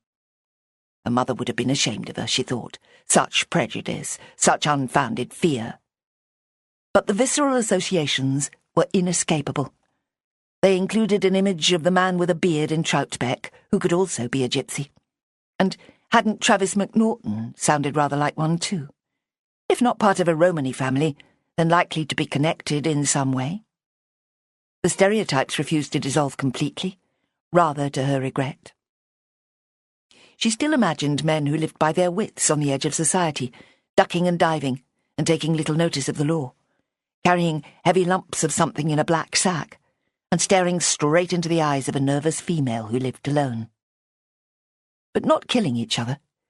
That definitely did not enter the automatic list of characteristics of travellers. Drunkenness, loss of control, reckless violence, those were not how people thought of them. In the stereotypes that now occurred to Simi, there was a dominant matriarch in a gorgeously decorated caravan, making sure the menfolk behaved according to a long-established code. On the other hand, if they did get homicidal, they'd probably use sharp knives as the weapon of choice, just as Mac Norton's killer had done. At 9, still thinking that Bonnie might arrive early, she left the front of the shop unlocked, but the closed sign still in place. The girl might have the sense to try the handle and find it open. She could then stand guard until Simi returned from the undertaker. The risk was minimal, after all. Her father's newfound paranoia about intruders couldn't be permitted to affect Simi's own attitude. Realistically, she was running virtually no risk at all. Even if someone did find the door giving under their hand and went into an empty shop, what would they do? Steal a red rose or a begonia? As they left with their booty, they'd be observed by people in the street and in neighbouring shops. Or might some madman take it into his head to wreak havoc, overturning Bonnie's lovely displays and breaking Ninian's pots? Anybody crazy enough for that might equally well decide to smash through a locked door in the first place. There was some money in the till, but it was protected by a key, which remained in Simi's pocket. She drove the van gently out into the street behind the main centre of Windermere and headed for the undertaker. It was a short distance. When she arrived, another florist from Bowness was just leaving. The two vans passed with cheery waves from both drivers. Simi had never for a moment imagined herself to be the only business supplying tributes for the greatly missed Barbara. In the flower bay, the great majority of the shelves had been allocated to this enormous funeral. At the far end, low down, she saw a label that read, Mr. James Invermore, 3 p.m. On the shelf sat one modest sheaf of flowers. Poor man. Probably an elderly widower dying in a nursing home, friendless and forgotten. Overshadowed completely by Miss Hodges' wreaths and cushions and sprays, and yet Simi knew his funeral would be conducted with absolute care and respect. She unloaded her precious cargo and settled it all onto the shelves. Nobody came to admire them, which was only to be expected. The woman from the office would doubtless come out at some point with a notepad and write down the names of all the people who'd sent flowers. That was usual for a burial, where there was no part of the proceedings set aside for the family to peruse all the cards, as they did after a cremation.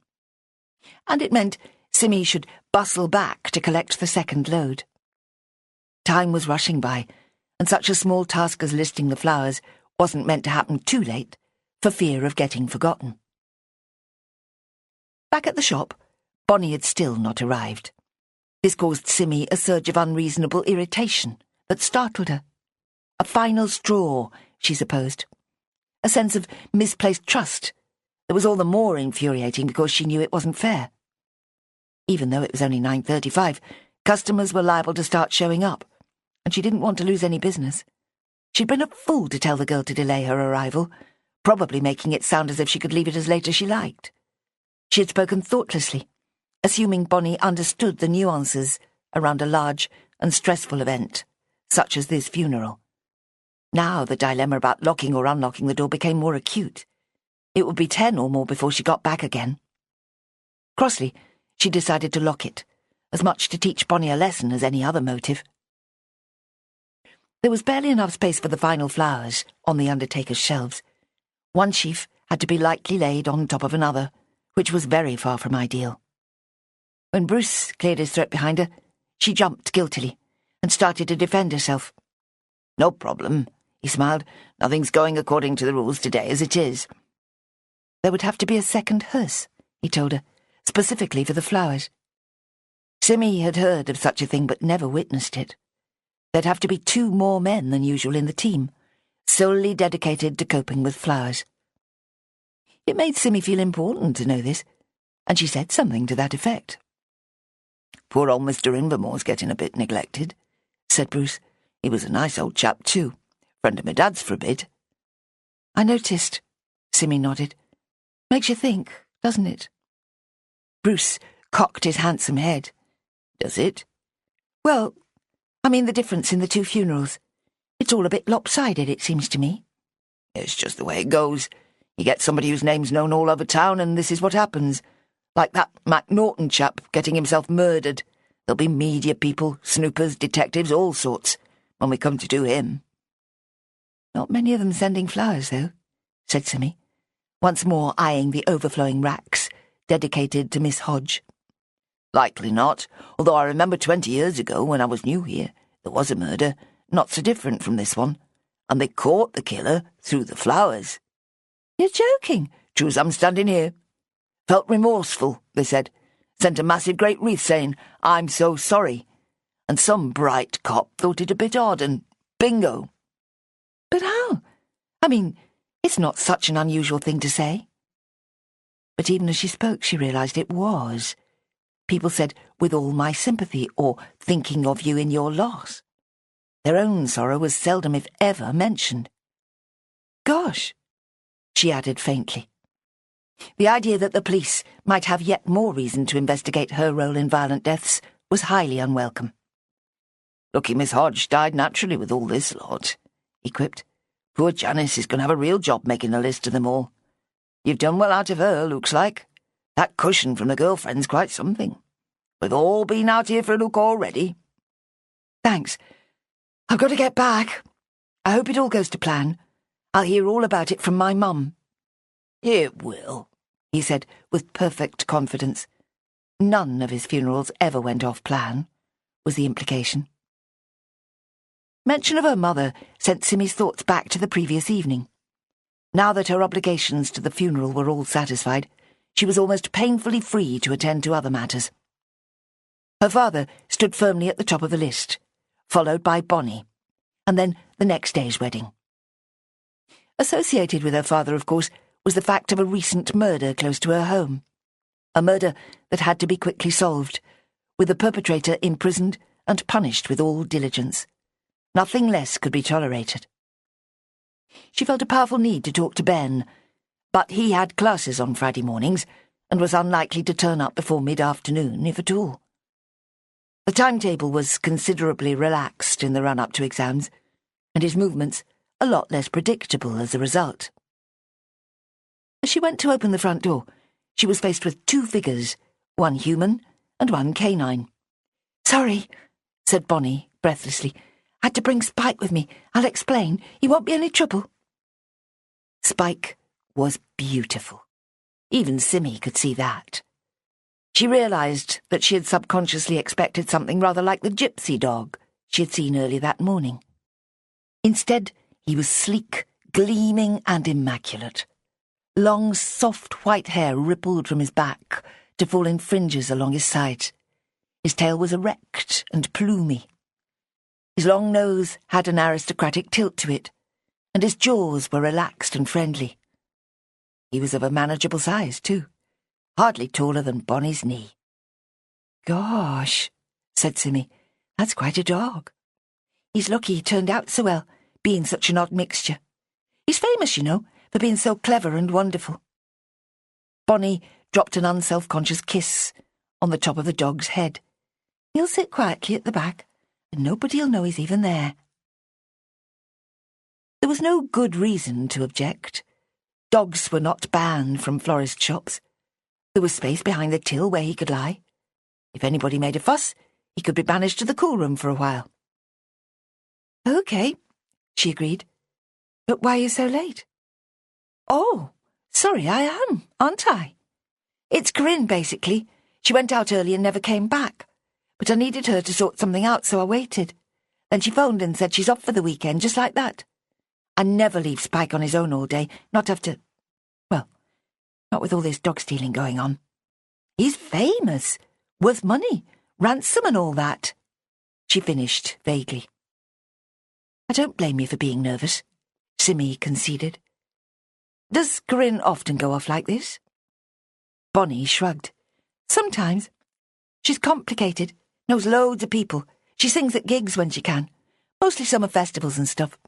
She says there's one down in Lincoln this weekend, and they offered her 500 quid to do a few songs." The story struck Simmy as barely credible. "She's not meant to leave you on your own, is she?" "I'm 17, said Bonnie with dignity, "but mostly I go with her. She wants me to represent her at the funeral, and then I'm working tomorrow, aren't I? So that's 2 reasons why I can't go." With an effort, Simmy told herself it wasn't her problem, so long as Bonnie performed her shop duties, such as they were. With the rest of the day liable to be positively tranquil compared to the past 2 days, there was little need to worry. "It'd be helpful if you came in tomorrow, just for the morning. I'll have to go and do the displays for the wedding. I'll be gone from about 10. "No problem," said the girl, "if Melanie's okay with it. Didn't she say she'd be in tomorrow?" "So she did. I forgot. Well, it can be quite busy on a Saturday. She'll find plenty for you to do. There's a whole lot to learn about stock rotation and how different sorts of flowers need to be kept. But if you can't make it, don't worry." "No problem," said the girl again. "I really want to pop out to see my parents sometime today," Simmy went on. "My mother's going to the funeral this afternoon, but I'm not sure about my dad." Then she had a thought. "Didn't you say Corinne was going? Has that changed now?" "I actually said I was going as well. I did want to, but if it's a hassle for you, I don't mind skipping it. Nobody's going to notice whether I'm there or not. I'm not sure I can go like this anyway." She looked down at herself, dressed in blue cotton trousers and a grey top. "I think you'd just pass, and it's not far away after all. It's fine if you disappear for an hour for the service." "But what about Spike?" Simmy felt defeated by Bonnie's constant difficulties. She gave the impression of a small, harmless creature caught in a giant maze, where every turn led to a dead end. Her good intentions came to nothing, because people changed their minds or let her down or refused to allow her to do something. She might as well have carried a large placard saying, "Please rescue me," which was what Melanie had tried to do, of course. Even a simple act of persuading her to eat a biscuit felt like a life-saving feat. Enabling her to attend the funeral of a woman who had been kind to her felt like an automatic obligation. "I expect he'll stay with me, won't he?" She answered her own question. "He seems to be incredibly well behaved." Already, the handsome dog was stretched inconspicuously along the back wall of the shop, his head on his paws, eyes almost closed. "No, I don't mean then. I mean, is it okay if he stays here this morning? I can take him to the funeral." "What?" "Oh, haven't you heard? Barbara left instructions that dogs will be welcome. Her Roddy's bound to be there, and a few others, I expect. Barbara loved dogs, and she'd have known Valerie wouldn't want to leave Roddy at the house. Not after what happened. She's paranoid about losing him again, same as I am with Spike. He's always been like their child, hers and Barb's." Simmy shook her head. "I've never heard of dogs at a funeral, but I suppose it wouldn't be the first time." Why not?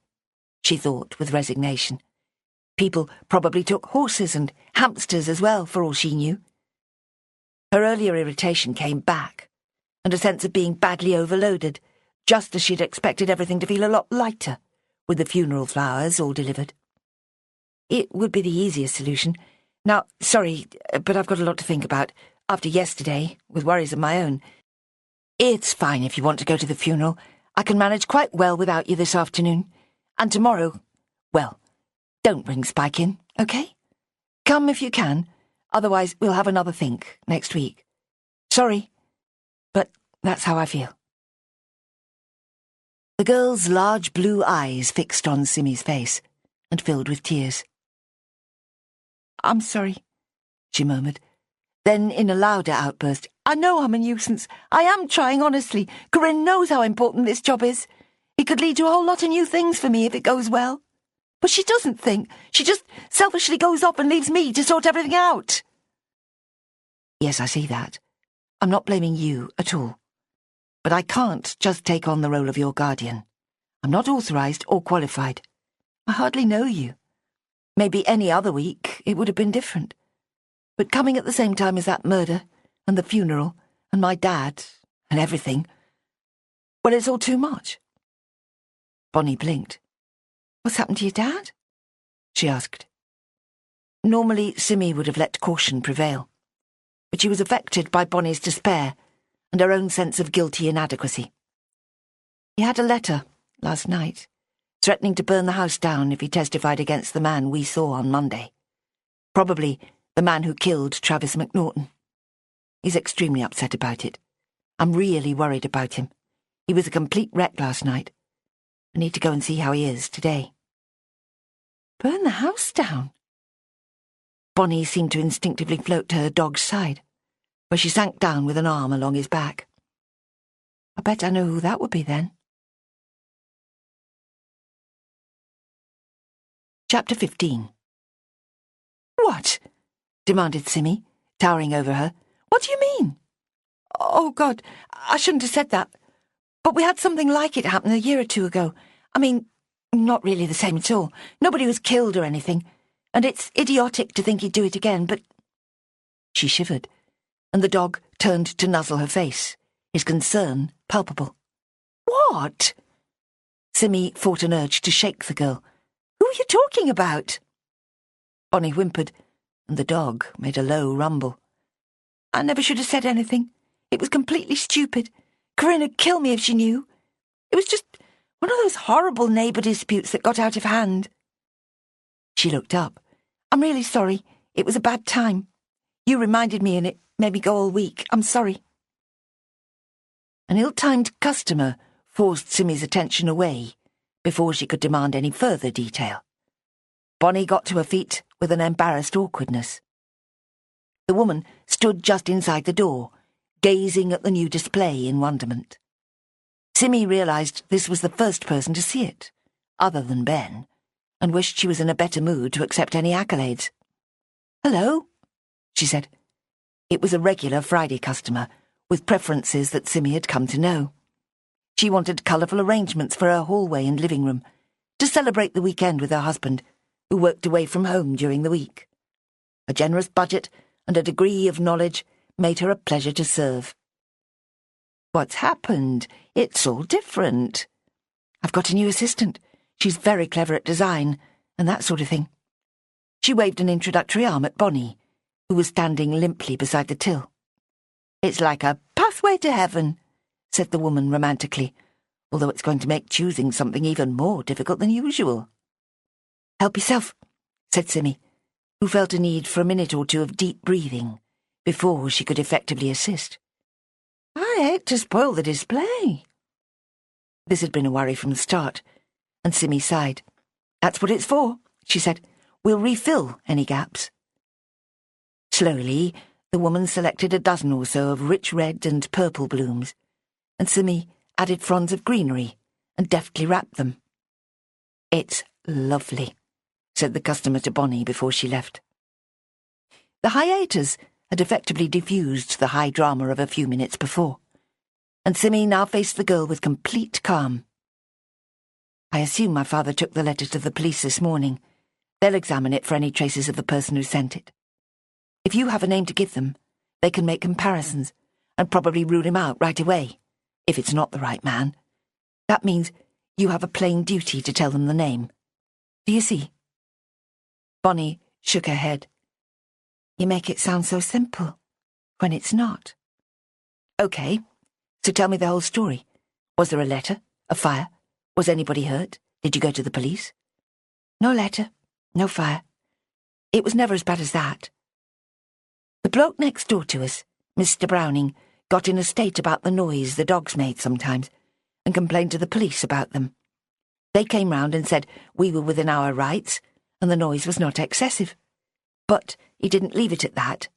He made threats, and one of them was that he'd come round one night and burn down the kennels. It was scary, but he never did anything. Nobody was hurt, but it was really nasty for a while. He moved away soon after, and we downsized the dogs. Simmy recalled her mother's description of the setup. My mum said you had about 50 dogs in the back garden when she went to look at a puppy only a few months ago. We never had that many. I told you, we had to get rid of most of them. Her face darkened. We still miss them horribly. If you're not a doggy person, she gave Simmy a knowing look. You can't really understand. They're so amazing, you know, sensitive and loyal and forgiving. And people let them down and hurt them and they can't possibly work out why. It makes you feel sick all the time, knowing there are dogs being horribly treated all over the world. Simmy looked at Spike. You're right. I don't really get it. They're just animals, after all. They don't think like we do. People have turned them into toys for their own entertainment. Some people have, Bonnie agreed. You should hear Corinne on that subject. Simmy gave up, conscious of being on shaky ground. It wasn't her problem anyway, but there were still pertinent details that she needed to clarify. What was that story about one of your dogs almost being nabbed? I didn't get the whole thing straight in my mind. I'm not just being nosy, either. With my father so upset, I want to be sure we're not missing any chance of helping catch the man who's such a menace. The girl sighed and looked away. It wasn't anything much. It was just before Easter. I caught somebody climbing over the fence, looking as if he meant to nick one of our dogs. Millie and Spike were in the garden, so I presumed he was after them. Millie's a great yapper and was never going to be an easy catch. I was in the house and heard her, so I dashed outside and screamed at him. He ran away. That's it. Was that after the authorities had closed you down for breeding puppies? It was in the middle of it all. We were trying to get good homes for the last 2 bitches. Corinne was in an awful state about it. I guess everybody knew we'd been accused of bad practice. They called us a puppy farm, which was stupid. We were never that. Simmy waved impatiently. The man, she insisted. Who do you think he was? Well, not your murderer, that's for sure. Nothing like him. That's assuming he's the other man you saw in the car. How do you know what he looked like? Simmy felt a cold shiver at the girl's comprehensive knowledge of something that surely ought, by rights, to be confidential between her and the police. Oh, it was on the news. The police are looking for a man in his 40s with short dark hair, wanted for questioning or something. Anyway, the man who went after the dogs was younger than that, and fairer. She grimaced. It's all dreadfully complicated, isn't it? Simmy remembered Ben's admiration of the girl's abilities and suspected a false modesty was at work. The more she saw of Bonnie, the deeper her character appeared to be. Was it really on the news? Did they say the man had been seen in a car with Travis McNaughton? She couldn't imagine that so much would be revealed to the world at large. Not that part, no, but I just thought it must be him. It's obvious, isn't it? Again, the innocent gaze raised niggling worries. I don't know, said Simmy. Police procedures are a complete mystery to me. It does sound as if questioning you this morning was a complete waste of time. And the last I heard, I'm meant to be trying to pick the man out as well. Or 2 men, in my case, I suppose. I'm hoping they've given up on the whole idea. Moxon never said anything about it yesterday. Have you told him about the threatening letter? My parents probably have by now. Let's hope there are fingerprints all over it, and they catch the wretched man right away. Yeah, said Bonnie, without enthusiasm. Simmy could see that a change of subject would be a good idea. So, what's Corinne doing with her time now she's not breeding dogs? Singing and giving obedience classes, is that right? More or less. There's still some fallout from the dog business. People keep turning up and telling her she should have fought it and let them take her to court. And we probably could have fought the injunction and all that. But we'd had enough. The dogs weren't properly house-trained or socialised. You can't breed them on an industrial scale and produce animals that fit into a family. They did bark a lot and smell. So we packed it in. The bloke who tried to steal them was just another annoyance. Simmy had an idea. Do you think it was the same man who took Barbara Hodges' dog for ransom? Bonnie looked fixedly at the floor for a long moment, leaving Simmy unable to read her thoughts. Probably part of the same gang, she mumbled. We're not meant to talk about that, actually. Barbara and Valerie don't want people to know they paid the ransom. They're embarrassed about it. Simmy heaved another sigh of profound frustration and sent out a strong mental summons to Ben and his logical approach. Bonnie, despite her frank disclosures, seemed to wreathe everything in mist. There was nothing in her account that could be grasped and used to explain the immediate issues before them. She tried again to get it straight. It matters, doesn't it, because the police must have thought it could be the same man who murdered somebody on Tuesday in Troutbeck. Her voice had grown louder, reflecting the earlier desire to treat Bonnie with violence. And perhaps it was him who threatened my father and almost gave him a stroke. Yeah? Muttered Bonnie. Maybe. So, could it have been this Mr. Browning or not? Not. Forget I ever said that, will you? He's not living here anymore, and he's old and pathetic. Why would he kill anyone? It was just the coincidence of the fire threat. And it could be that loads of people say that kind of thing. Simmy had no answer to that. She looked at her watch. I'm having coffee, she said, with another surge of annoyance at this reminder of Bonnie's frailties. What about you? I've got a drink with me, thanks. Chocolate milk, actually. The front door pinged as Simmy was going into the back room. She glanced round in the faint hope that it might be Ben. But it was someone much older and hairier. Before she could get a proper look, the recumbent Spike was up and snarling, flying down the floral avenue to launch what looked like a savage attack on an innocent customer. Before Simmy or Bonnie could move or speak, the man had swiped the dog harmlessly aside. A fluffy crossbreed like Spike was no Rottweiler or Pitbull. Its jaws were narrow and comparatively weak. "Stop him, will you?" the man shouted. "What's the matter with you?" "Murray," said Bonnie tonelessly. "He still doesn't like you." Spike slunk back to his patch at a silent gesture from his young mistress. "Why's he here?" demanded the man. "Never mind that. What do you want?" "I'm looking for Corinne. Thought you'd tell me where I might find her."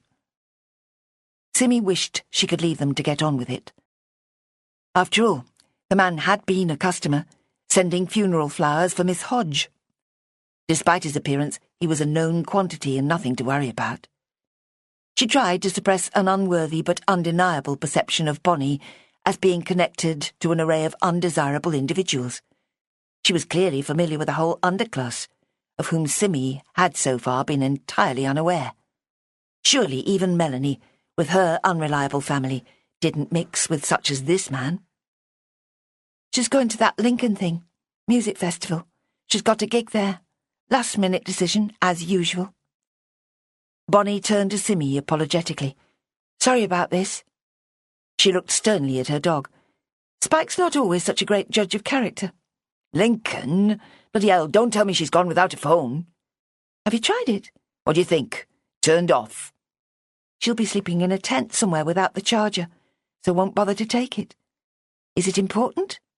"It won't have to be, will it?" He gave Simmy a nod that she supposed was intended to be friendly. "Sorry to cause ructions. Not that it was my fault."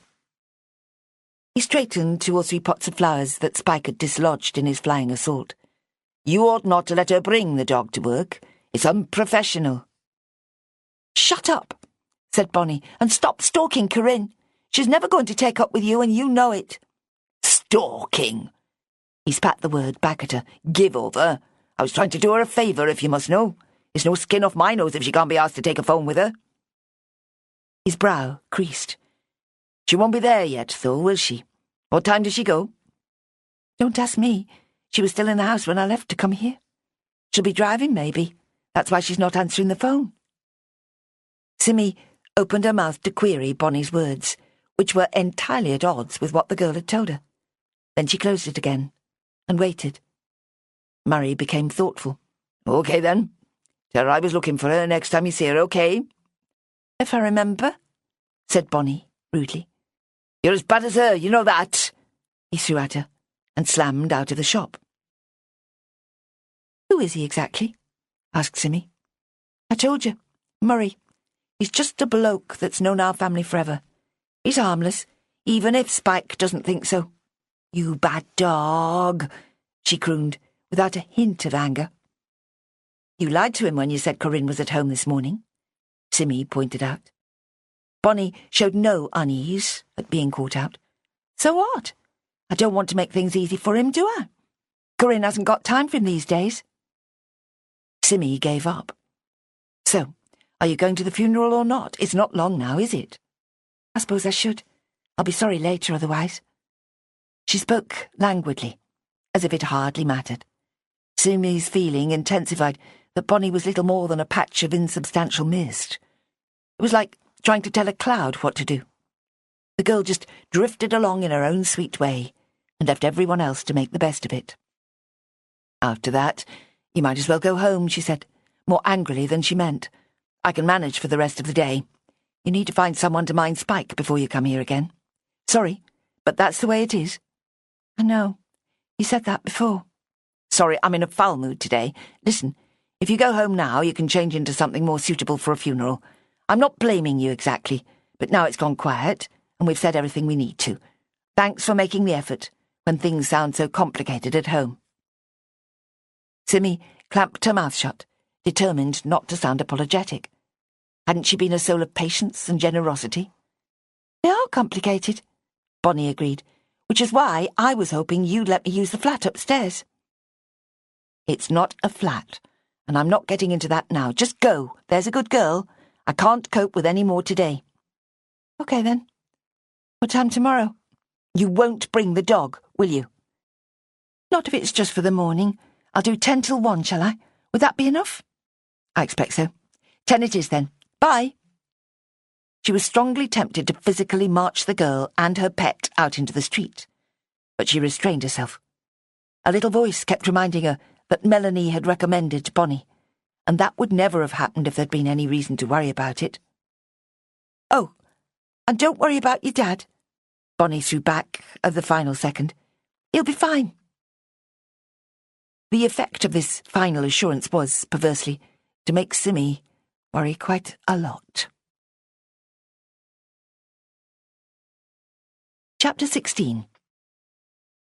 It was 20 to 12. Too late to catch her parents before the funeral at 12:30. At least her mother would either have already left or be too busy with final flourishes to engage in conversation. There was no certainty about Russell. He had never intended to go to the crowded church and say prayers for a woman he barely knew. The suggestion that he should had come as a solution to his trauma of the day before. It would be a way of keeping him at Angie's side, and possibly distracting him from his own troubles. But if he remained at home, then a little chat with Simi would surely be beneficial. Using her mobile, she called the Beckview number. The bed and breakfast business demanded that such calls never went unanswered, if at all possible. The recorded message cut in after 5 or 6 peals. We're sorry, there's nobody here to speak to you at the moment. Please leave your name, number, etc., and we'll phone you back. The deliberately simple wording always gave Simi a small pleasure. She left no reply and finished the call, hoping that both parents had gone to help send Barbara Hodge to her rest. That would be good news. And yet, her anxiety level remained painfully high. Her father's agitation made it impossible to guess his frame of mind at any given moment. If he was still terrified of an arson attack, wasn't it unlikely he would leave the house vulnerable? Had the police somehow reassured him? Had her mother exerted all her considerable force and brooked no argument about going to the funeral? Or was Russell Straw crouched crazily in the hallway with a bucket of water, afraid to answer the phone in case it was another threat? Somehow, this last idea felt most persuasive, and Simi grew almost crazy herself as she let it flourish. It was ridiculous, she told herself, to feel lonely or isolated, either in Windermere or Troutbeck, with people in and out of the shop and passing just outside. Even alone in her cottage, she was aware of pedestrians and cars passing every few minutes. She might be undersupplied with intimate friends, but she was surrounded by community, comfortable in the society of a wide range of people. But now, she felt very much alone, and cut off. Melanie was abandoning her. She had wantonly sent Bonnie away. Ninian was habitually elusive, and Ben had exams. Hanging over her was a powerful obligation to confront the horrible facts of a violent killing, which she couldn't avoid. Now, her father needed her, and she had nobody to turn to. She should close the shop and go over to Beckview and ensure that all was well. There was no good reason not to, and yet she dithered. She wanted more information, moral support, advice. She wanted to be assured that she wasn't being stupid. She realised that there was one person who might resolve some of these troubles, or at least listen and advise. A person who was also certain to be busy and burdened by the evil that men do, and who was not in the best of health. A person who was fond of Simmy and fascinated by her, and would very probably be at her side within minutes of a call. All of which comprised more than enough reason to swallow down any reservations and key in the number of D.I. Moxon's personal phone. But Moxon didn't answer his phone. Obviously, thought Simmy crossly, he was at the damned funeral as well as everybody else. He had put his murder investigation on hold and gone to pay his last respects to a pillar of the community. Simmy was the only person left in the whole Southern Lakes who remained at her post. Then, it was a wonder she couldn't hear the sonorous tones of "Abide with Me" wafting over the deserted town. The church was probably close enough for that, if she opened the shop door and listened hard. But then she gave herself a shake, and registered that there was still traffic outside, and oblivious shoppers strolling along the pavements. As if to prove the point, one of these shoppers paused, frowned, and made a sharp turn into persimmon petals as Simmy watched. "I wasn't sure you'd be open," said the young woman. "What with that huge funeral going on? I mean, flowers and stuff." She looked round vaguely before focusing on Bonnie's display and smiling broadly. "Hey, this is cool.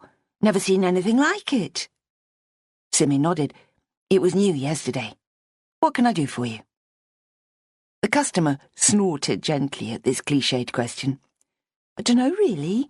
Thought my gran might like some flowers when I go over to hers tonight. She's cooking," she explained. "Just a small thing for the table, I thought." Simmy suggested freesias or yellow daisies. "Something simple, with short stems," she added, thinking on her feet. "Right, yellow's good. Or orange." She stared at the colours all around her. "You choose. OK." The transaction was soon completed, with Simmy issuing instructions for keeping the flowers fresh until the evening, which she felt sure would be ignored. It was not unusual to encounter people who failed to grasp that flowers were living entities, requiring water and light to survive. Once or twice she had lost patience and snapped, "They are real, you know." And there had been an occasion when she heard herself saying, "Haven't you heard of photosynthesis?" Only to receive a blank stare of utter incomprehension. The customer made her reconsider about closing the shop. She made coffee and replaced the flowers that had been taken from the darker end of the row, and found it was almost 1 o'clock. Church bells were ringing across the town, audible even inside the shop. Like a wedding, Simmy thought, unable to recall the usual practice for a funeral. Perhaps Miss Hodge had made a special request for peals as the coffin was taken outside for burial.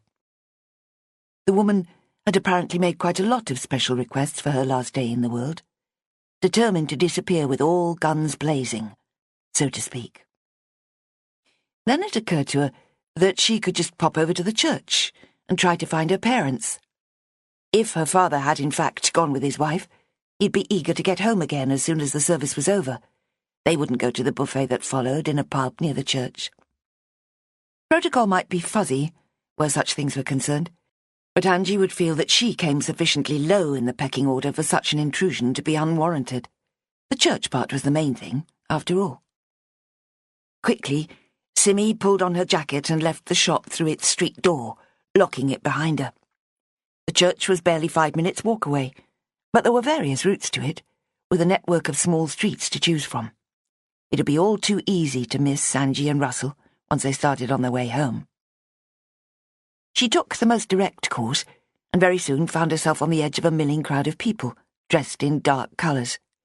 No nonsense about bright reds and yellows for this lady, she noted. There had been a spate of requests that the celebratory aspect be dominant. Over the past year, a habit that Angie especially deplored.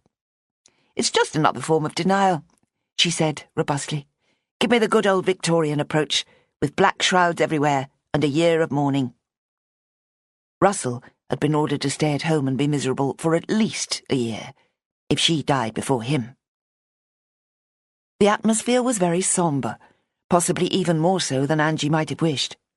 In fact, as Simi looked around her, the pale faces and whispered voices struck her as decidedly abnormal. Even at her own baby daughter's funeral, there had been a lightening of mood, once the main event was over. "Did something happen?" she asked a woman she knew by sight. "I've just got here, looking for my parents." Valerie collapsed, right there at the front of the church. We all thought she was dead for a few minutes. It was dreadful. The woman shuddered. "I've never seen such grief." Simi was lost for words. She could hardly demand a detailed account from somebody she barely knew. It made it even more urgent that she find her mother, who would be able to supply a full description of whatever had happened. She looked around, hoping to see one or other of her parents in the ocean of faces. "Gosh," she said weakly. "Poor woman." It sounds mad, but honestly it was exactly as if she'd seen a ghost. She was just getting into the eulogy, looking at everybody, you know, the way people do when they make a speech. Then she went white, and tried to speak, and just passed out. There's a man over there who swears she must have seen Barbara looking up at her. Daft, of course. "Oh well," thought Simi. "Looks as if I'll get all the details whether I want them or not." So, then what? Did they carry on with the service? Sort of. There were 2 doctors, at least, in the congregation, and they revived her. She insisted everything carry on and just sat in a huddle in a front pew while we tried to sing the next hymn. The vicar did his bit, and then they rang the bells and we all filed out. They're doing the interment now. I saw Valerie propped up between 2 men. I think they're cousins or something. It'll soon be finished. The whole thing was a lot shorter than it was supposed to be. Now nobody knows what's happening. The milling about continued, with people craning their necks to see if anyone was issuing guidance somewhere. The undertaker's team, led by Bruce, was standing stiffly beside the empty hearse, watching impassively. The whole road was blocked by the assembled mourners, making it impossible for them to drive away with dignity. Simi remembered that poor old Mr. Invermore wasn't until 3 o'clock. They had a little time to spare. Simi worked her way eastwards, thinking that would be the direction taken by her parents, and she might head them off. People had begun peeling away, with frustrated expressions. They all wanted to talk about the drama, to know whether the post-funeral spread was still going to happen, and whether they should go to it. Simi heard snatches of conversation, much of it critical of Valerie. She ought to know how to hold herself together better than that. She should never have taken it upon herself to do a eulogy if she wasn't up to it. Do we really know who she is, anyway? Why doesn't somebody tell us what to do now? There was a general sense of having been let down and cheated of an experience they'd looked forward to. It was shocking for a funeral to deviate from the normal pattern, and somehow blasphemous. There was unease and a desire to lay blame. "If she was going to throw a fit, she should have kept it for the graveside," said one woman quite loudly. "It was like that bit in Macbeth," came a familiar voice, "where he sees the ghost of Duncan. I thought she looked paralysed by guilt." "Ben?" Simi grabbed her shoulder. "What are you doing here?" The boy shook her off. "I thought it would be an experience," he muttered. "And what's all this showing off about Macbeth?" she went on, feeling increasingly like his irate mother. "You can't talk like that, you idiot." He scowled at her. "I can do what I like. It's true anyway. She looked as if she was expecting to be struck dead. And then she sort of was." His excitement was irrepressible. "It was awesome. I guess she thinks she let the Hodge lady down somehow, imagining retribution from beyond the grave. It was like a movie, Sim." "And you're behaving like an 8-year-old. Come with me before somebody hits you." "Why would they hit me?" He gave her a bewildered look. "I haven't done anything." "You're being insensitive." She pulled him along, trying not to draw further attention from the milling crowd. "Come with me," she said again. He resisted for a few seconds, and then did as instructed, still talking. "Melanie's going to be furious about missing it. She's the only person not here. I saw your mum in the church." "Did you? Was she on her own?" "What? There were about 1 million people in there. I mean, was my dad with her? Not that I could see. Ah, there she is, look. He pointed with a triumphant air. You can let go of me now, he added. Simmy's blood turned to ice. Her heart pounded sickeningly, and her knees went weak before she could work out what was happening. Angie was dressed in a dark suit with a pale blouse under it. Her face was serious, and her hair flattened down much more than usual. Ben, unaware of any problem, called to her. Hi, Mrs. Straw. We weren't sure you were at the funeral. We've been looking for you. Funeral, Simmy thought shakily. The last time she had seen her mother in those clothes was at the pathetic little ceremony that had marked the disposal of her own stillborn baby. The associations had been powerful enough to render her completely helpless, until she identified them. Before anybody could notice her state, she took a deep breath. Her heart rate subsided, but there was still a cold, churning sensation in her middle. But Angie had seen her daughter's pale face and shaking hands. Oh, Persimmon, it's brought it all back, hasn't it? I should have known. It's that suit, Simmy said faintly. Angie looked down at herself. Of course it is. She rubbed her forehead. And now I understand why your father looked exactly the same as you're looking now. It never even crossed my mind. What a monster I am sometimes. Dad? Didn't he go with you? Where is he? She looked past her mother to the street outside, expecting to see him. He couldn't face it. I left him changing duvet covers. You know how long that always takes him. He didn't answer the phone. When? Ages ago. Just before 12. I assumed you'd both gone to the funeral. He'd have been upstairs and not heard it. Angie showed no sign of worry, but Simmy was not reassured. He always answers the phone, she said. Did you leave a message? No. I told him not to answer the phone. If the person who wrote that letter tries to call, I don't know what he'd do. He's behaving so oddly, I was almost scared to leave him. Did you speak to the police? Angie nodded. They said they'd send someone round, but nobody had been by the time I left. Rather a poor service, if you ask me.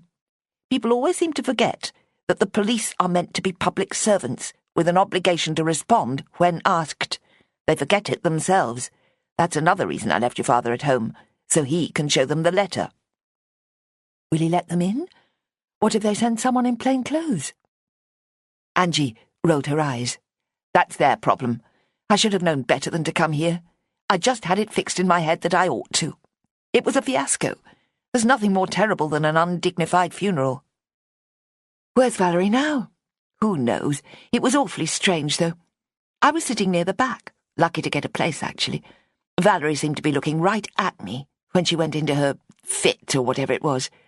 Then the woman next to me said, Why's she looking at me like that? And I realised quite a few of us all had the same impression. There was a man behind us, with a boy. The lad asked the same thing. At least, he said, Dad, she's looking at you, in a loud whisper. We were all packed in so tight it was impossible to be sure. People are saying she saw Barbara's ghost. Just like Macbeth, came a muttered voice close by. Ben, are you still here?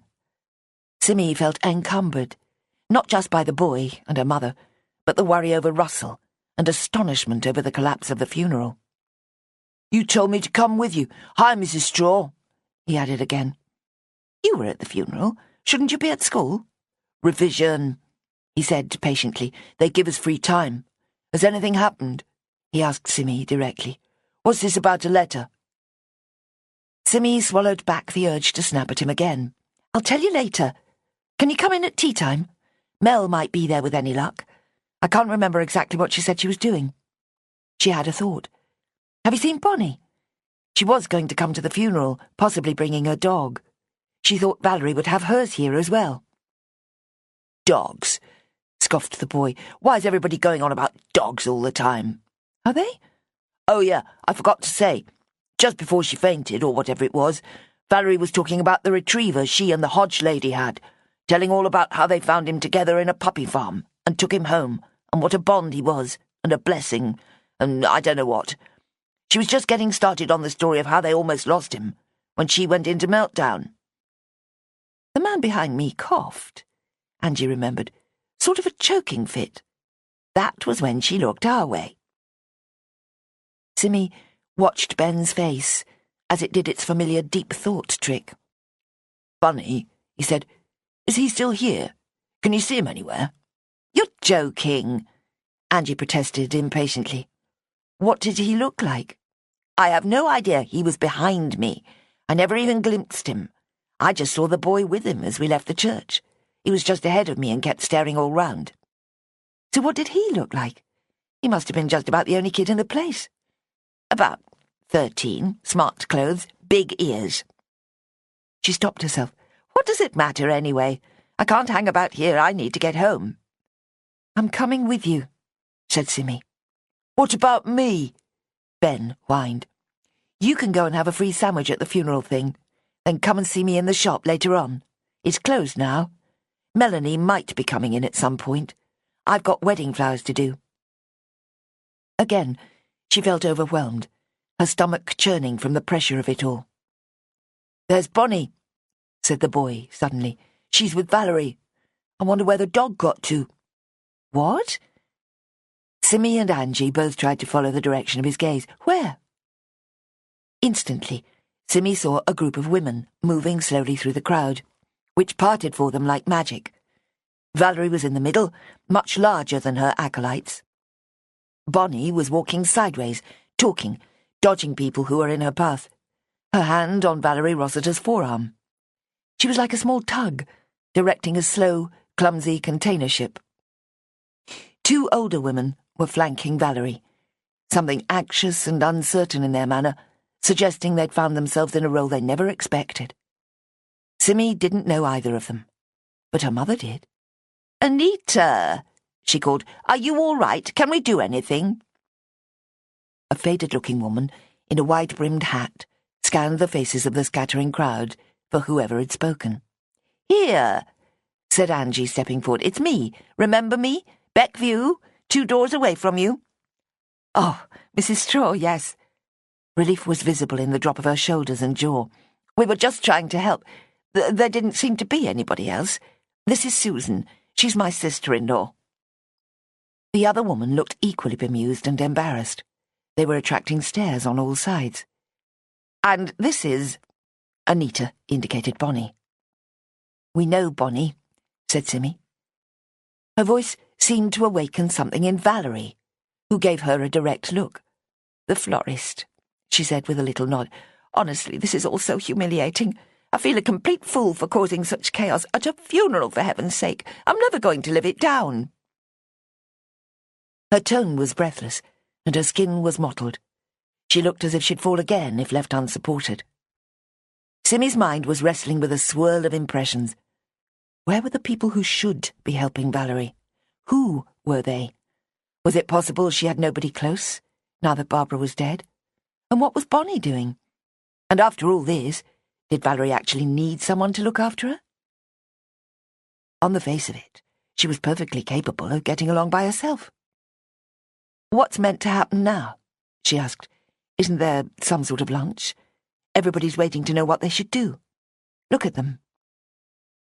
Valerie put a hand to her chest and took a few deep breaths. "Yes, everyone's been asking the same thing. I'll be better in a minute. It was all so... I'm such a wimp. I just need somebody with a loud voice to tell them all to get back to the plan." "A lot of them have gone already," said Angie. "They must have thought it was cancelled." "Didn't the vicar say anything?" Simmy asked. In her limited experience, the whole business was generally orchestrated by the officiating clergyman. "No, but it's on the service sheets. It tells them where to go afterwards." "They're like sheep," said Bonnie scathingly. "Any little change to what they expect and they just stand about, waiting for instructions. Honestly, it's ridiculous." "Too right," said Ben, with matching contempt. "I could try and mobilise them if you like." No, let me," said Angie with a sweep of her arm. "They'll be standing around here till midnight otherwise." She raised the same arm above her head and waved it. "Everybody," she bellowed, at impressive volume, "will you all please go to the Ellery for lunch?" She flourished her uplifted arm in the direction of the pub. "Please, move along!" Simmy sidled away, acutely embarrassed. Her mother's voice carried amazingly, impossible to ignore. People actually began to move in the designated direction, murmuring amongst themselves and casting admiring eyes at Angie. "Thanks," said Valerie. "I suppose I should be leading the way. God, I hate this." Simmy could see Ben bursting to ask questions and hoped he would restrain himself. Bonnie was ahead of him. "You'll be fine," she told the woman. "It'll soon be over."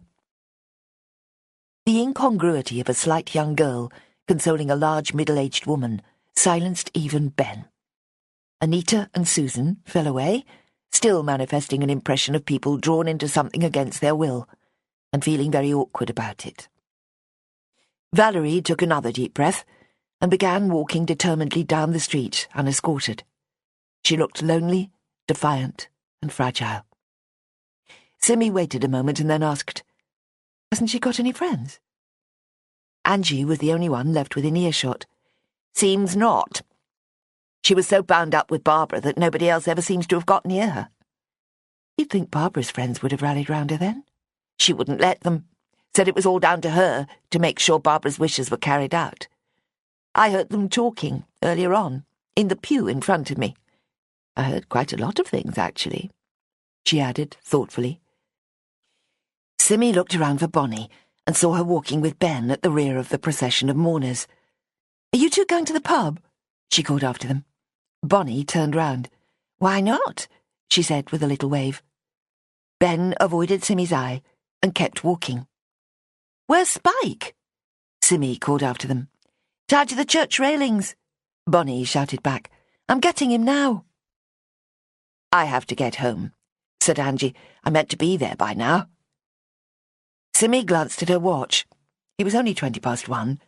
It had felt far more than 20 minutes since she'd closed the shop and set out for the church. If they were quick, she could check on her father and get back to work not long after 2. "Come on, then," she said. They walked briskly southwards and reached Beckview in under 10 minutes.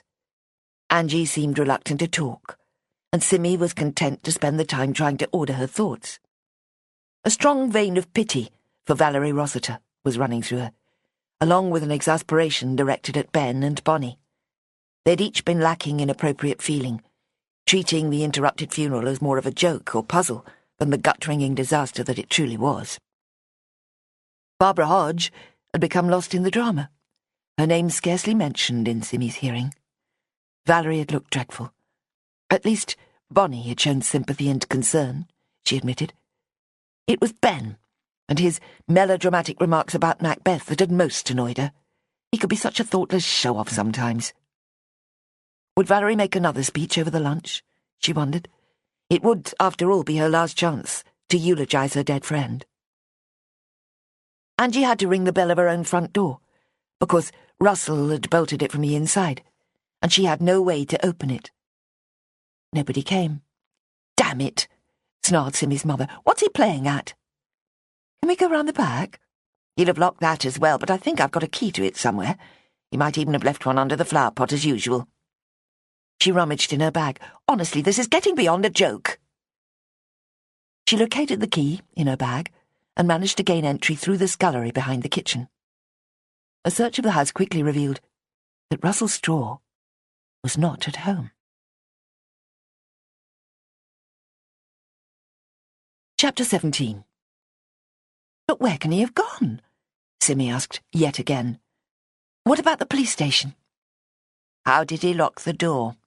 asked Angie slowly. "It was bolted from the inside." "The back wasn't? He went out through there, surely." Could be, but he never does that. And where's Bertie?" The women blinked at each other at having failed to notice until now the animal's absence. Why would he take the dog with him? Simmy had nothing to suggest. Her mind was empty, like the rooms in the house. A week earlier, she'd have felt no anxiety whatever at a sudden whimsical disappearance on the part of her father. Since then, he had manifested alarming changes in personality and capacity, which gave rise to images of a shambling old man with his dog, wandering through Rayrig Woods, unsure of his whereabouts. But she swept such fears aside as being impossibly exaggerated, and at least 10 years premature. "I don't know," she said. "We'll have to call the police, that's the only thing I can think of." "Are we sure he hasn't left a note?" They went into the kitchen and stared around, then did the same in the living room and the main bedroom. "What about the guest rooms?" said Simmy. "Have you any people in this week?" "It's May, of course we have. We're full. He was changing duvet covers. I could have a look to see if he finished them." Before Simmy could speak, Angie had run upstairs and was back again in 2 minutes. "He's only done one, and that looks as if he just dropped it on the floor. He must have come down for some reason and never gone back to finish the job." "What time did you go out?" "About 20 to 12. I wanted to get a seat in the church. As it was, I almost didn't manage it." "I phoned not long after that. He didn't answer. Does that mean he left a few minutes after you?" "I told you. I thought he'd do best to ignore it. I said to him, just leave it if it rings." "I'm not sure he would, though, when it came to it." "Well, at least we can assume he hasn't been kidnapped," said Angie with a little laugh. "Can we? What makes you so sure?" "Who in the world would snatch a demented old fart like him and his dog? That's a ludicrous idea." "He's not demented, Mum. He's just upset by that threatening letter. Where did you put it, anyway? The police still haven't seen it, is that right?" "I told you. I phoned them. I did mean to take it down to show them, but the guests took ages over breakfast, and after that I was rushing to do the rooms, and then it was the funeral. Russ had it in his pocket, last I noticed. He was much better this morning, actually, up until about 11 at least. He seemed to slump a bit after that." "Then what happened?" "I'm not sure. I left him in here." They were back in the kitchen, with the local paper. Once he'd convinced me he had no intention of coming with me to the church. I grabbed myself a mug of coffee, and he was just staring into space. I tried talking to him, but it was hopeless." Simmy could all too well imagine her mother's impatience, and selfish need to stick to her own timetable. Angie could be very single-minded at times. "He must have gone to the police, then. That's the only explanation. Except it's taking rather a long time, don't you think? 2 hours or so, probably." Simmy looked again at her watch. It was 5 to 2. "We'll have to phone them and ask if they've seen him." "What about the shop? You shouldn't miss any more customers. It's Friday. That's usually busy, isn't it?" Simmy rubbed her brow. "And I've got a whole lot of wedding flowers to do for tomorrow," she said distractedly. "I'll go down to the police and let you know what I find. It doesn't take both of us." "I can't just go back to work as if nothing had happened. The shop can wait." "Didn't you say Melanie's coming in? Has she got a key?" "Are you trying to get rid of me?" Her attempt at a light note fell very flat. "I'm sorry, Mum, but I can't think of anything but Dad." "He'll be perfectly all right. You're as bad as him, worrying about nothing." "That letter wasn't nothing. The murder wasn't nothing, either. There are seriously bad people out there, and we've fallen foul of them, Dad and me. I can't understand why you're not worried." "Lack of imagination, probably. I simply can't visualize him and his dog being bundled into a van and kept hostage for totally incomprehensible reasons. It wouldn't make the least bit of sense." "But these things happen," Simmy almost shouted. "I know for a certain fact that they do. Look at all that business in Coniston only a few months ago." Angie moaned gently. "You're not helping. Just leave me to find him, please. I do understand how you feel, but I promise you he'll be all right. Have faith, woman. This is your very sensible father we're talking about." Simmy moaned in turn. "There must be a clue here somewhere. The door. He bolted it from the inside, went out at the back, and locked that after himself.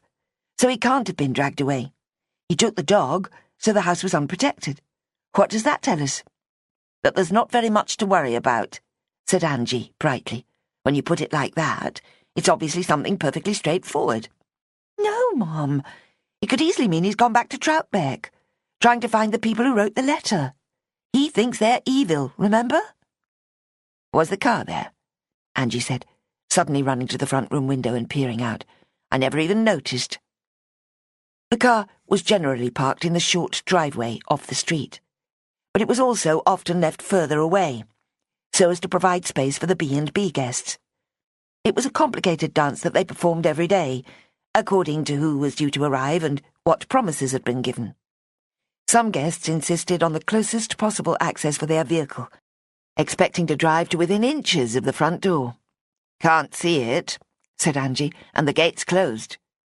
The gate separated the driveway from the street, and entailed further complications. Russell's job was to open it for visitors, and close it when everything was settled for the night. During the day it was almost always open. "It's all so unnervingly neat," Simi complained. "It feels as if he's been planning this, as if he's left home." Her heart swelled and thumped at the idea of her father as a missing person, never to be seen again. "Don't say that," begged Angie. "Could somebody have phoned him? Told him to meet them somewhere?" "Like who?" "I have no idea. Where's the mobile? Is there any chance he's got it with him? We could just call him, if so, and settle it all in a moment." Angie gave her a withering look. "He never takes it with him. Last time I used it, the battery was almost dead. I very much doubt whether either of us has bothered to charge it since then. The thing's a complete waste of time. And who'd know its number anyway?" Simi grabbed the house phone and keyed in 1471. "You were called today at 11:41. The caller withheld their number." She held the handset tightly, forcing herself to think lucidly. 11:41, she repeated. "Number withheld. That must have been only a minute or two after you left. It's not the call I made, because I didn't withhold the number. Someone might have been watching the house, waiting for you to go. Then they called him and persuaded him to go off with them. In our car? Apparently. No, I think the car might be out in the street. I can't remember where we left it last night." Angie frowned. "Let me think. There was a family with a toddler. Yes, they parked in the drive. They had a huge amount of luggage to unload. So, ours might easily be out there somewhere. Let's go and look." Simi closed her eyes against the wave of dread that was building inside her. "We've got to find him, Mum. This isn't funny." Angie was wrestling with a stiff bolt on the front door, and then found it was locked as well, and the key removed. "We'd all be dead if there was a fire, the way he hides the key. It's completely idiotic. Where the hell is it?" "Doesn't he usually hang it on that hook?" Simi pointed to a small board on the wall, supplied with 3 metal hooks, all empty. Her mother was fruitlessly pulling at the door and continuing her rant. "God, I hate this obsession with locking everything. It gives me claustrophobia. We're never going to get out." Her voice was rising, in the first sign of dawning panic since they'd got into the house. "We'll go out through the back," said Simi calmly. "He might have got the key in his pocket, for all we know, and we probably should make sure he hasn't got the mobile. He might have charged it and taken it after all." "Nothing would surprise me," said Angie through gritted teeth. But the mobile was in its place, on top of the microwave oven, and the car was quickly spotted 30 yards away from the house. Neither discovery was remotely reassuring. "We have to go to the police," Simi insisted. "It's only 5 minutes' walk." "Let me go by myself. It'll be quicker if there's just one of us trying to explain. You need to get back to the shop. I suppose you've got it all locked up, the same as the house." "The shop can wait." But it couldn't really. Not only would she lose customers, but Ben, and possibly Bonnie and even Melanie, might all be expecting her to update them on recent events. She'd left her phone and wallet in the back room. She was hungry, thirsty, and scared. The prospect of being surrounded by the youngsters, who might make tactless remarks and be painfully excited, but would also be interested and eager to help, gave her mixed feelings. There would be a welcome warmth to them. Even Bonnie had a knack of offering a gentle, inoffensive reassurance in her own way. Her mother had no real need of her. All Simi was doing was adding to the stress by showing how worried she was. If Moxon was available, he'd make sure everything possible was done, and then he would very probably contact Simi with an update. We're such a useless family when it comes to phones," she burst out. "Normal people would be texting and calling every couple of minutes, so everybody knew exactly what was going on. We've got to put ourselves together after this. We need a mobile each and an agreement to keep in touch." "Nonsense," said Angie. "What earthly good would that do? It just creates the illusion that you're not all on your own." "Illusion? Yes, a phone can't save you when it comes to the crunch." Again, Simmy closed her eyes. The world had turned cold and unfeeling, with her mother the worst offender. "All right, you go to the police, and I'll go to the shop. But I'm not staying there long. If Melanie arrives, I'm leaving her in charge and coming back here. Okay? And phone me in the shop if anything happens. I mean, anything." "Of course. But if I'm not back before you, you won't be able to get in." Simmy raised an eyebrow. "I will. You forgot to lock the back door." "To hell with it, it can stay open." This was meant as a parting shot, and Angie began to walk determinedly down the hill towards Bowness.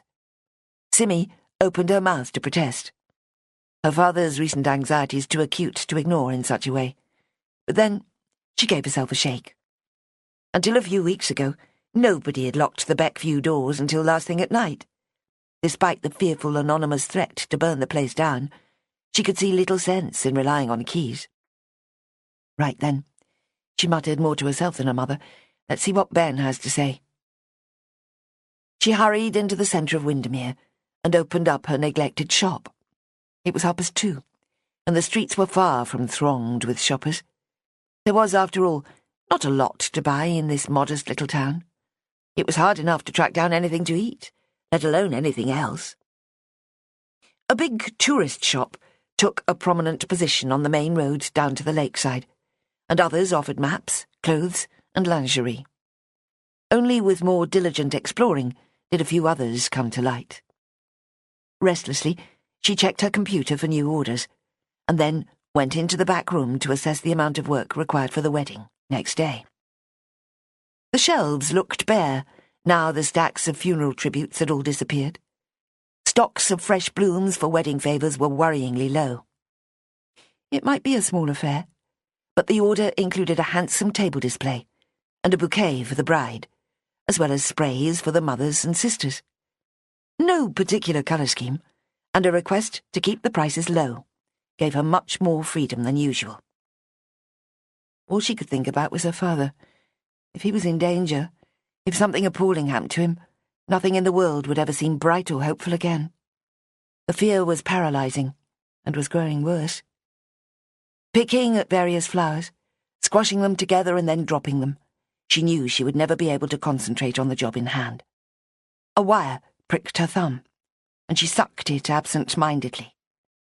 Somewhere not far away a dog was yapping. Faint voices drifted in from the street.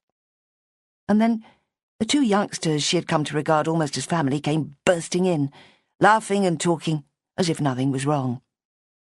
The sudden appearance of them both was almost overwhelming after the anguished solitude and quiet. "Hey," said Melanie carelessly. "All right." Before Simmy could respond, Ben asked, "Where's Bonnie?" And Melanie stared at the rearranged flowers with open-mouthed admiration. "You saw her last," said Simmy. "She said she'd come back here. I thought she'd be first. Mel called me and asked me to wait for her at the church." The complex logistics of the mobile phone generation went over Simmy's head. Their exact movements were none of her business anyway. "What's the matter?" asked Melanie, finally noticing Simmy's face. "Did something happen?" "My dad's gone missing." It seemed starkly foolish, an echo from a melodrama that bore no relation to the people in the actual world who she knew and loved. "No. When? How?" "Must have been soon after my mother left for the funeral. The dog's gone as well." "What makes you think he's not just gone for a walk?" asked Ben. Simmy frowned for a moment. Had she and her mother even considered such a bland possibility? She knew they hadn't, and wondered why. "He's been gone too long," she said, "and it'd be weird to go right in the middle of the day." She floundered, thinking that with Russell's strange moods, there was every chance he had decided to stride off along the lake shore. Or even through Heathwaite to the slopes of Brant Fell. Anything was possible. Bet you that's what he's done. After your epic hike on Monday, he'll be all fired up to do it again. Can't you phone him? Melanie snorted. The whole family's useless with phones, she reminded him. It was magical the way Simmy felt so much better after a few words with the youngsters. They made everything seem so normal and manageable. But better was still not okay. My mum's gone to tell the police about Dad. He's been so peculiar lately. We're both scared he's in trouble of some sort. And I haven't told you the full story about the horrible anonymous letter, saying they'd burn the house down. That really upset him. He went almost catatonic with the shock. Ben's jaw went slack. You took it to the police right away, I hope? Well, no. It was late last night before I saw it, and we were so worried about Dad. She stopped herself. Why am I defending myself? So, tell us what it said, Ben suggested. Simmy did her best to repeat the wording, after which Ben just nodded with a display of satisfaction. Stupid thing to do, he judged. Come on, get the kettle on and we'll talk it all through, said Melanie briskly, and you can do the flowers for tomorrow's wedding at the same time. Simmy gave her a searching look. I thought you didn't want any more to do with crimes and detective work. I don't, but every time I come near you, that's what I get. I suppose I don't have much choice about it. Simmy laughed and felt better all over again. But where's Bonnie? Said Ben again, looking at the door, like a dog waiting for an overdue master. Chapter 18. 10 minutes later, they were arranged in a huddle at the back of the shop, and Simmy was elaborating on the tribulations that had overcome her father. He was practically catatonic with shock, she said. I've never seen him like that before. Nowhere near it. We thought he'd had a stroke or something. Rotten thing to do, muttered Ben. Have you told old Moxo about it now? My mother phoned to report it this morning, and the police said they'd send somebody to have a look, but they didn't get around to it before the funeral, according to my mother. She didn't seem very bothered about it. I suppose things didn't seem so bad in the light of day, and my mother's been busy. He frowned. All morning? Yes, all morning. They're running a business, you know. There's a lot to do. I didn't have much time myself till nearly midday, or I'd have called to chivvy them. I was too distracted with Bonnie and her dratted dog. Spike, said Melanie. She didn't bring him here, did she? She did, and he nearly bit a man. I sent them both home. Corinne's gone to a music festival in Lincoln and left her all on her own. Ben sighed. I was hoping we could concentrate on the murder, he said, with a hint of regret. I found out a few things, but now there's this business with your dad. He brightened. I suppose there must be a direct connection if he has been abducted. It's a pretty daft thing to do from the killer's point of view. Makes it a lot more likely he'll get caught. Even dafter than sending a threatening letter, he added. Simmy was sporadically fashioning the wedding bouquet, with Melanie handing her the flowers one at a time. Considering how distracted she was, it was coming along rather nicely. What things have you found out? She encouraged Ben. He raised his eyebrows at her and glanced at Melanie. The man who died, Travis McNaughton. We knew already that he lived in Grasmere, no proper job. His sister's got more about her on Google than he has. She's a professional dancer, modern ballet. Sasha McNaughton. He probably doesn't see her much these days. They don't seem to have much in common. But she's likely to show up now he's been murdered. Otherwise, we're just left with the impression that he was a likeable chap who never did anybody any harm. He helped Mrs. Elderflower with her garden, Simmy remembered. Who? The woman who found his body. She was picking elderflowers. Has that got anything to do with anything? Melanie demanded. Might have. Who knows? There are two main questions, Ben summarised. Where's the other man who was with him in the car? And were they stealing dogs? And where's my father got to? Simmy reminded him. Just for the moment, that's the only one I really care about. Right, Ben agreed, briskly. But we can't answer that one by deduction. The others, we might. And it'll take your mind off him. he added kindly, so bear with me, if you can. Now, according to Scott, it looks as if there was just the one attacker. The farm doesn't have anyone living there and no dogs there now, but all kinds of things are possible that I can't find out, like maybe they were using one of the buildings to keep kidnapped dogs in and moved them all when McNaughton died. None of this is helpful, Simmy complained. We're going over old ground. You know something, Ben said slowly. We can't be sure the dead man was the one you saw driving the Renault. You haven't had to identify him, have you? They've just assumed it is, because he's the registered owner. Maybe the two men you saw had nicked the car, and they're both killers. Or maybe they've got nothing to do with it at all, said Melanie. They have, though, said Simmy. Because they've threatened to burn my parents' house down, if my father gives evidence against them, as I ought not to have to remind you. Somebody has, Ben corrected her. You don't know who. I wish I'd been at the funeral, said Melanie in a sudden change of subject. Did you and Bonnie go to the wake? She asked Ben. It's not a wake, said the boy automatically. That's before the burial or whatever. What is it then? I don't think it's got a name, which is weird, I know. Anyway, Simmy clung to the thread of their original conversation. I think my father wasn't entirely sure he should go anywhere near the police, in case the house really was set alight. And then Bonnie told me she knew of a man who'd threatened her and Corinne with the same thing. Although she shook her head at the sudden thought, hoping to dislodge it. I wonder if she just said that, to distract me. I was in the middle of sending her home and she didn't seem too keen to go. It worked, if so.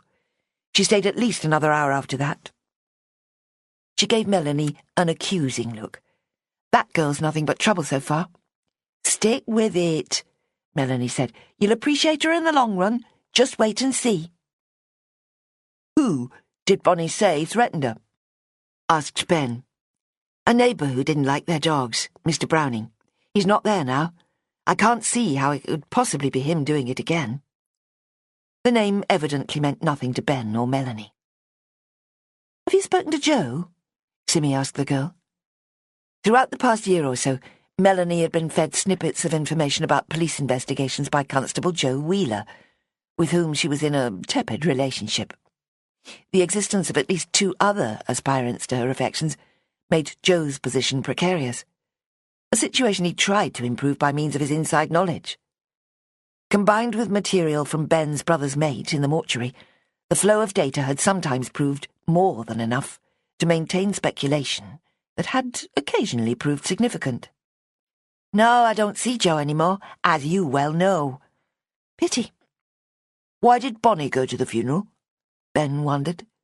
She was representing Corinne, who's gone off suddenly to Lincoln, didn't she tell you? I saw you going off together. And what happened with Spike?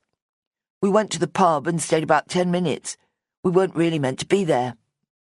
He jerked his shoulders as if shaking off an uncomfortable memory. Spike was tied up to some railings when Bonnie went to help Valerie. We collected him before going to the pub. It was all a bit of a muddle. He sighed. That woman's a real basket case, if you want my opinion. Which woman? Valerie? Ben nodded. Her dog was tied up as well. Somebody took it out when she collapsed and kept it out of the way. It's a big yellow thing, very protective. Simmy thought back to the melee she had blundered into, and how there had been no dogs in evidence. That must have complicated things, she said. Yeah, especially as Spike and the other dog don't get along. There was quite a bit of snarling. He shuddered. I don't get it, the way people are with their dogs. It's unhealthy. No getting away from them when it came to Barbara Hodge, said Melanie. She was still ranting about all this kidnapping the day she died, apparently. She put it in the directions for a funeral. Dogs welcome. Everyone's been talking about it. You must have heard. Simmy shook her head. I'd no idea until Bonnie said something this morning about it. You ought to stay in the loop, Sim. This is a small town. It's not difficult. Melanie was reproving. It's easy for you, Simmy defended. You're related to half of them for a start. Control beyond the grave, said Ben sonorously. What? Simmy turned irritably to him. What are you talking about? The Hodge woman. She had months and months to put everything in order, and she made good use of the time. It was all quite public. Nearly everyone got a personal letter from her, including my dad. As it happens, that's sort of why I was there, representing him. He's a teacher, isn't he? How did she come across him, when she hasn't got any kids? She went to an adult class he was running years ago. I don't remember what it was now. She knew everybody. That's the point. Except me, said Simmy. OK. Ben squared his shoulders. Back to basics. Tell me exactly what your dad overheard on Monday. It comes down to that, doesn't it? And what did you both see? I don't know exactly. He did tell me word for word at the time, but I can't remember every detail now. Something about getting a job done on Tuesday while the old bloke was out, or away, or words to that effect. Dad thought it sounded like a plan for a burglary, because they said Tim could be the lookout. He was quite excited about it. I thought he was jumping to conclusions, and it could all be perfectly innocent. Then we saw two men in a red car driving away, towards Kirkstone. Flimsy, Ben judged. Even if you both testified to all that, it wouldn't be nearly enough to convict anybody of murder. Did he see them when they were speaking? Simmy shook her head. They were on the other side of a wall. So a defence team could easily argue that it was two totally different men. Ben's skill was always breathtaking. His mind ran twice as fast as other people's, and he instinctively looked for other angles. He's pretty sure they are the same, she said, already much less sure herself. He saw a shadow of a cap with a peak, although I'm pretty sure neither of them had a hat when I saw them in the car. But we both thought they must be the same people, and he'd just taken his hat off before driving away. It's not remotely useful as proof, though. The defence could use it as an argument on their side. Well, I think it would be a huge coincidence if they were two completely different men. Maybe, he conceded, but the man who's trying to stop your dad testifying must think you saw or heard something more incriminating. Writing that threatening letter was stupid, panicky, and if he's that much of a fool, there isn't much to worry about, is there? Even stupid people can burn a house down, said Melanie, or at least make quite a mess. It's a stupid crime altogether. Fire gets out of control, people die, and it's impossible to cover all your tracks. Ben was dismissive. Apparently, arson provided a few forensic challenges for the professionals. Meanwhile, my dad's been in a state because of it, Simmy insisted, and now we can't find him. Anguish flooded through her all over again. Where is he? What's happened to him? Neither youngster replied, and in the silence Simmy heard the yapping dog again. Where's that coming from? She asked. It sounds as if it's somewhere high up. What? Melanie blinked. What are you talking about? That dog. I heard it before you got here. It's close by. Outside somewhere, said Melanie vaguely. Tied up? Outside a shop? Ben went through to the back of the shop, making a big show of listening. The yapping had stopped, so he went to the street door and looked out. Can't see a dog, he reported, and then went very still. But I can see something interesting. Come and look. Simmy and Melanie joined him. What? Asked Simmy. That car. He pointed diagonally across the street to a red car, parked in a spot where parking was not allowed. It'll get a ticket if it's not careful. Simmy was slow to grasp the significance. So? Look at it. It's red, right? What make is it? I don't know, Ben. I can't see the logo thing. It's a Renault Laguna, said Melanie carelessly. One of my cousins has got one. And what car did you see in Troutbeck on Monday? Ben went on. Stop it, Simmy ordered. You sound like a prosecution lawyer with your daft questions. So it's the same sort of car as we saw. There must be hundreds of them. Why is it so interesting? The boy's hands were curled into fists, which he shook at her in exasperation. It's very likely to be the same car. There aren't hundreds of them at all. There might be 5 in a radius of 20 miles at most. What was the registration number of the one you saw? I can't remember. There was an 09 in it, I think. Well, I'm going out for a look. If it's the same one, don't you think it might have something to do with your dad's disappearance? They wouldn't leave it there, standing out like a beacon, said Melanie. It'll be booked any minute now, and that'll get it logged in the system. Ben went out and across the street to where the rear number plate was visible. He came back at a trot. VJ09CKB, he reported with a smug grin. So what? Simi asked again, less confidently. It had struck her, in the past few seconds, that a phone call from her mother was due, if not overdue. The fact of her silence was suddenly ominous. It meant, at the very least, that her father had not shown up. I need to get back to Beckview, she decided. I want to know what the police said to my mother. Hang on, Ben said. One thing at a time. Someone's bound to come back to the car soon. They wouldn't leave it there for very long, would they? That's what I said, Melanie reminded him. I know that man. Simi was watching a figure walking towards the car. But the car isn't his. In which case he's stealing it, look! The man had flicked something in his hand, and the car had blinked its orange sidelights at him. It was the bearded character Simi had already seen 3 times. Borrowing, more like. He knew, Travis, whatever his name is. He's the one who stopped to talk to me on Tuesday evening when I was in my garden. Did I tell you about that? She shook her head, completely unable to remember what she had said to who and when. Looks like a gypsy to me, said Melanie. They all look like gypsies, said Simi impatiently. What are we going to do then? He'll be gone in a minute.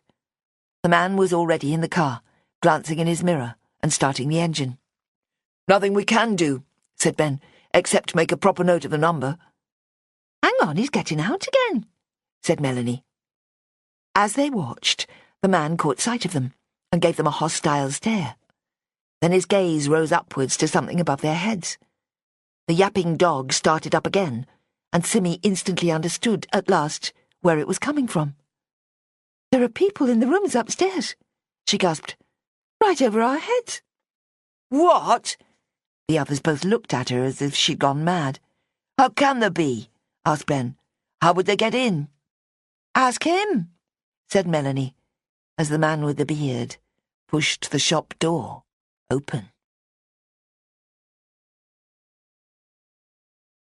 Chapter 19. It's you, said the man, the woman from Troutbeck. This is my shop, said Simi, feeling a powerful urge to explain even the most irrelevant detail. You've got somebody upstairs that I've been looking for. Who? How did they get in? Better come and see. And he marched through to the back room, after a cursory glance around the shop for a non-existent staircase. The back door was locked, but the key sat conveniently in its hole, ready to be turned. Simi, Ben and Melanie followed like ducklings as he pushed out into the tiny backyard and up the metal fire escape that was the only access to the upper rooms. Again, he shouldered open a door and was quickly inside the first room. With his 3 followers behind him, the room was overflowing with people. And dogs. Dad! Simi threw herself at her father where he sat on an upturned wooden crate, with Bertie between his knees. What's going on? He's all right, came a woman's voice. We're just making sure he's not going to get us into any trouble. The room was dark, the window small and dirty. Simi had a moment to wonder how the bearded man ever managed to see through it and recognise anybody. Corinne, she said, I thought you were in Lincoln. She changed her mind, came a second, smaller voice. Christ, Bonnie, what are you doing here? Snapped Melanie. You are in trouble now, though, said Ben, in a calm and reasonable tone. We've caught you. Dad, you all right? I am, he said, with the sort of careful diction that suggested drunkenness. I am absolutely all right. This lady is Corinne, as you appear to know already. She has been explaining to me that my testimony to the police is based on a profound misunderstanding. I think your friend might be able to clarify things if you ask him. He winked at the man with the beard, as if they were well-established mates. Vic, my name's Vic, said the man. You and your dad have been causing me and my pals quite a bit of bother. But why are you here? Simmy was directing her question at Bonnie, as the most inexplicable person present. The girl gave a disarming little smile. Sorry, she said. I know you told me not to use these rooms, but it's so handy, you see, and we haven't done any harm. No harm? Simmy almost screamed. Abducting my father and making all sorts of threats? They didn't, Sim, Russell protested. They just phoned me and said they wanted to have a talk, and it would be best for you if I did. I brought Bertie for protection, you see, and then he kept yapping at this fellow. He pointed at Spike, who was quivering excitedly at Bonnie's feet. Apparently he's not too good with other dogs. They phoned you? Who did? When? Me, said Corinne. When I saw your mum going off to the funeral, I took the opportunity. Vic's been on at me to have a go, so I called him as well, but he's taken bloody ages to get here. She gave the man a savage look. I couldn't find it, he protested. You never said how I was meant to get round the back. I didn't even know for sure which shop it was. I've been walking up and down for half an hour or more, parked on double yellows all that time. I just caught a flash of Bonnie's hair through the window as I was driving off. What part of Mr. Straw's testimony bothers you? Demanded Ben, clearly anxious to pin down the salient points. They saw me carrying a bag at the bottom of the fell and thought it had got a dead dog in it. Set the cops chasing after me for one of these bloody dog nappers since the bother last year. They knew right off who I was, and I've had them badgering ever since. But what use would it be now to get them to change the story? The damage is done. You only had to show the cops what was really in the bag and you'd be clear. Vic gave the boy a long, frustrated look. Not when there's been murder done, not half a mile away, not with my record. They'll be taking me in any time now, all on the strength of them seeing me with a bag. Record? Echoed Simmy, feeling only slightly inclined to sympathise with him. Bit of car theft, years ago now. He shrugged. Simmy addressed her father. Did you pick him out from police pictures or something? What did you tell them? Russell nodded. I gave a good description, plus the fact that his trousers were covered in mud. They showed me a picture, and there he was, large as life. When, Dad? When did all this happen? On Tuesday. I went to talk to them, remember? When did they question you? Simmy asked Vic. Wednesday, if you must know. What difference does it make? After you talked to me, then. What were you doing in Troutbeck on Tuesday? I'm working at the caravan park. I'm there all the time. I've never seen you, she said, crossly. Ben took over, obviously struggling to maintain any kind of logical thread. So were you trying to make Mr. Straw change the story or what? And what did you have in that bag? Why does it matter to you? Just tell him, said Simmy, even more angry. We know they found that dead terrier up on the fells, so it obviously wasn't what we thought. She looked around at each face in turn. And what does it have to do with Corinne and Bonnie? And did you steal the Renault? Melanie chipped in.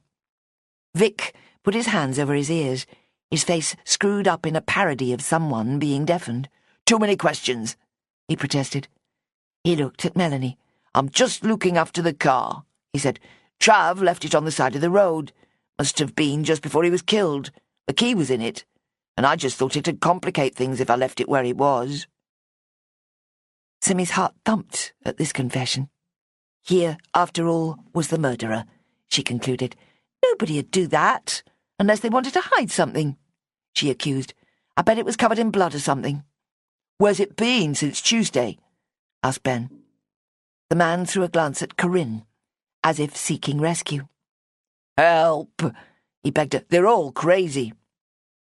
Vic hasn't done anything, she said obligingly. Leave him alone.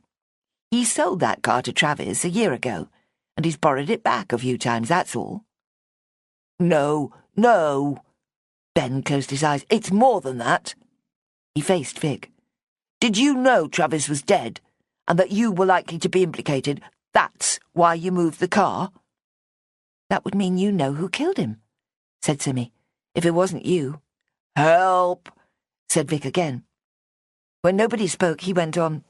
I'd no idea he'd been killed. The truth of it is, he was giving me a lift. We were going down to Barrow together.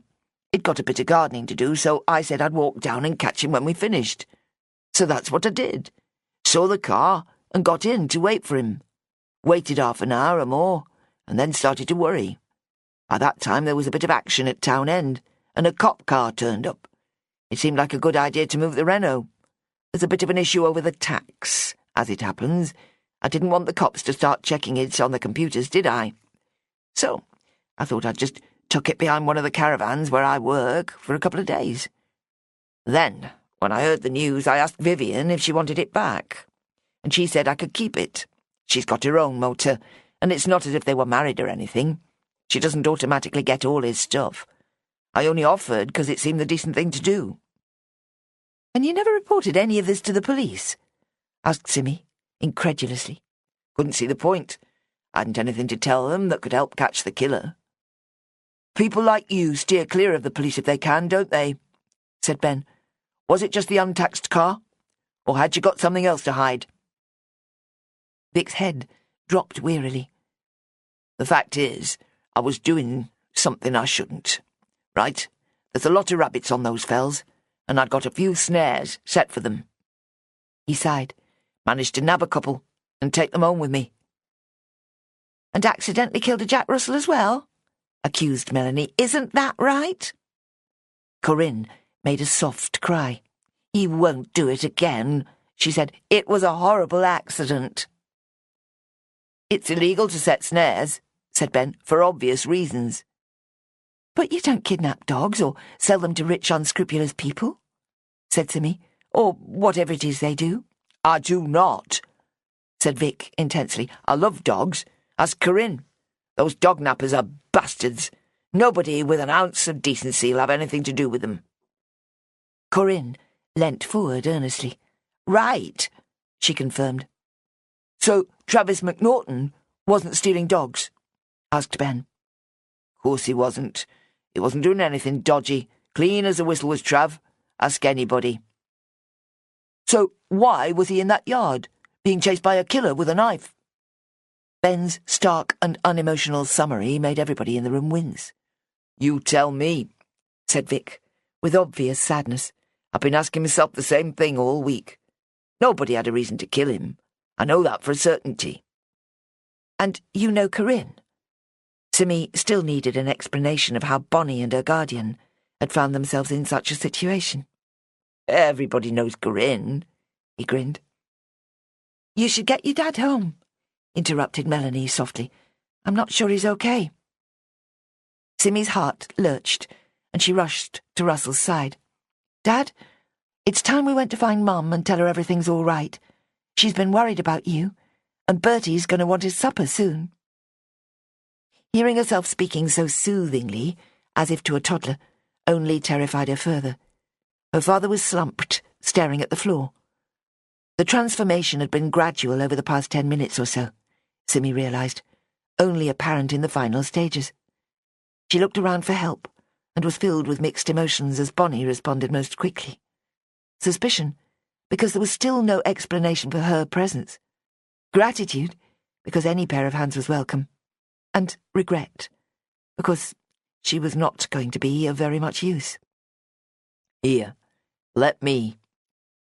Vic spoke with resignation, as the only person present likely to manage to lower the elderly man down the awkward staircase. Corinne, you can lend a hand, can't you? You brought the poor old guy up here, after all. They all proceeded down step by step. Spike leading the way, showing off his agility. Bertie remained at the top, whimpering, until Melanie scooped him up and carried him. Simmy followed her father, her whole body tight with fear that he was having heart failure or a stroke or some other life-threatening event. Can you drive him?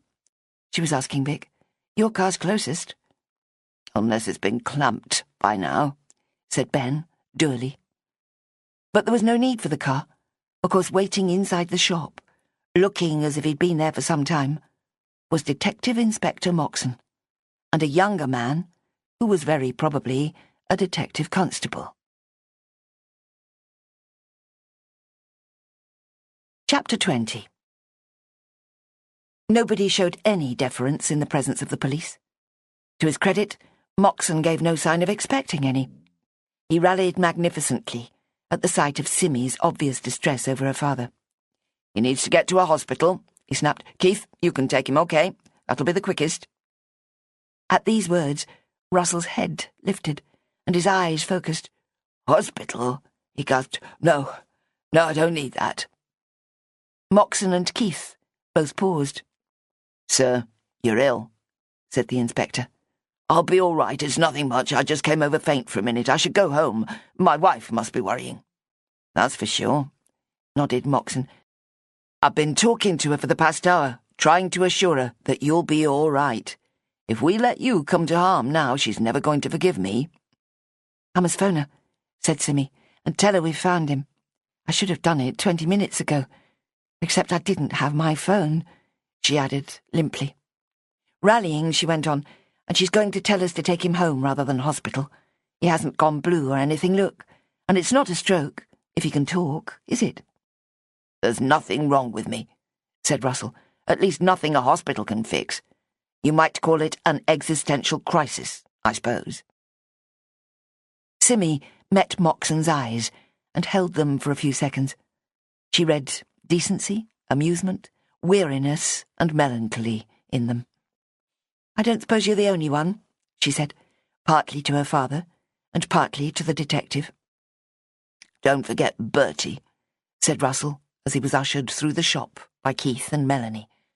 Moxon followed with Vic and Corinne, which left Bonnie and Ben somehow lingering at the rear.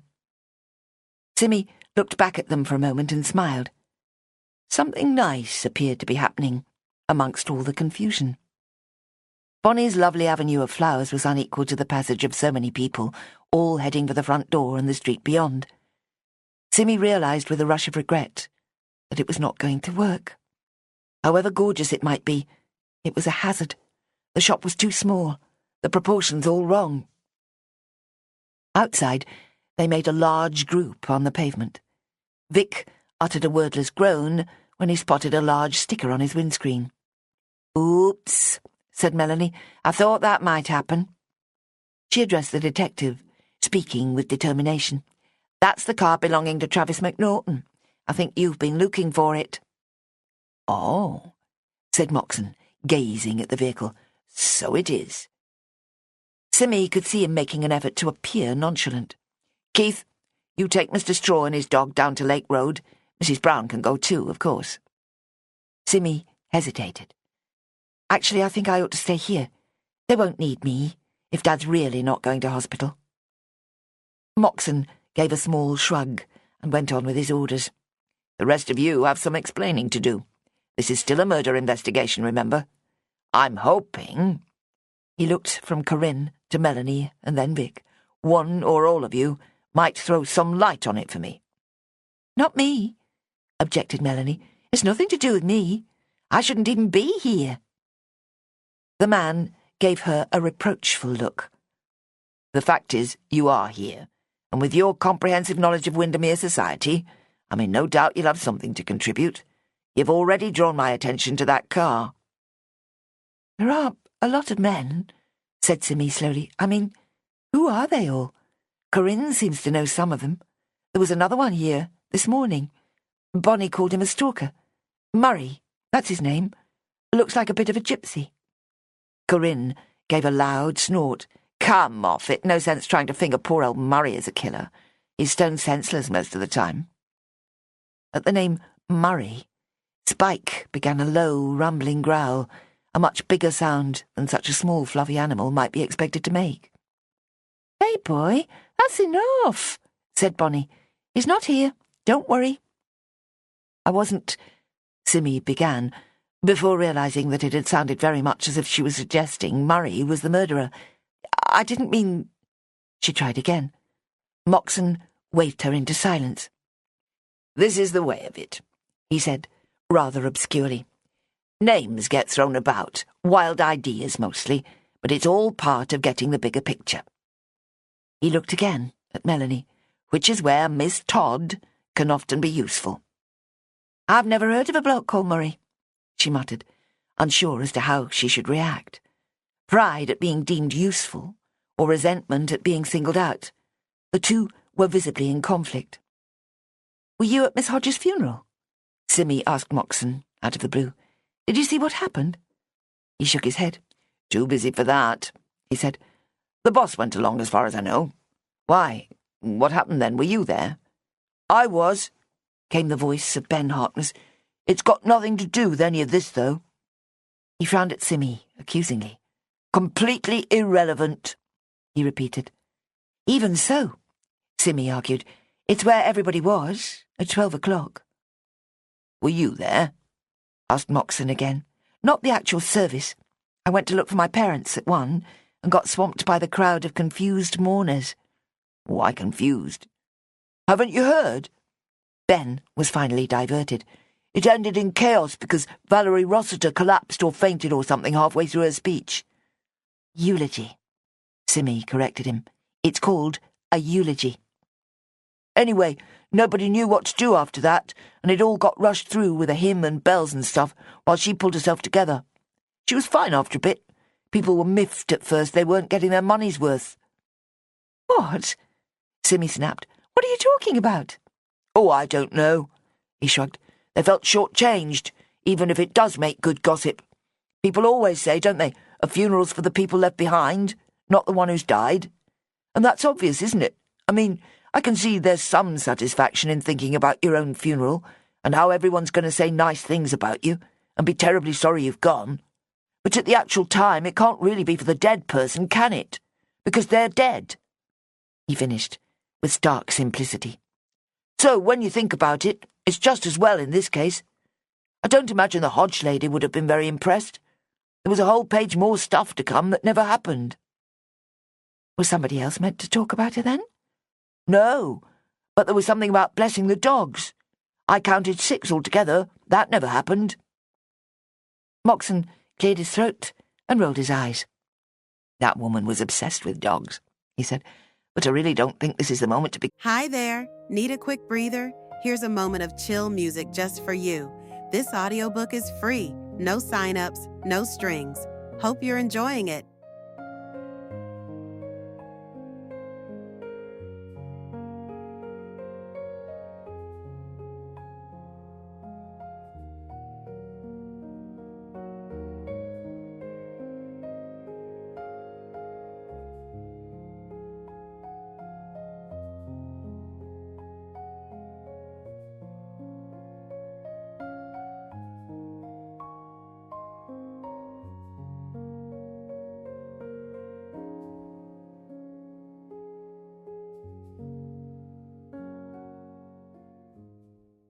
"Going over all that.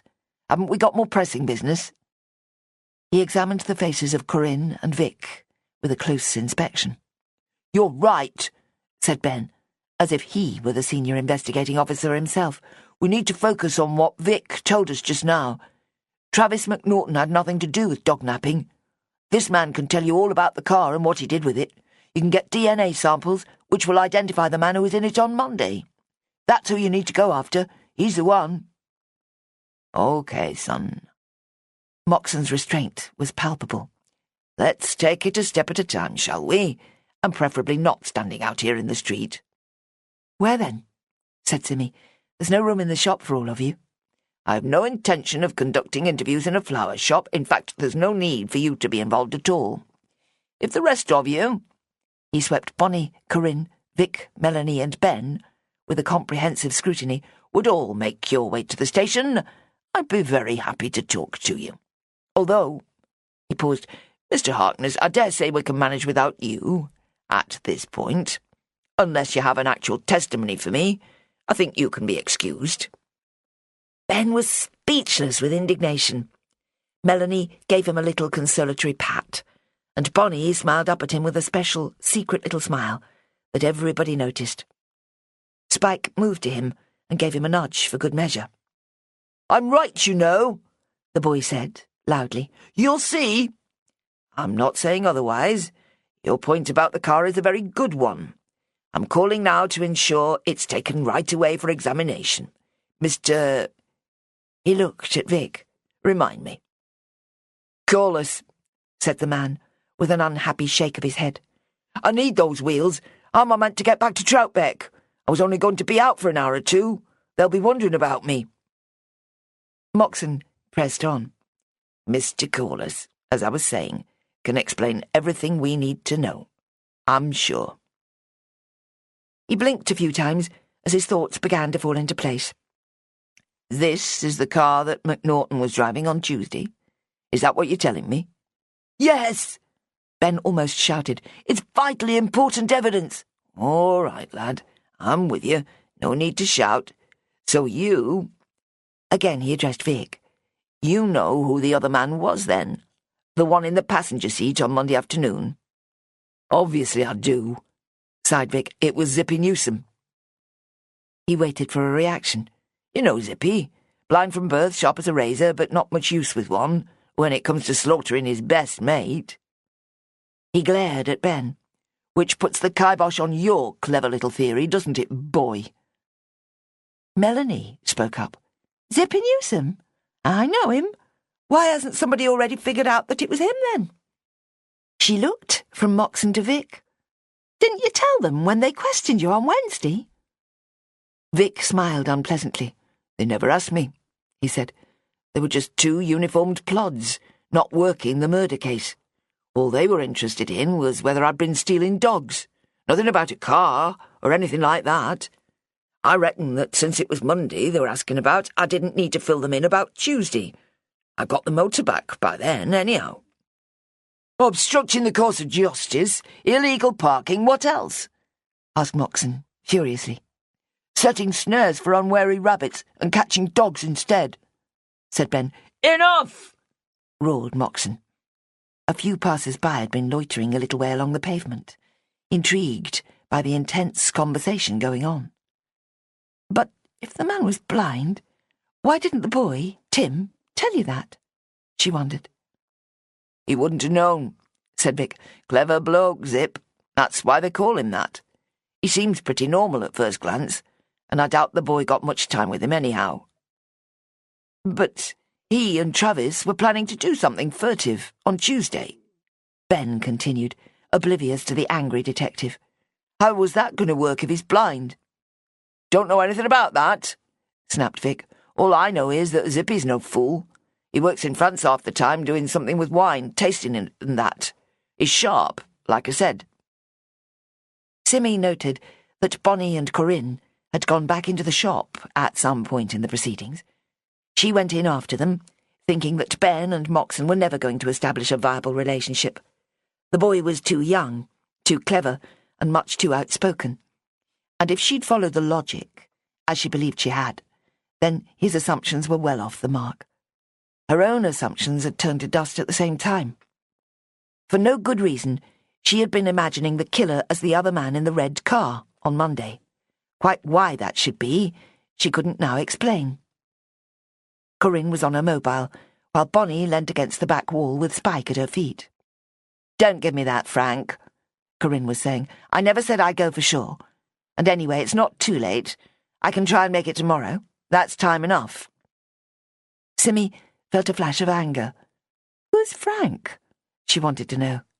And what made Corinne think it would be all right to just go off the next day as if nothing had happened? This woman had lured her father away from home and incarcerated him in a dusty attic for reasons that remained impenetrable. "Only if the police will let you," she said, loudly, ignoring the protocol that gave precedence to a phone conversation over one with a person in the flesh. Corinne made the classic face that indicated what a strain it was to speak to two people at once. "Pardon?" she said. Then, "Wait a minute, Frank." She looked at Simmy. "What did you say?" "Aren't you forgetting that the police are going to want to talk to you?" New thoughts were arising as she spoke. For all I know, it was you who sent that threatening letter. You wanted to get Vic in the clear. You knew he'd been setting those snares, and you didn't want me or my dad to say any more to incriminate him. "Shut up," said Corinne, without rancour. "You don't know what you're talking about." She returned to the phone, rudely turning her back on Simmy. "Sorry," said Bonnie. "She's never been much good at the social graces." "You're always saying sorry." Simmy turned her frustration on the girl. What good does sorry do? Everything's in chaos and some of it's your fault. The least you could do is explain what's going on. We explained already. There isn't anything else. Your dad's okay. And it wasn't Corinne who sent the letter. Of course it wasn't. She doesn't do stuff like that. All she cares about is the dogs. She'd never have let Vic set snares if she'd known about it. She won't worry if he's in trouble over it. Serves him right. Corinne's phone call was concluded, and she faced Simmy again. Did I hear Bonnie setting you straight? She says you didn't send the letter. Too right. First I've heard of it was today. What did it say, anyhow? It threatened to burn my parents' house down if my father testified to what he saw on Monday in Troutbeck. Very nasty. It had a terrible effect on him. And he saw Vic with those rabbits in a bag. He'll have sent the letter then. I thought there must be something else. She sighed. I always forget what a complete fool Vic can be. So, it wasn't anything to do with the men in the car. The letter was all about Vic, said Simmy, slowly. She was trying to think. It wasn't easy, with Ben and Moxon and Vic still outside, and her father on his way home, and the shop turning into a sort of meeting place for all these people. Melanie would be wanting to talk to her. She could feel it as a sort of pressure. She gave up. Can you both go, please, she said, and take that dog out of my shop? Bonnie looked as if she'd been slapped. Corinne put a sheltering arm around her shoulders. No need to be like that, she told Simmy. I think there's every need. You don't seem to understand what you've done. It's completely outrageous, she spluttered in speechless indignation, to be saved by Moxon, coming into the shop. If you two ladies would come with me, he began without preamble, we can leave Mrs. Brown in peace. I think she's had enough disruption for one afternoon. Simmy threw him a grateful look. I was just asking them to go, she said. Are you arresting us? Corinne blustered. Of course not. You can drop the melodrama. We need to ask you some questions, which must be obvious even to you. He regarded her with an unsettlingly placid gaze, which plainly conveyed his lack of surprise or concern at anything she might say. And me? Said Bonnie. Again? He narrowed his eyes. Possibly not you, he conceded. For now, anyway. They left in a group to join Vic, who was waiting like a patient horse on the pavement. Simmy wondered how Moxon would get them all down to the police station, half a mile away, and visualised a sort of small crocodile, walking purposefully along, and attracting interested glances as they went. Ben and Melanie came in half a minute later, and suddenly everything felt familiar and normal again. I'll make her some tea, said Simmy. By a small miracle, or so it felt, a customer came in moments later. Melanie stepped forward and helped with a choice of flowers for the weekend. Ben made himself useful, straightening the 2 lines of pots and pails that comprised Bonnie's arrangement. Don't talk, Simmy pleaded when she came back with 3 mugs of tea. At least, nothing that's going to hurt my brain. Fat chance, said Melanie cheerfully. He's bursting with it. Look at him. It was true that Ben was in a state of great excitement. His eyes sparkled, and he couldn't keep still. That was so epic, he marvelled. All those people right in the middle of things.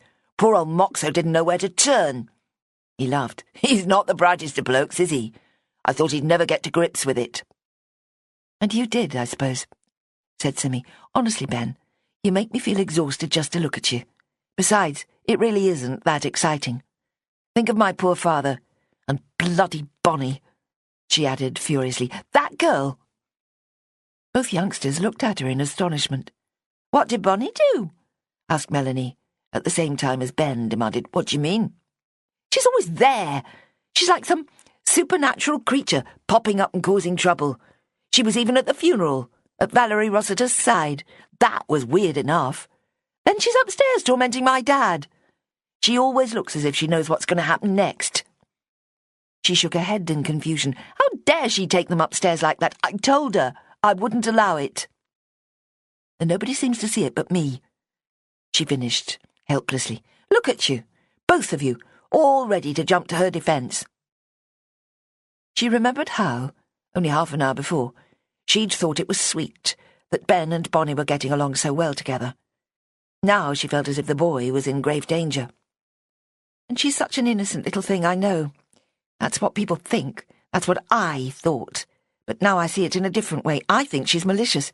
And I don't like that dog either." She finished with a flourish. The bile was pouring out of her, and she felt better for it. "Blimey, Sim," said Melanie. "She's really rattled your cage, hasn't she?" "Whatever that means," snapped Simmy. "It's only that she's clever," said Ben, quietly. "That's all it is, you know. Clever people are annoying for some reason. It's not her fault." "Like you annoy Moxon," nodded Melanie. "Let me say now, Ben, that you're not to marry Bonnie. 2 clever people together's a waste. You should spread the genes around a bit, and both marry thickos. Besides, you'd be sure to annoy each other 1,000,000 times more than other people." Ben flushed a deep red and scowled. "Stop it," said Simmy, like a mother. She looked at her watch. "Nearly 4. Why's business so slow today? Fridays are normally quite busy." "Duh! Think about it," said Melanie with a roll of her good eye. "What has everybody in the whole town been doing this afternoon?" "Oh, yes. Silly me. The funeral. I might as well shut up shop for the day, then. Don't you think?" "Up to you. The after the funeral business will have finished by now, so people might decide to do some shopping next. Is there something else you'd rather be doing? Have you got everything sorted for tomorrow's wedding?" Simmy hardly knew where to start. She wanted to be with her father most of all. She also wanted to sit down with D.I. Nolan Moxon and try to discover just where she and Russell stood regarding their observations in Troutbeck. But he'd be much too busy to go along with any such exercise. She also felt a lingering concern for Vic Corliss, who might yet prove to be a murderer, but who had kind, sad eyes and a basic good nature, if she was any judge. He wasn't very bright, and that was working to his disadvantage. It seemed a shame. "I feel a bit sorry for that man, Vic," she said, ducking Melanie's questions. "Whatever for?" "I keep remembering how he fell over in the mud, and how he came to talk to me the next day. I thought he was being threatening, but now I wonder if I got it wrong. He might have just wanted to talk about his friend getting killed." "I'm not sure we've heard the whole story. What time was it when you talked to him?" "Oh, Ben," she sighed. "Something like 7, I suppose. It was evening, and I was in the garden. Everything was lovely and peaceful. And then he came and told me there'd been a murder, down by Town End. He's just explained all that to us. There's nothing more to say about it." "We can't be sure. Do you know him?" Ben asked Melanie. "I know the name. Never actually met him before. He's got a brother they call Hank. I did see him a few times when I was about 9. He had a bit of a thing with my mum's young sister for a while. Had a kiddie with her. Called it Madison, for some reason. He'll be 9 or 10 by now. Lives with Vic's mom most of the time." Simmy felt hopelessly beleaguered by the complexities of local relationships. "So, he's the father of your cousin? Good God, Mel, is there anybody round here you're not related to?" "Course there is. And I'm not actually related to Vic, am I? It's no big deal."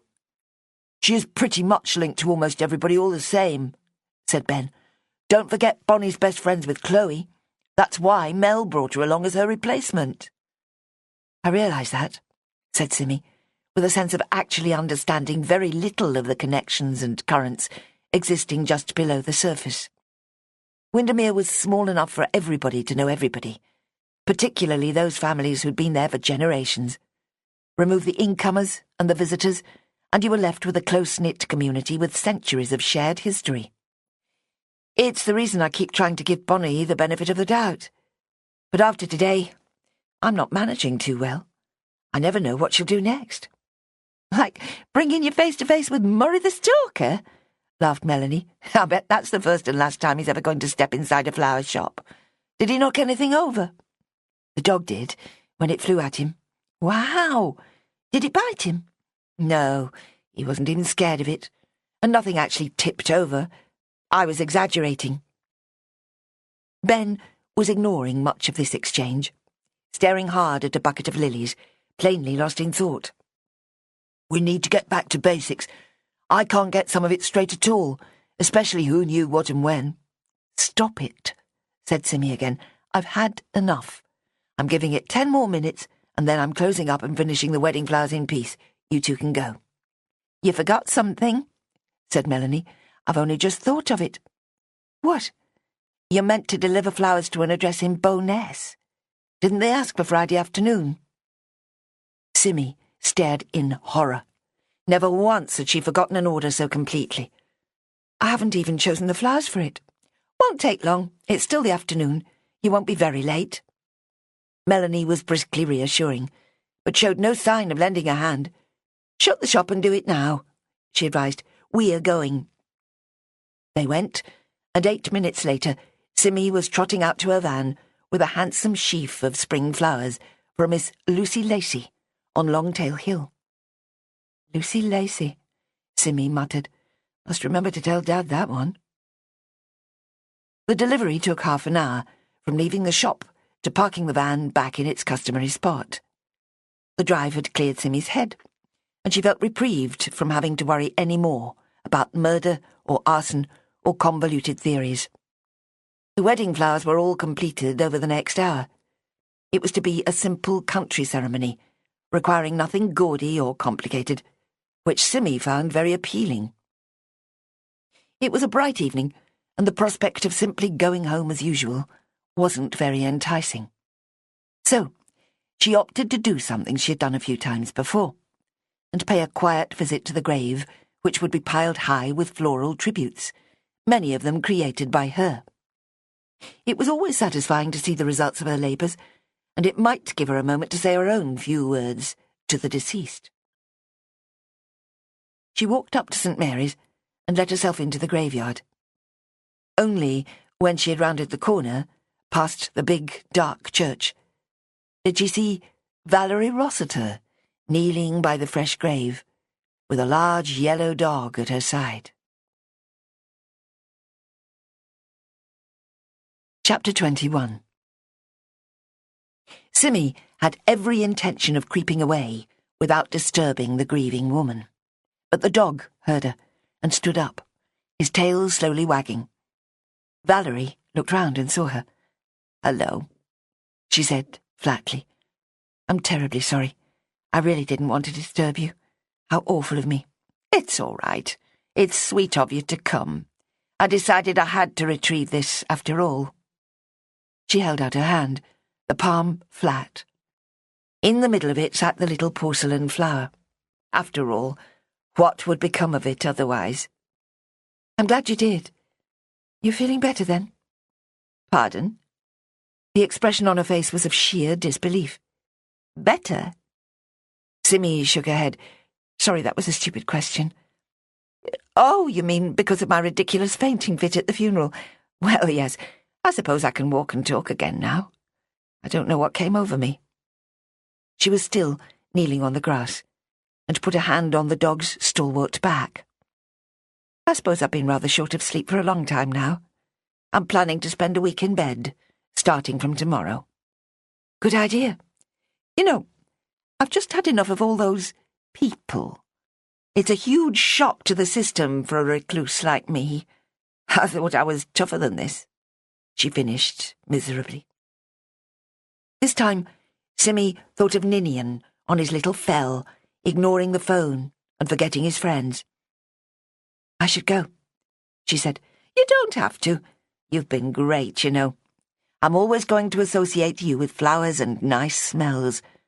Roddy likes you too." Simmy looked past the woman, wondering who she meant, until the dog wagged again at his name. She felt hot and embarrassed at the words of approval. "Oh, dear," said Valerie. "I'm sorry to discomfort you. You just seemed so kind and understanding when I came about the flowers. And then again today after the funeral, there you were, all calm and collected. I suppose you just felt like a port in a storm or something." Simmy looked at her more closely. She hadn't changed, and the funeral clothes were now oddly dark and sinister. Black trousers and a tailored jacket, with a dark green shirt underneath, had been perfect for the occasion. But now the jacket was losing its shape, the trousers scattered with dog hairs. Well, I'm glad about that. Valerie finally got to her feet. She looked uncomfortable and warm. As if to confirm this impression, she began to fumble uninhibitedly at her chest, tweaking an invisible undergarment impatiently. "This bloody bra," she complained. "How do women wear them all day, every day? This is the first time I've put one on for a good 10 years. It's too small for me. I can hardly breathe. It was probably that which made me faint." Simmy wished her mother were there, as an ally for Valerie. She too found bras intolerable. "Maybe you could slip into the church and take it off," she suggested with a little laugh. No, said Valerie with a small, bitter laugh. "I'll be all right. I'll go home in a minute." "You live somewhere up past Cook's Corner, is that right?" "Bit further than that, but we enjoyed the walk." She flushed slightly, and Simmy wondered whether she was reproaching herself for using the word enjoy. She remembered, in her own case, that any hint of lightness or optimism brought waves of guilt with them in the first days after losing baby Edith. She instinctively sought to reduce the pain by keeping the conversation going, focusing on mundane details. "Have you got people staying?" "Actually, no." Valerie laughed again, more sadly than before. "And that's even worse. I'm a mess, as you can tell. They did try to warn me. There was a lovely Macmillan nurse who told me I should make plans for when all the caring stopped. I did most of it, you know, lifting Barb in and out of bed, taking her to the loo, pushing the wheelchair, just being with her all day. It's like losing half of my body with her gone." The silence was palpable, and she sighed. "Sorry. That sounds like self-pity, doesn't it? The great British taboo. And it's not even entirely true. I should be thinking about getting my life back. All I've done for 10 years is tried to keep another woman happy. I've almost forgotten I'm a separate person." She sighed, deeply. "Maybe I'm not, after all this time." "Of course you are, but it'll take a while before you believe it." "You sound as if you know what you're talking about." "Sort of. I lost a baby." The words never came easily. She never knew how to arrange her face as she said them. She was stillborn. "You poor thing." The words were uttered with evident sincerity, and Simmy warmed to the woman as a result. "I've never been pregnant. It's always struck me as terribly dangerous." "It was for me, I suppose. I never thought of it like that. I grew up in Poland, you know. Even in the 60s, everything felt precarious. Life was cheap." She paused. "No, that's not right, but life had to be earned. We all knew we were survivors, and that meant we had to justify ourselves. It was a huge relief to come here when I was 20. Your English is perfect." "Thank you. I don't feel foreign anymore. Barbara helped with that." Her face changed as she spoke, turning grey and pouchy. "God help me. Whatever am I going to do now?" "Take it a day at a time," said Simmy. It was a platitude, but she knew it carried its own small wisdom. "Be nice to yourself." Valerie gave a brief, rueful smile. "Easy to say." Simmy looked at her watch, letting the woman see what she was doing. "I'm sorry, but I should be going now. I really am sorry I disturbed you." "You didn't. It was just what I needed. A little chat with somebody so well-balanced and understanding." She bent down to grasp the dog's lead, her features still tragic. "Thanks for listening." They parted company, with Simmy thinking how likeable the woman was, and how it might even be possible in the future to approach her again, with a view to forging a friendship. She should be finishing off the bouquets and table pieces for the wedding next day, but she felt too weary. She could find time next morning, if she got up half an hour early. The simple ceremony planned for the next day was a relief after the complicated funeral. The couple were realistic in their expenditure, and probably in their expectations. The sort of wedding, she fantasized, that she would have herself, if there was ever to be a second time around. A few well-chosen guests, everything over with by supper-time, and on with the much more important business of living with another person. She sighed. It felt so unlikely as to be the wildest of dreams. Even if matters progressed with Ninian, they were highly unlikely to lead to marriage. What would they do for money? How would he incorporate a wife into his ascetic lifestyle? And why, for heaven's sake, was she thinking about marrying anybody anyway? She made her way on foot down a small street towards Lake Road and her parents' house. She hadn't consciously intended to go back there, but when she caught herself heading that way, she realized she was still worried about her father. Presumably, she would have been told if he had been taken to hospital after all, but there was still a worry over his health. Besides, her car was somewhere near Beckview. For the moment, she couldn't recall exactly where she'd left it so many hours before. Juggling the florist's van and her own car regularly meant that neither vehicle was quite where she wanted it to be. The front door was locked again when she tried the handle, so she rang the bell. Her mother appeared quickly, looking unflurried. "Is everything all right?" Simmy asked. "Absolutely fine. Don't worry about us. Get home and have a quiet evening. That's what we're going to do." "Aren't there any guests?" "Yes, but we've told them not to bother us unless the house is on fire." "They thought we were joking," she added darkly. Simmy understood that matters were not entirely calm after all. Her mother was doing her best to ensure that Russell had no further disturbances that day, including further discussions about murder with his daughter. "Okay," she agreed. "I might call in tomorrow, after I close up. You can give me some lunch." Angie sighed. "If we must," she added, with characteristic lack of hospitality. Simmy sometimes wondered just how it had ever come about that this woman not only ran a bed and breakfast service, but that she had made such a massive success of it. When it came to visits from friends and family, she could often be decidedly unwelcoming. "Where did I leave my car, I wonder?" she mumbled as she turned away. Her mother either didn't hear her or saw no reason to reveal her ignorance of the answer. Instead, she closed the door with a snap. Her vehicle was not visible in the road running past the house, and Simmy racked her brains as to where she'd parked earlier that day. She'd left it in some small street without any conscious thought, being so completely occupied by the funeral to come.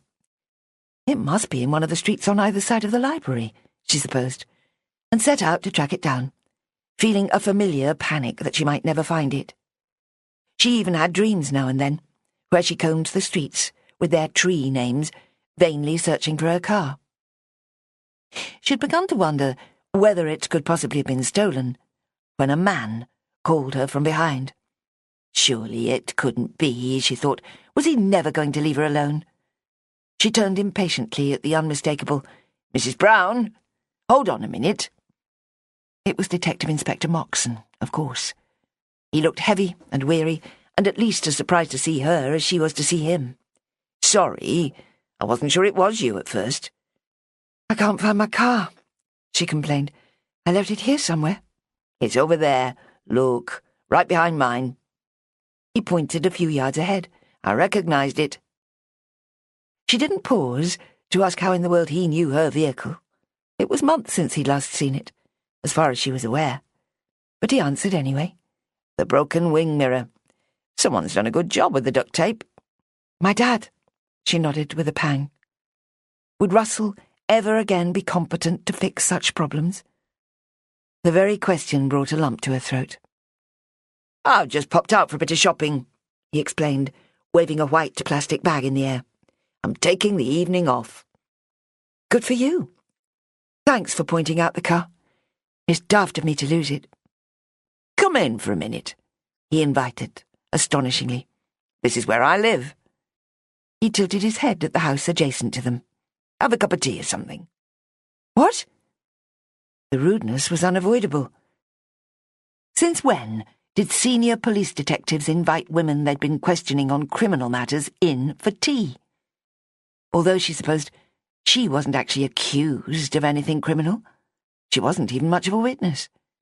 If any testimony was still regarded as meaningful, it was that of her father. It's all right, my wife's at home. You'll be perfectly safe. He smiled ruefully, and all her assumptions about him fell to dust.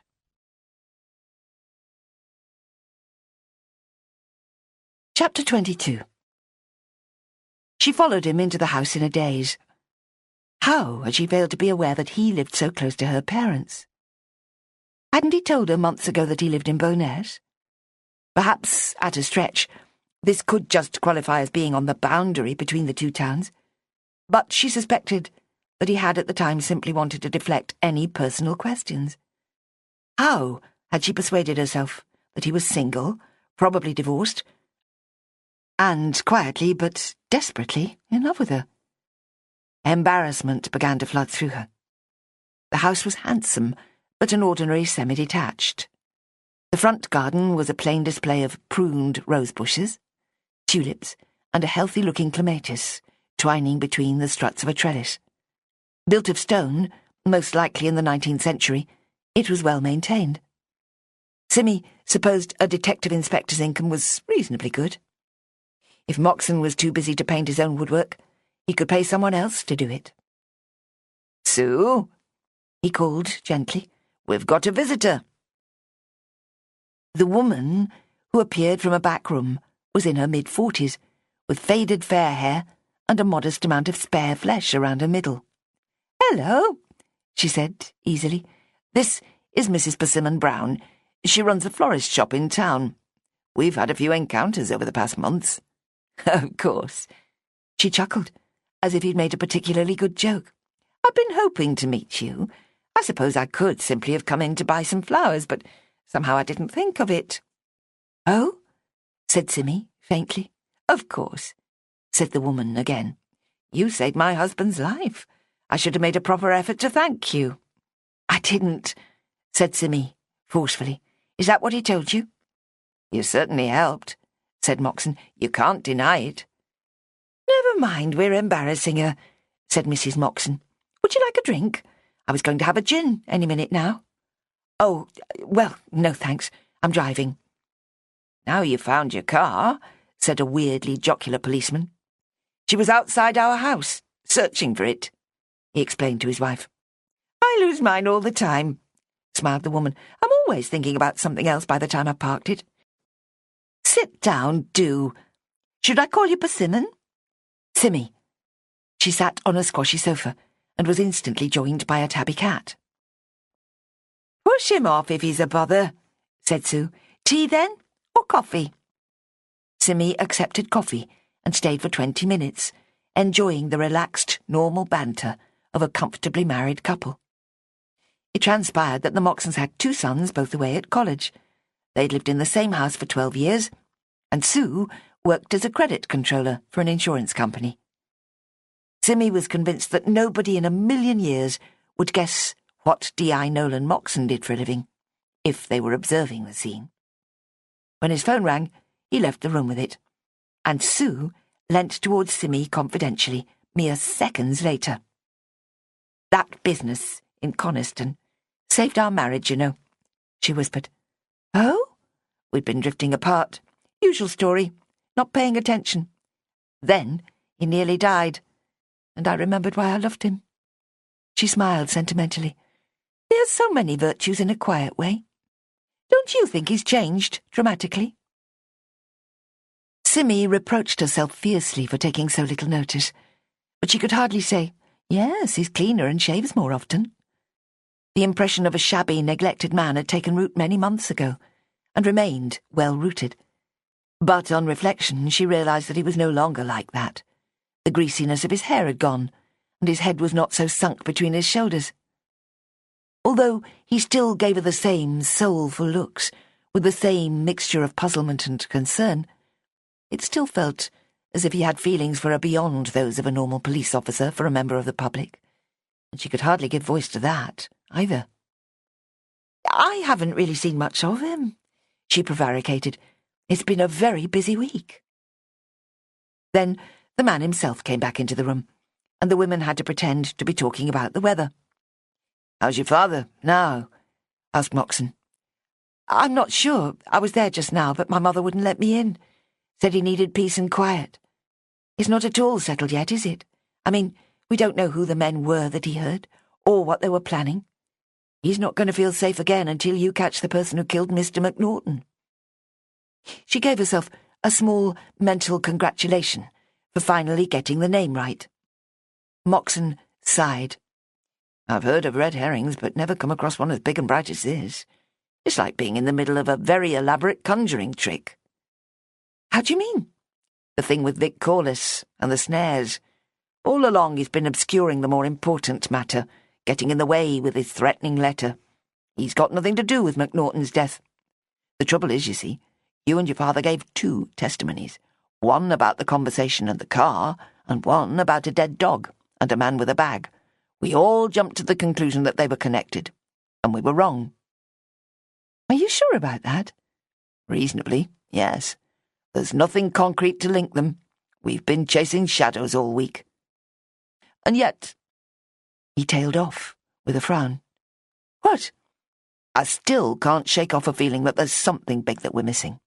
Something that might connect to Corliss after all." "Melanie would say it was dog nappers. So would Bonnie, probably." "And Ben?" "I don't know." "Corliss isn't a dog napper. They're a gang working mostly out of Carlisle, although they've got a couple of local blokes helping them. We're close to getting them. It's been a good piece of police work, if I say so myself." "But everyone says the police have been dismissing it as trivial and not doing anything to catch them." He tapped the side of his nose in a jokey gesture that made her smile. "That's what we wanted them to think," he said. "So they come down to Windermere and steal dogs, and then take them back to Carlisle?" "I can't say. It's all on hold for the time being anyway, until we sort this murder investigation. That's why we all hoped there was a connection. Would have been very convenient." "Too convenient," he admitted glumly. "But they're going to think they've got away with it and keep on doing it."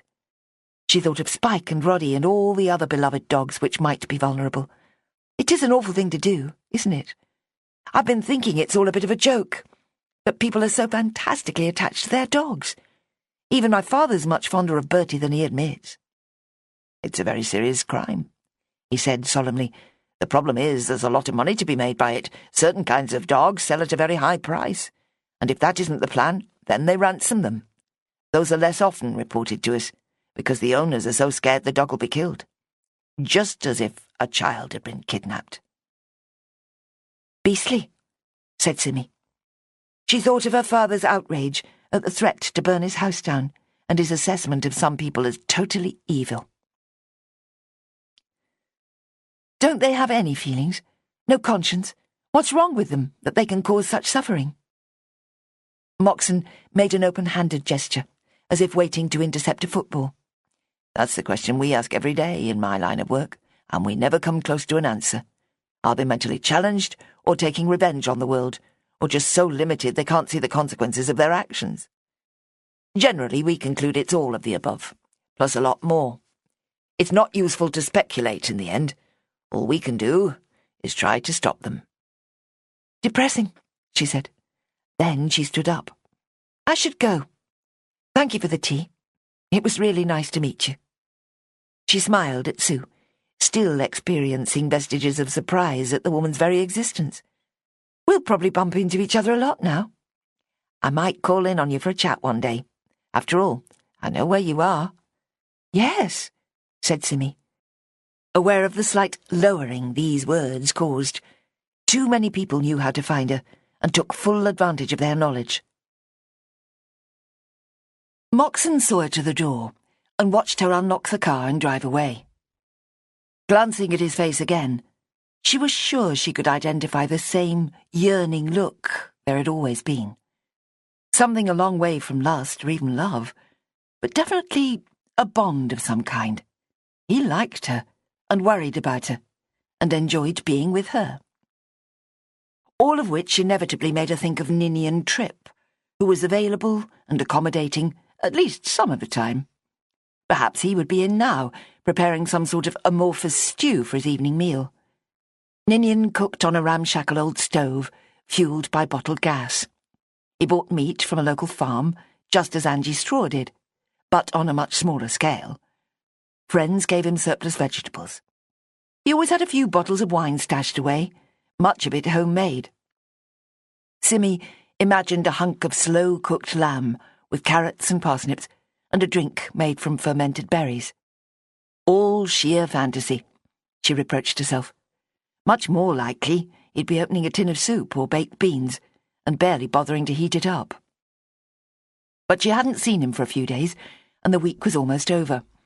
There was still no reason to hurry home, even if it was well past 7 now, and every motivation to seek out a warm body and an uninquiring mind. Ninian wouldn't be interested in murder or stolen dogs or strange girls who were hard to trust. There was no point in phoning him, so she had little option but to simply show up. The very worst-case scenario would be that she found him in bed with another woman. And while that would be hurtful and annoying, it certainly wouldn't break her heart. It was absolutely worth the risk. Besides, she was almost facing Brant Fell already. A simple right turn would take her through Lickbarrow, and within half a mile she'd be there. It was a clear, mild evening, the gardens blooming luminously in the slowly fading light. Despite being only yards away from Bowness and the shores of the lake, there were fields and trees and the sudden rise of the funny little fell, all there to enjoy. Ninian opened the door cautiously, peering around it like a man with something to hide. "Got another woman in there?" asked Simmy, gaily. "Let me in so I can see." "Actually," he began, and the gaiety evaporated. "Come on, Ninian, this is looking bad. What's the big secret?" "Oh, nothing really. It's not you. I just learnt a long time ago that 2 women together with a man is generally a recipe for discomfort. I had no idea you were going to show up," he concluded feebly. Simmy pushed the door open and went in, saying, "I promise not to cause you any discomfort." Her own insides were sufficiently turbulent for them both. It wasn't jealousy, she insisted, more a sour disappointment and the helpless sense of being betrayed. At the very least, she felt she was due the bleak satisfaction of discovering who her rival was. The woman sitting on Ninian's battered leather couch was less of a surprise than she should have been. Perhaps I'm beyond surprise today, Simmy thought. "Hi, Corinne," she said. Chapter 23. "It's not what you think," said the purple-haired woman with a grin. "I've got enough men in my life as it is. I've just come here to escape for a bit." "Escape from what?" Simmy asked coolly. "People," shrugged Corinne. "That's what I need to get away from, and all this crap that's going on." "Right," said Simmy vaguely. "I've done a stew," said Ninian proudly. "Isn't that lucky? I meant it to last all weekend, but I'm happy to share." It appeared that he was addressing Corinne as well as her, which Simmy found irksome. As an only child, she was familiar with threesomes, in which one person was always out on a limb and struggling to be included. Her parents had made it easy, but in other situations she found it unpleasant. Even with Melanie and Ben, she understood that her assistant often felt pushed out by the other 2. Now there would be a tedious situation in which she and Corinne fell into inevitable female behaviour, competing for the attention of the one man in the room. Ninian himself had referred to it, almost the moment she had arrived. "I don't know," she said. "I don't want to intrude." "Don't be daft," said Corinne. "We weren't doing anything. I'm just hiding away here for a bit. I won't talk, if that helps. I can read a book." She delved into a large cotton bag and produced an electronic tablet in a red case. "I've got about 100 on here," she added. "You can understand it," said Ninian apologetically. "Poor old Corrie's got dragged into something nasty, when she never deserved to." Simmy closed her eyes for a moment, trying to square these words with her own experience. "She abducted my father," she said flatly. "Isn't that enough?" "Pardon?" His lanky body went stiff with surprise. "That can't be right." He looked to Corinne for an explanation. "Can it?" "We didn't abduct him," she said scornfully. He was happy to come with us, and it all got sorted, didn't it? That was down to me and Bonnie. He'd still be scared his house would be burnt down if it wasn't for us." The casual lack of concern enraged Simmy. "You and that man Vic, more like. Bonnie can't have known what she was doing. You're an awful influence on her, it seems to me." "Hey," Ninian protested, "that's a bit rich. Corrie's given that girl a home when nobody else would. She was just telling me about it when you got here." "How long have you two known each other?" Suspicion swirled darkly through her mind, with anybody capable of anything, even the ineffably benign Ninian. "Couple of years," shrugged Corinne. "What's that got to do with anything?" "She's been a foster mother for years," he said. "I expect you knew that. She was listing some of the kids she's helped. Tell her about that boy," he urged Corinne, "the one you looked out for when his dad was in prison." "Raymond." She nodded. "I've been a bit worried about him, to be honest. His dad's had him back for nearly a year now, and I'm hearing some dodgy stuff about them." Simmy wasn't at all sure she was interested. It felt like a diversion away from more sensitive topics. She contemplated Ninian speculatively. "You weren't at the funeral, were you?" she said. "Did you hear what happened to Valerie?" He flushed. "As it happens, I did go along after all, so obviously I did see the whole awful thing. It was impossible to miss. Poor woman, she got so choked up talking about Barbara and how she loved dogs and the good she did, and she just turned to stone. It was terrifying." "Wish I'd been there," said Corinne. "Sounds awesome." "It was pretty bad," Ninian agreed. "They couldn't just go on with the service, with the chief mourner laid out on the front pew, could they? It all went on hold, and then the vicar told the organist to play the last hymn, and we struggled through it, and then they carried the coffin out to the grave." He sighed. After all that planning as well. There was a good 20 minutes yet to go, according to the service sheet. Simmy's mental picture of what had happened was only minimally enhanced by Ninian's account. From what she had seen of Valerie before and since, her breakdown, or whatever it was, sounded highly uncharacteristic. She recalled Ben's intemperate remarks about guilt and Macbeth. "Ben thought she looked guilty," she said, as if an avenging angel or ghost had appeared before her. Ninian laughed. "That sounds like the Ben Harkness we know and love," he said. "I saw her at the church just now," Simmy said, feeling an odd sense of betrayal. "That makes 4 times that I've actually spoken to her, and I think she's going to have a hard time over the coming months. I really rather like her. She's terribly lonely, poor thing. Did you know she was Polish originally?" The others looked blank. "I don't really know her at all," said Ninian. Corinne scratched her neck and said nothing.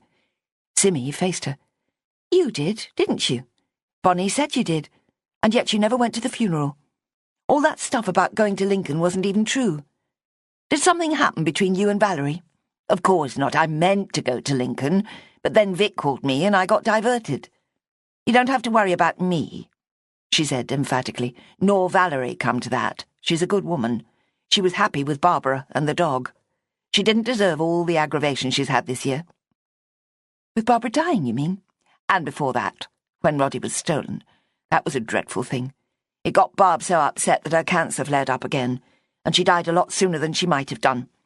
Those bastards who did it should be flayed alive." She clamped her lips together, as if she'd said too much. "But they got him back. Roddy, that is." "After they paid 500 quid in ransom." She looked at Simmy. "And don't you go shouting your mouth off about that to the police. You and your little amateur detective friend would only have made it all worse. If they'd gone public about it." "What? Why would I have had anything to do with it? I never knew Barbara Hodge or her dog." "Yeah, but you've got a habit of getting involved. You should watch that. It's not a reputation everyone would want." Simmy was speechless. She stared at Corinne, aghast at the implications of what she had said. Ninian tried his clumsy best to help. "She never gets involved deliberately. You're not being fair." Corinne shrugged. "Just saying how it looks. It's not meant nastily. You're being great with Bonnie," she offered. Simmy felt soiled and upset. Somehow she had taken a wrong turn, letting herself be drawn into an underworld populated by people who couldn't be trusted. People who would steal and snare and even kill. Corinne, sitting there so confident and brazen, was closely acquainted with such people, and yet it didn't seem to bother her. Simmy had never knowingly met a criminal until coming to Cumbria and setting up her floristry business. Since then, her horizons had expanded all too painfully. "I won't get any more involved," she said. "Not with Vic or Murray, any of them. One of those friends of yours could have killed that poor innocent man in that yard for all I know. I really don't know how you can live with yourself, if that's the case," she finished. The rage was leaking out of her, leaving only a residue of bitterness. "And there's my perfectly harmless father, knocked sideways by the whole business." "Oh, come on," said Corinne. "That's got nothing to do with the killing. We explained all that to you before. You're muddling everything up again. Do yourself a favour and just stick to your flowers. You're good for Bonnie. She says so herself. She likes you and your shop, and she likes Ben Harkness," she added, with a mischievous smile at Ninian. "Quite a little romance brewing there, I shouldn't wonder." "How sweet. They should be good for each other," said Ninian blithely. At the same moment, Simmy felt a flash of concern for the boy, so clever and so vulnerable. If Bonnie broke his heart, the consequences could be shattering. "I hope so," she said tightly. "Come and have some stew," said Ninian, "and we can talk of other things. I make pots, you know. I can tell you all about them if you like." "I did know that, actually," she said sarcastically, "and you know I did." "Joking," he sighed. "I thought I'd remind you of the time you said you'd buy a couple. That was years ago now. Let me show you the latest ones." "You do that," said Corinne, getting out of the couch. "Come on, Simmy Brown, enjoy yourself for a change." It was 9 o'clock when Simmy got back to Troutbeck, and twilight had turned the world to muted greys. Despite Ninian's efforts to keep it cheerful, Corinne's words had rankled at all levels. There was no escape from them, whichever way she turned. She was a killjoy, a sneak, an ignorant incomer. She looked for complexity when actually all was plain and simple. She was probably regarded as a snob as well. Not one of these epithets was true, she insisted to herself, and yet they had hurt. Surely that meant there was at least a dash of accuracy in them. Introspection did not come to her very often. Simmy Brown habitually looked outwards, watching others and doing her best for them. Melanie, Ben, and now Bonnie looked to her for good sense and predictability, and got it, she believed. D.I. Moxon acted as if he credited her with a good heart, too. They were all, in their different ways, concerned for her welfare. Even Ninian was solicitous of her, his love-making aimed at pleasing her at least as much as himself. Nobody ever hinted that they found her disagreeable or selfish or spiteful. But she was far too serious, she knew. She didn't often laugh or let herself go. She was careful and wary, and she was implacably on the side of truth. A killjoy and a sneak for sure. Damn it. The evening was almost over. Tomorrow there was a nice little wedding for which she was doing the flowers. Her father was at least not in hospital, not dying, and very probably on the way to complete restoration of his usual self. There was much to be thankful for. Compared to those who knew and loved Travis McNaughton, she had absolutely nothing to complain about. He was permanently, violently dead, and it was a desperate and dreadful thing. The way his demise kept fading out of focus, obscured by other events, disconnected and distracting, was shameful. If Vic Corliss and his illegal snares was not responsible, then somebody else was. And the only person Simmy could depend upon to agree that this was the highest priority, who would cut through the smokescreens and diversions to concentrate on what really mattered, was young Ben Harkness. If she knew Ben, he'd be back in the shop the next morning, hovering around until she closed up at lunchtime, and then bombarding her with his latest theories. Then she remembered his new infatuation with Bonnie. Would that mean he forgot all about the police investigation into the murder? Would he arrive early next day and devote all his attention to the girl, ignoring Simmy in the process? It seemed all too likely, she decided gloomily. Well, then she would just let it all go as well. She'd take the flowers to the hall where the wedding reception was to be, and then deliver the bouquets and buttonholes to the house. And after that, there were orders and stock, displays and future plans to think about. Summer was coming, which, ironically, could sometimes spell slow business for a florist. With gardens and hedges so awash with blooms, people felt less inclined to buy their own from a shop. If they wanted a table centrepiece or a colourful vase of flowers in their hall, they could go out and gather it for themselves, for free. Simmy and Melanie had discussed this at length, and concluded there was a need for lateral thinking. Hanging baskets, window boxes, the more flamboyant the better, could be part of the stock in the shop. Restaurants could be approached with ideas for summer displays, indoors and out. They'll pay you to do the thinking for them, said Melanie, especially if you offer to hang the baskets and position the boxes as well. It would all involve more work and, she hoped, a steady income. Such forward-looking thoughts served to cheer her considerably. Life would go on. She would avoid self-pity, as she would a virulent virus, and she would use that phrase to tease Ben, if she remembered, or perhaps her father, who enjoyed wordplay. Even if he never fully regained his old ways, he was always going to have fun with puns and the more arcane aspects of grammar. She went to bed early and dreamt confusedly about dogs at a funeral, chasing a boy with large ears, and then tangling their leads round Simmy's legs. One of them was Bertie, who hugged himself tightly against Russell Straw's legs and flinched at every approach. There was no barking or whimpering, just exuberant behaviour. The boy climbed into the church pulpit and threw hymn books down at the dogs. When she woke, she remembered the slapstick scene with amusement. Where had all that come from? She wondered. Chapter 24.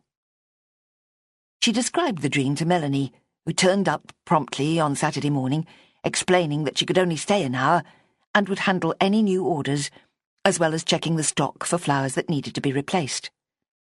I've no idea who the boy was, Simmy mused. I'd never seen him before. He had ears like great flat mushrooms. Nobody in real life would have ears as big as they were. Something you've heard somewhere? Melanie said, idly. I never think dreams mean anything in particular. It came to Simmy, then. My mother. She said there was a boy with big ears behind her at the funeral. She thought Valerie was looking at him and his dad when she had her meltdown thingy. I bet that was it. Probably Raymond Eccles, then. Bonnie said she'd seen him. Raymond? Where have I heard that name recently? Who is he?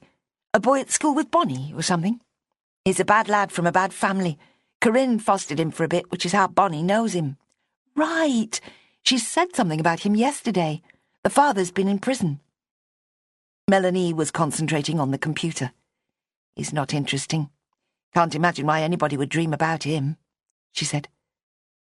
Wriggly little ideas were happening in Simmy's head. Ideas that threatened to become questions and then theories. They were very small and very new, and a careless word might flatten them, but they began to connect together in a picture that demanded attention. Was this how Ben's head felt all the time, she wondered? And then recalled herself wondering the same thing a few days ago. For some reason, Simmy's mind had been a lot more creative lately, tying things together and forming unsettling conclusions. She clamped her lips together, afraid of Melanie's scorn. She needed Ben. He would listen and take her seriously. If she was leaping to foolish conclusions, he would explain her lack of logic. He would also make suggestions as to how the hypothesis might be tested, even if such suggestions might turn out to be reckless, or even dangerous. But Melanie could not be ignored. She had talents all of her own. Mel, you know that Travis man who was killed? Not personally, but yes, I know who you mean. It's right, isn't it? He'd never been in trouble with the police. Never done anything that would make people hate him. Isn't that what everybody's saying? Pretty much, yeah. Why? Just wondering. It seems so horrible that he should die like that for no reason anybody can see. Since when were the reasons obvious? What about the lady in Ambleside and the man in Coniston? Nobody could understand why they were killed, either. True, I suppose. Her questions had taken her off track. She tried to formulate another. How old did they say his boy is? 12? 13? Something like that? So Raymond Eccles is older. 16, I'd guess, but he's small for his age. What's all this about, Sim? Nothing. Just getting the picture straight, that's all. Melanie looked up from the screen and gave Simmy a close scrutiny. What are you thinking? What's this about boys? Nothing, I told you. I'm going to deliver those wedding flowers now. Can you hang on till I get back? It won't be later than 10:30. No problem, sighed Melanie. The wedding was to take place in the register office at Kendal, and then back to a village hall at Ulverston. Simmy had to drive the 10 miles down to the pretty hall, setting out an arrangement for each of the 8 tables, as well as positioning a large display near the door to welcome the guests as they came in. Keep it simple, the bride had ordered. I'd like it to look like an old-fashioned homespun affair, if you know what I mean. As if the local girls had gone out and gathered flowers from the hedgerows. Forsythia, jasmine, honeysuckle, that sort of thing. As usual, Simmy found her customer blissfully unaware of the seasons and what might be found in a May hedgerow. All the same, it was a pleasing assignment, and she was proud of the results. Having garnished all the tables as requested, she drove back to Craig Walk, where she was to deliver posies and buttonholes, as well as the bridal bouquet. It was a pleasant road, to the east of the main street, through Bowness, the terraced houses made of the same dark stone as almost every other building in the town. Mrs. Jennings, soon to become Mrs. Moffat, opened the door, looking calm and cheerful. Simmy recalled other brides, with their hair in rollers and their eyes wild with panic, and smiled. "You'd better have a look and make sure they're what you wanted," she said. The woman opened the large flat box and fingered the contents. "They smell heavenly," she breathed. "That's the freesias," said Simmy. "I'll go and get your bouquet now." She went back to the van for the last of its contents and took the carefully wrapped arrangement into the house. "Lovely," said the bride. "Absolutely perfect. Was everything okay at Ulverston?" "Fine. There wasn't anybody there, but the door was unlocked. The caterers will be in and out, I suppose." A small frown of worry appeared. "Nobody's going to go in and wreck it, are they?" "Of course they're not," said Simmy emphatically. "Who would do that?" "You're right. It's awful the way we're all so uptight about security, isn't it? Imagine in Hardy's day, anybody having such an idea." "Hardy? Thomas, I told you. I wanted to try to imitate the kind of wedding you find in his books." She laughed, "Although it's all fallen apart a bit without a church service, and everybody driving from Kendal to Ulverston in cars. All the same, you must admit, I've booked the trend for fancy hotels and hours of drinking, not to mention the disco." She shuddered. "I've always hated discos." "Didn't they dance in Hardy?" Simmy had a faint memory of a book they had to read at school. "Something about the greenwood tree?" "We've got a band of Morris men coming." The frown was back. "I told you that as well." "I'm sorry," said Simmy. "I'm sure you did. Back when you ordered the flowers, 6 weeks ago," she wanted to add. "So, good luck with it all. Have a lovely day. I've got to get back." "Thank you," said Mrs. Jennings warmly. "You've done a fantastic job. I'll come in and pay next week, shall I?" "Wait till I send the bill," laughed Simmy. "Bye then."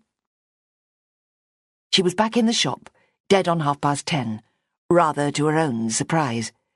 The whole trip had taken an hour and 10 minutes, which she felt was an achievement in itself on a Saturday morning. The presence of growing numbers of holidaymakers had sent her in a looping diversion through quiet streets, avoiding the busy heart of Bowness. Melanie was impatiently waiting to leave. "How did it go?" she asked. "Fine. Why are you in such a rush?" "Lots to do," said the girl. "I really won't be able to fit you in after this, Sim. It's all taking off with this hotel stuff. I've got a second interview in Grasmere this afternoon. They phoned yesterday. I'm all behind with everything. You'll have to make do with Bonnie. Wasn't she meant to come in today?" The breathlessness was irritating. "I think she was. Yes. Up till 1 o'clock, she said. Gosh, Mel, yesterday was such a mess. I went to Ninian's after work and Corinne was there. I never knew they knew each other." "Why wouldn't they?" Melanie was almost out of the door, and plainly in no mood for any further chat. Simmy had a premonition of how much she would miss her, with her undisguised interest in everybody's lives and loves. Melanie had provided support, advice, and good sense. More like a mother than somebody young enough to be Simmy's daughter. "One more thing," she said, wanting to grab the girl's arm. "If Ben and I get any more Jen on the murder, do you want to be kept informed?" "Jen?" "You know what I mean. Information, ideas." "Well, do you?" "Not really." Melanie shook her head. "I think it's time I let all that go. It was fun for a while working with you, and I'll call in and see you one morning next week, but now... Sorry, but I'm really going." "Be nice to Bonnie. You won't regret it, I promise. She's a lot cleverer than me. She has a good heart deep down. Don't judge her too harshly. You don't really know her yet." And she was gone, trotting down the street, large and determined, heading for her new life. 2 customers came in, 10 minutes apart. The second one, a middle-aged woman, browsing unhurriedly. Simmy was jangled by Melanie's departure and its lack of ceremony, as well as restless at the implications of her involuntary theories about what had happened in Troutbeck on Tuesday. Images from the week flitted through her head like stills from a movie, run together to form an increasingly compelling narrative. But it remained a narrative, with several holes in it, and a conclusion that would shock almost anyone who heard it. Where was Ben when she needed him? When the customer finally left with a small bunch of very undramatic carnations, Simmy was tempted to give the boy a ring. Despite his imminent exams, not to mention his family, she felt entitled to his attention. Everything was in suspense without him. She had no idea what she might do on her own, but with Ben's encouragement, anything was possible. At last, just before 11:30, the door opened and 2 youngsters came in. Simmy had her back to them, tidying away some tired-looking flowers, which wouldn't last until Monday. "Hi," called Ben. "It's us." He was holding hands with Bonnie, and looking both proud and sheepish. "Can't stay long. Bonnie's coming back to mine for lunch." Simmy took a deep breath, forcing herself to remember she was a generation older than them, and therefore simply not allowed to rely on either of them for any emotional succour. But she could reproach Bonnie for failing to abide by her promise to work all morning. "I thought you said you'd be here at 10, she said. "Did I? So much has happened I wasn't sure how we'd left it." What was the good? She heard Melanie's parting words again, and forced herself to reserve judgment for a while. "I was hoping you'd show up for a number of reasons," she said. "I wanted to try a theory on you, if you've got time." "Theory? What about?" Ben looked puzzled and wary. "Murder." "Golly Moses, Sim, that's not like you." "It is now. Actually, I was wondering if you'd come with me somewhere, and that's probably not a good idea. I guess I should just phone Moxon and tell him about it." "About what? You're not making any sense." He glared at her, and she understood that he, like Melanie, was no longer finding the death of Travis McNaughton the most pressing subject of the moment. "Bear with me for a minute. Let me list a few facts, okay? First, there's a man called Eccles, with a son called Raymond. Raymond's 16, and his dad's been in prison. I don't know what he did." "They were at the funeral," said Bonnie. "It was Eccles who had the coughing fit." "Good. Great." Simmy almost clapped her hands with satisfaction. "That's what I hoped to find out. You know them, then?" "Corinne fostered Ray for a bit. He still pops in now and then to say hello." "And his father?" Bonnie flushed and hesitated before answering. I don't know, she mumbled. Her gaze was flickering from one display of flowers to another, suggesting rapid thoughts forming behind her eyes. What do you mean you don't know? What don't you know? Hey, Ben protested, don't yell at her.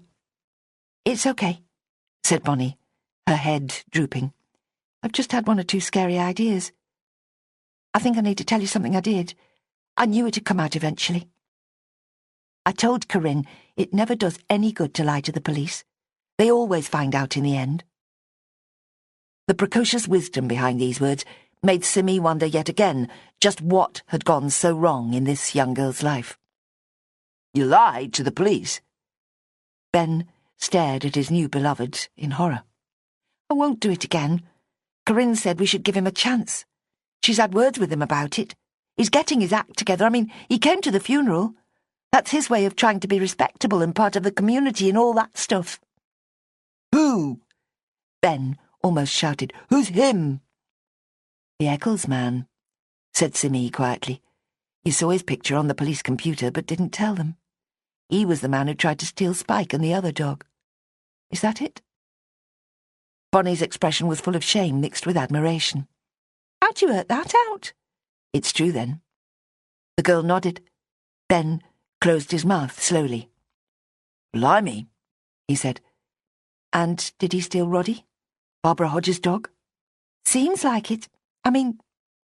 She made a visible effort. Yes, he did. He gave them back, though, and Corinne made him give the money back as well.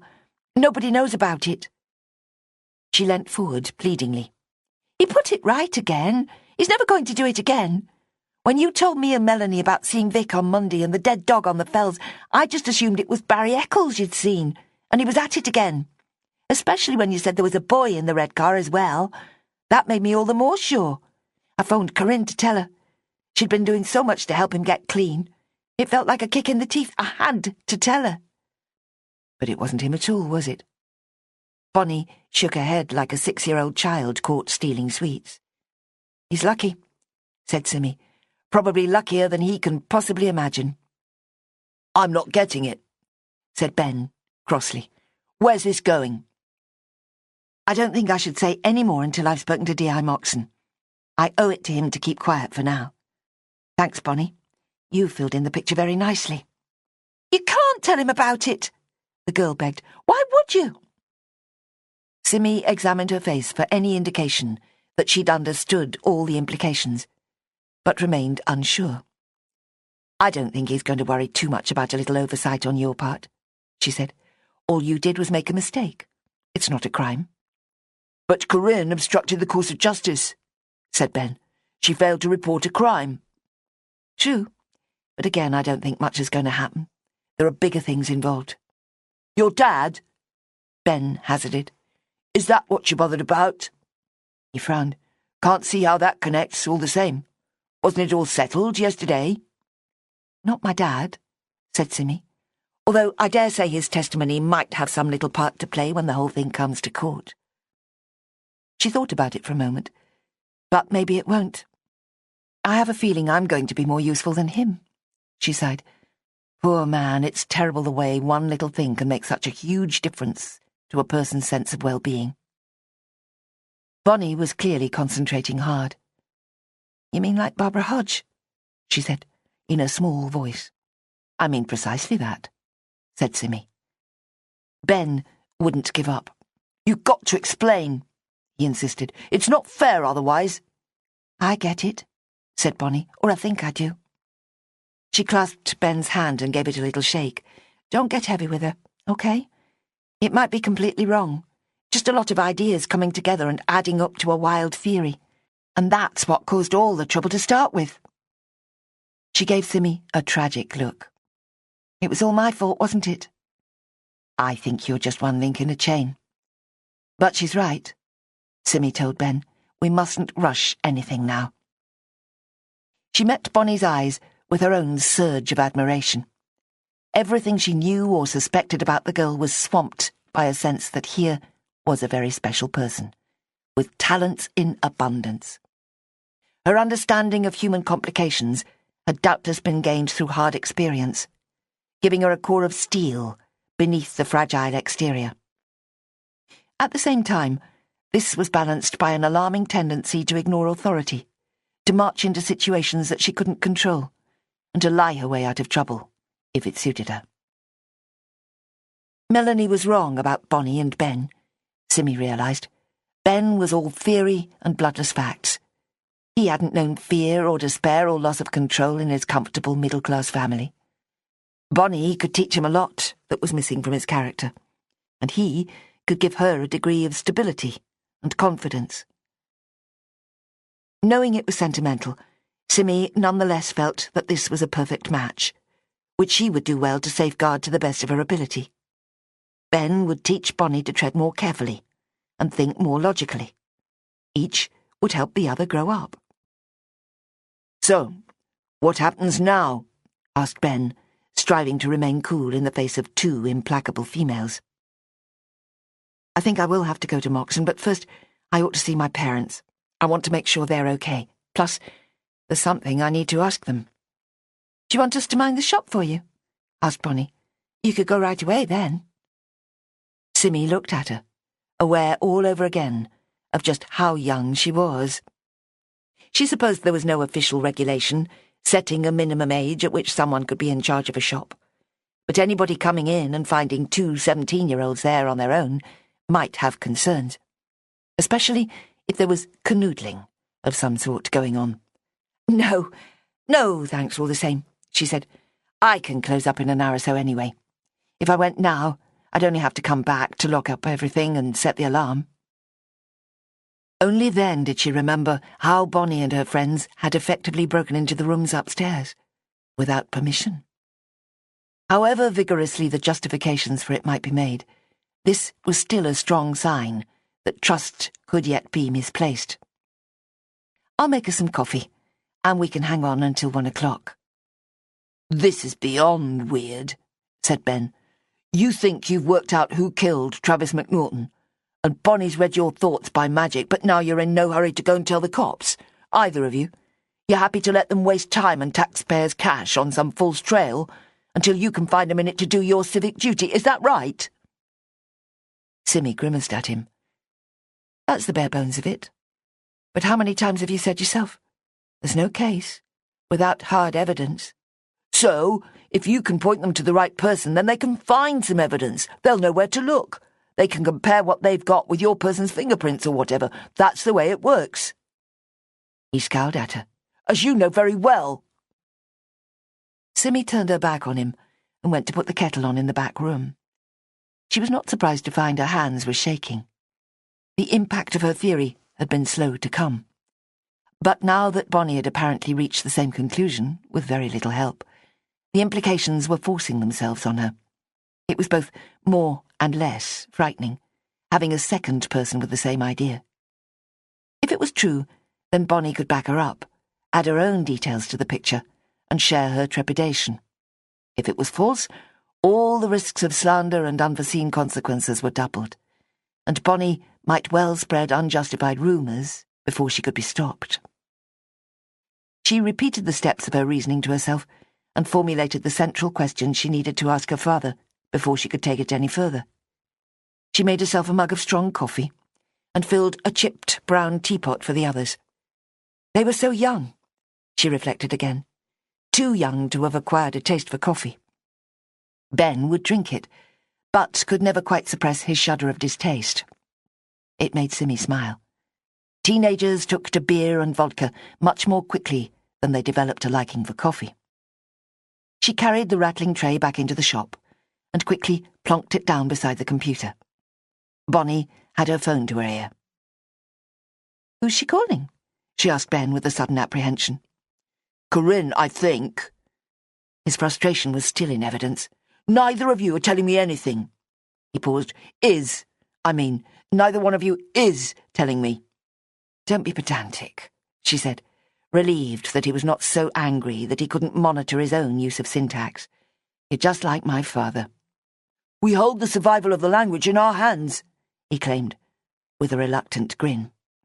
"You mean You're holding back a natural evolutionary progress. It was an exchange they'd had before, more than once.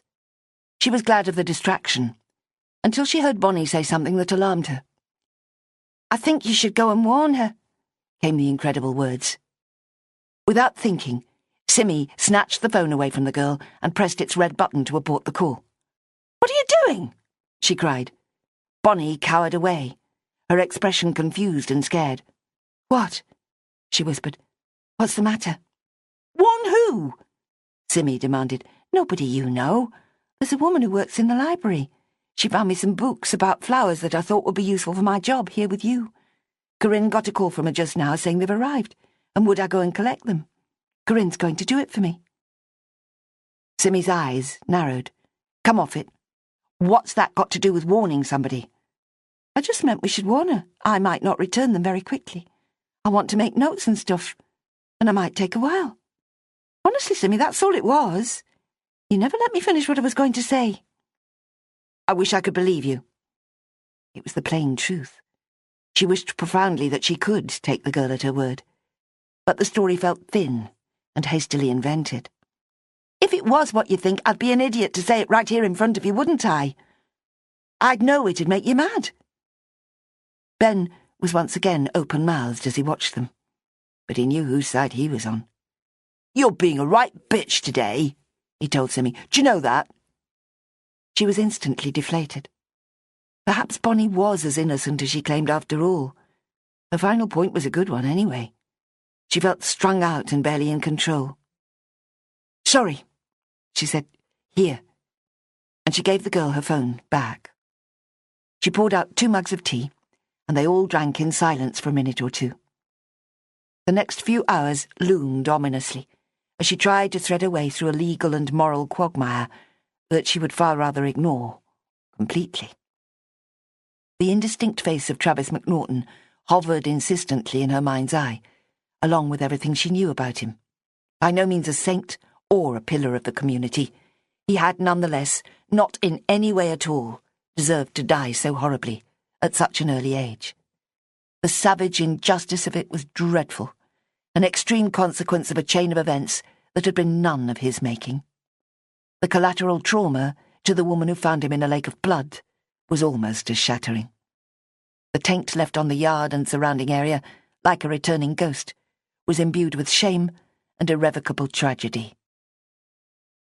"Right," she said. "You two can go now. Please don't say anything to anybody, Bonnie. I'm trusting you, okay? It's important. You can call me later today to see how it went, if you like." "No, I'm coming with you," said the girl. "You won't be able to stop me, so don't even try." The core of steel had never been more apparent. "Well, all right," said Simmy, "but I don't like it." "And if she's there, I'm going to be as well," said Ben. Again, Simmy felt the mixture of gladness and annoyance. Moxon would perceive them as a deputation, rather than a friendly offer of help from someone already involved in his investigations. Of course, underlying everything else was a sense that she should in some way atone for the way she had thought and behaved towards D.I. Moxon, ever since first meeting him. She had misjudged him, at the very least. There had been moments when she'd felt repulsed by him, and might not have adequately concealed her reaction.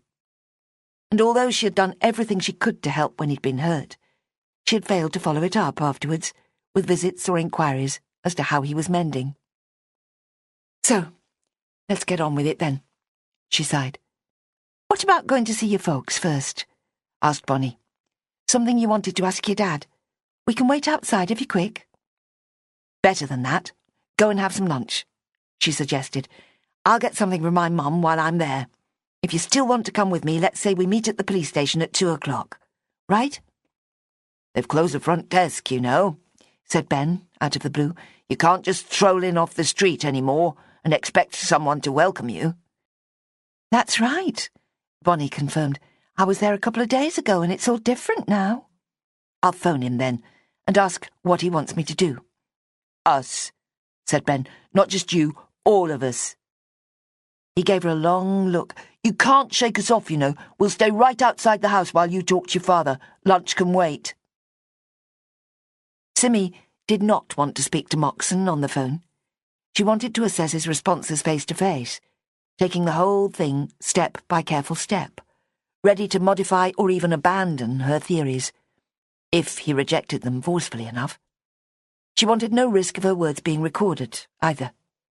Making accusations of murder against a person ought not to be done lightly, especially if there was no scrap of hard evidence to support the accusation.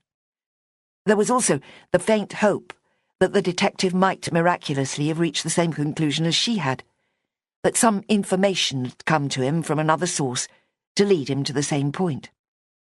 By delaying as long as she could, she might be making this outcome more likely, letting herself off the painful moral hook she was on. But she doubted there was to be any reprieve. Murder was murder. It stood huge and implacable before her, as it had done on other occasions, and there was no denying it. As she ushered the two youngsters out onto the pavement and set about locking the door behind herself, the reprieve she had despaired of materialized. Both her parents were walking down the street towards her. "Simon," called her mother, "I need you to come with us. There's something we have to do." Chapter 25. Yet again, Simi found herself part of an uncomfortably large group of people blocking the pavement in the middle of Windermere. She was primarily delighted to see her father looking fit and well, his face suggesting a full understanding of and concern with the present moment. The jut of her mother's chin promised something decisive and potentially helpful. "We were just coming to you," Simi said faintly. "Has something happened?" "We had a phone call from Corinne, whatever her name is, 20 minutes ago." Angie looked at Bonnie. "She said it was your suggestion, all to do with that man and his boy sitting behind me at the funeral. Said we ought to go and talk to—" Simi cut her off quickly. "So that story about the library books was a complete lie?" she accused the girl. "Really, Bonnie, I can't believe a word you say, can I? You told Corinne to phone my parents, didn't you?" "Actually, no, I didn't." Bonnie stood her ground and spoke out clearly. "How do you think there'd be time? It's only been 10 minutes since I was talking to her. That was after she called your mum." Simi was confounded yet again by the girl's logic. Accustomed to it from Ben, she had not yet come to expect it from Bonnie. So, what on earth is all this about? She was increasingly afraid that a name would be mentioned that ought not to be, until she had shared her thoughts with the police, especially now that there were 2 more people to hear it. "Mum, do you think you and I could have a quiet word? Just the 2 of us?" "Whatever for? There's no time for that. Corinne wants you and your father to have a good look at the man and his boy, and see if you recognise them. She says they're in the Elleray having lunch." "Good Lord!" snapped Simi. "What does it have to do with her, and how does she know they're in the pub? Where's she?" Russell spoke up for the first time. "She's trying to put things right," he said. "She and that Vic person have had a few ideas, after hearing all about yesterday's events from Bonnie. Vic knew the murdered man, remember? And now he's worried that it wasn't him we saw on Monday after all. If he's right, it'll help the police, don't you see?" Simi absorbed this speech slowly. It did nothing to further encourage her as to her father's return to health. Rather, it sounded like a man desperately trying to sound rational and failing. "We saw him wave to the men in the car," she reminded her father. "Are you sure you've understood him properly?" "So we did." Russell frowned. "Is that helpful?" Simi shook her head at him and turned to her other parent. "Mum, where's Corinne now? And what on earth does she want from me? She already knows who everybody is." "You're deliberately being stupid," Bonnie accused her. "Corinne needs to be sure before she tells the police what she did. Don't you say that?" Simi's heart thundered at this new twist. She had not factored in any action on the part of Corinne, having filed her away with Vic Corliss, as being only concerned with snaring animals and driving illegal cars. Angie pulled at her arm. "It can't do any damage, can it? Just in case they're right, you should come. It's the least we can do, if it helps to solve a murder." Simi resisted. "It'll take ages, all the way up there and back." So what's the hurry? It's pointless. I already know everything I need to. Then she had a new thought and completely changed her mind. She turned to Ben and Bonnie. All right then, I'll go. Don't you two come. Wait down by the Baddeley Tower, and I'll be there in 15 minutes. I won't let it take longer than that. Then she gave her parents the same treatment. And you needn't come either. I'll run over to the pub, put my head round the door, as if I'm looking for somebody, and be out again in no time. We'll come, said Angie, brooking no argument. If you want to talk to us as well, you can do it on the way. It was the best she could hope for. So she set off at a brisk pace towards the northern part of the town, back towards the church where the funeral had taken place. Ben and Bonnie remained where they were, murmuring questions to each other. Russell fell back as his wife and daughter headed uphill. It's the wrong way round, Simmy began. Corin's got everything back to front. You don't seem surprised, though. Where were you going just now with those youngsters? The police station. I worked something out myself this morning and wanted to explain it to Moxon. Bonnie thinks she knows what it is, but Ben's still in the dark. Although now you've turned up with this silly wild goose chase, he might get there as well.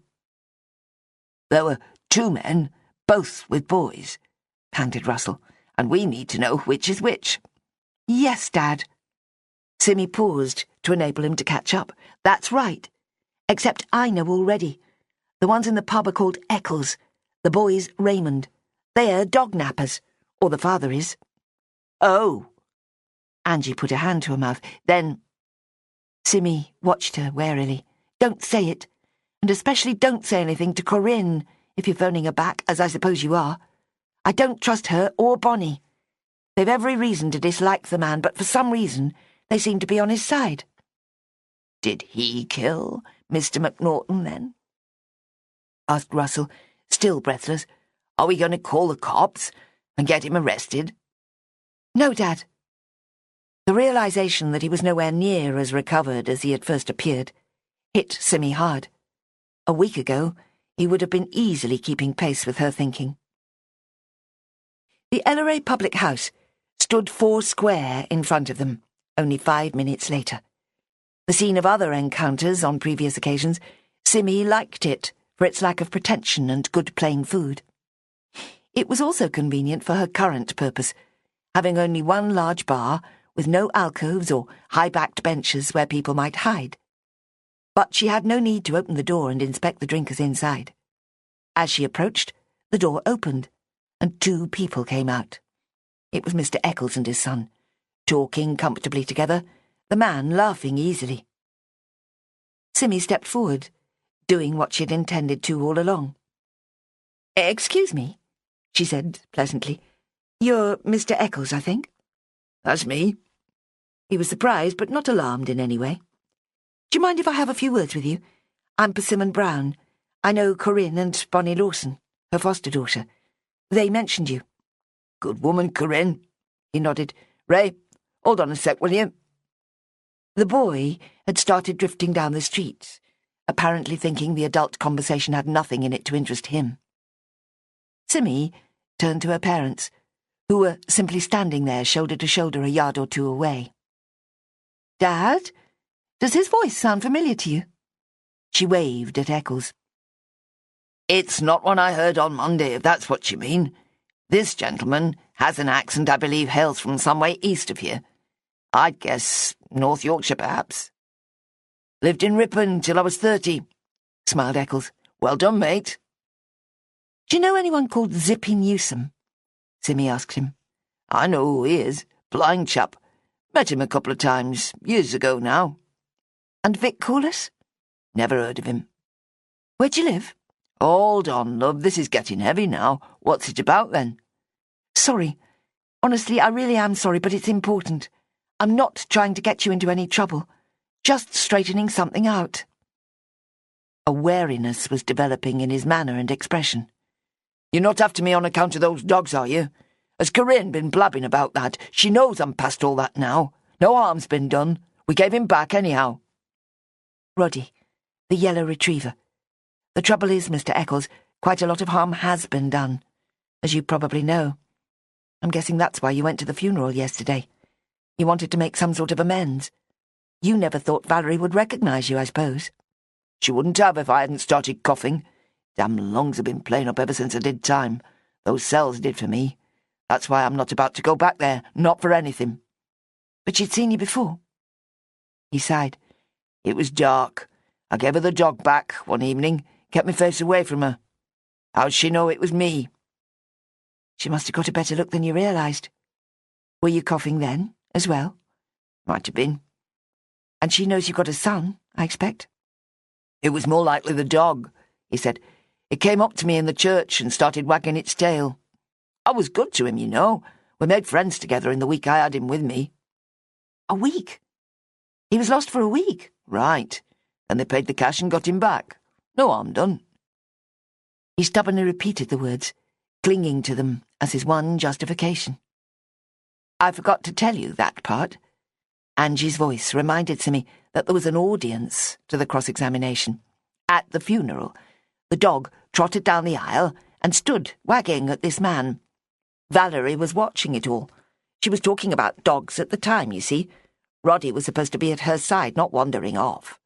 And I gave the money back, persisted Eccles, more loudly. Corinne says there's no way it'll go to the police now, especially after all this time with the woman dead and all. The woman was ill when you took her dog. The shock and worry of his disappearance made her a lot worse. It probably shortened her life, and even if it didn't, it added to the suffering. Hers and her friends. It was a dreadful thing to do. Simmy wished she had spoken these words, but it was her father who confronted the man with the consequences of his actions. What's it to you? Eccles demanded defiantly. I think it has a lot to do with me, said Russell slowly. I think you've done a great deal more damage than you realise. He looked at Simmy. And my daughter knows precisely what I mean. I fancy she worked it out some time ago now. I'm not taking any more of this. Come on, Ray. Tell me we're off. The boy, with his big ears and bony shoulders, stood where he was. You took their dog, Dad, after you'd promised us you'd stay clean. What's Linda going to say about that? Linda's not going to know, is she? We're out of here next week, and that's an end of it. One little mistake's not going to wreck it all now. Raymond looked doubtful, but Simmy could also see hope and relief in his eyes. It was Raymond who elicited the next thing she said. I meant what I said at the start. There's no reason for you to get into trouble. I just hope you've had enough of a fright to convince you to live a decent life from now on. Don't worry, said the man. You haven't met Linda. She's taken me up as a project. Lovely woman, he added dreamily. So long as this young man keeps his mouth shut, we'll be all right. He gave his son a probing look. Linda's okay, he confirmed. Even my mum thinks so. Another complicated, mixed-up family, Simmy assumed. You've no idea how lucky you are, she told Eccles. But I think you'll be finding out in the next few days. What? He said. But she had turned away from him and his boy back to her parents. That's it then, she said. The full story. Angie gave an angry laugh. Maybe you and your dad think so, but as far as I'm concerned, it's still a complete mystery. So, come with me to see D.I. Moxon, and it'll all become clear, said Simmy. By now, I expect Ben's worked it out as well. Chapter 26. It's all wrong, though, said Russell for the third time. That poor woman. You can't just let that man go. It was all his fault. It's not up to us, said Simmy. The police can decide about that, and he knows what he's done. I don't think he'll rest easy for a long time to come. Isn't that enough of a punishment? They were almost at the Baddeley Tower, where Ben and Bonnie could be seen waiting for them. All five would troop down to the police station, where the public could no longer just walk in and expect a friendly welcome from an officer on the front desk. They would knock or ring or do whatever it took to gain access, and hope to find Detective Inspector Moxon ready and waiting for them. Simmy had tried to phone him 10 minutes earlier, and only got his voicemail. We're coming to tell you something, she told the machine. We'll be at the police station in a few minutes. It's not fair to blame him too harshly, Angie said. After all, he was nice to the dog. You could tell it liked him the way it behaved yesterday. Simmy gave a short laugh. In a way, the dog got its revenge as well. If it hadn't been for him, we might never have worked it out. Then a cold hand clamped itself on her heart. But of course now, that's what I've been trying to say, put in Russell. What's going to become of him now? Why? What do you mean? Asked Angie. He's got Valerie, hasn't he? She looked from one silent face to the other. Hasn't he? Simmy closed her eyes against the tangled morality. Whichever way she looked, there was pain and injustice and the uncompromising results of doing a wrong thing. I don't think he has, she said. But it's all wrong, said Russell for a fourth time. I know I can't stop you, Simmy, but really I wish you'd just think it through first. I have, Dad, 1,000 times in the past couple of hours, and there's no way around it. We've been forgetting Travis McNaughton and his son. His friends and family didn't deserve what happened to him. We can at least put that right. We have to. You know we do. There's nothing so dreadful as an innocent victim. And you know what? The final clincher is that even if she'd got the right man, he wouldn't have deserved it either. Angie put a hand on each of them. Wait, she begged. The right man, the wrong man was killed. Somebody meant to kill the Eccles man instead of Travis McNaughton. You mean Valerie? She did it. Her face went white. Oh, God. Yes, I see it now. Why have I been so slow when it's all been right there in front of me? Valerie Rossiter. She took a deep breath. Oh. Well, everybody always said there was something dark about her. Even her dog doesn't really like her much. Corinne told me that months ago. Simmy met her father's eyes, which were twinkling with helpless amusement. Trust you, Ange, to put everything into perspective, he said. But Simmy was remembering a grief-stricken woman in a graveyard, and felt immeasurably sad. Bonnie and Ben had plainly wasted no time in reconciling facts, drawing deductions, resolving moral ambiguities, and planning the golden future they envisaged for themselves, probably in roughly that order. We won't come with you, said Ben. We get the whole thing now. Bonnie's been explaining it all to me. She worked it out hours ago, you know. Can you just imagine the team we're going to make? He clumsily put his arm around the girl's shoulder, and she leant her head on him. Hours ago? Simmy repeated. Like before about 11:30 this morning? Well, maybe not the whole thing, she admitted, but when you asked about the dog napping and whatever, everything sort of landed right side up, if you see what I mean. So you're okay with me going to explain it all to the cops? You do what you have to do, said Bonnie graciously. It'll keep you in that detective's good books, if nothing else. Come on, Bon, urged Ben. Our work here is done. She giggled, and they walked off towards Helm Road, where Ben lived with his family. Ben and Bon, murmured Russell after them. Lord help us. The police station was barely 2 minutes' walk down the gentle hill towards Bowness. They reached it just before a car drew up at the curb close by. A woman emerged, paid the driver, and stood rigidly on the pavement. It's her, said Angie, in a taxi. Valerie Rossiter ignored the threesome, who were all blatantly staring at her. Shh, Simmy warned her mother. We can't say anything to her now. But Russell thought differently. Miss Rossiter, he said, you don't know me, but I think I understand why you're here. Can I be of any assistance, do you think? She blinked unseeingly in his direction. Who are you? She asked. Russell Straw. This is my daughter and my wife. We've just been speaking to a Mr. Eccles. He used to kidnap dogs, apparently. And he's lucky to be alive, breathed Valerie. Does he realise that? I think not. He soon will. Valerie squared her shoulders. I've come to report myself as a murderer. I can't begin to imagine how much courage that takes, said Russell thickly. Let me come in with you. I have a feeling my testimony will help the police to make sense of what you have to tell them." He turned to Simmy and Angie. "We'll be fine now," he said. "You two go home and have some lunch." Angie lurched forward as if to protest, but Simmy pulled her back. "He's right," she said. "Like Ben put it, our work is done." Some hours later, they were sitting in the Beckview kitchen, with Bertie on Russell's lap, receiving a much more thorough fondling than he was accustomed to. There were gaps in the story that only Russell could fill. How did Valerie come to mistake her victim? How did she get away after the deed was done? And what was going to happen to her? "It was premeditated murder," said Russell unhappily. "She'll be in prison for years. There's no convincing mitigation. She took the knife with her, with the deliberate intention of cutting a man's throat." He groaned. "And that woman Corinne's far more involved than we realized. Valerie got all her information from the woman. She insists Corinne had no idea what she meant to do, but I'm doubtful."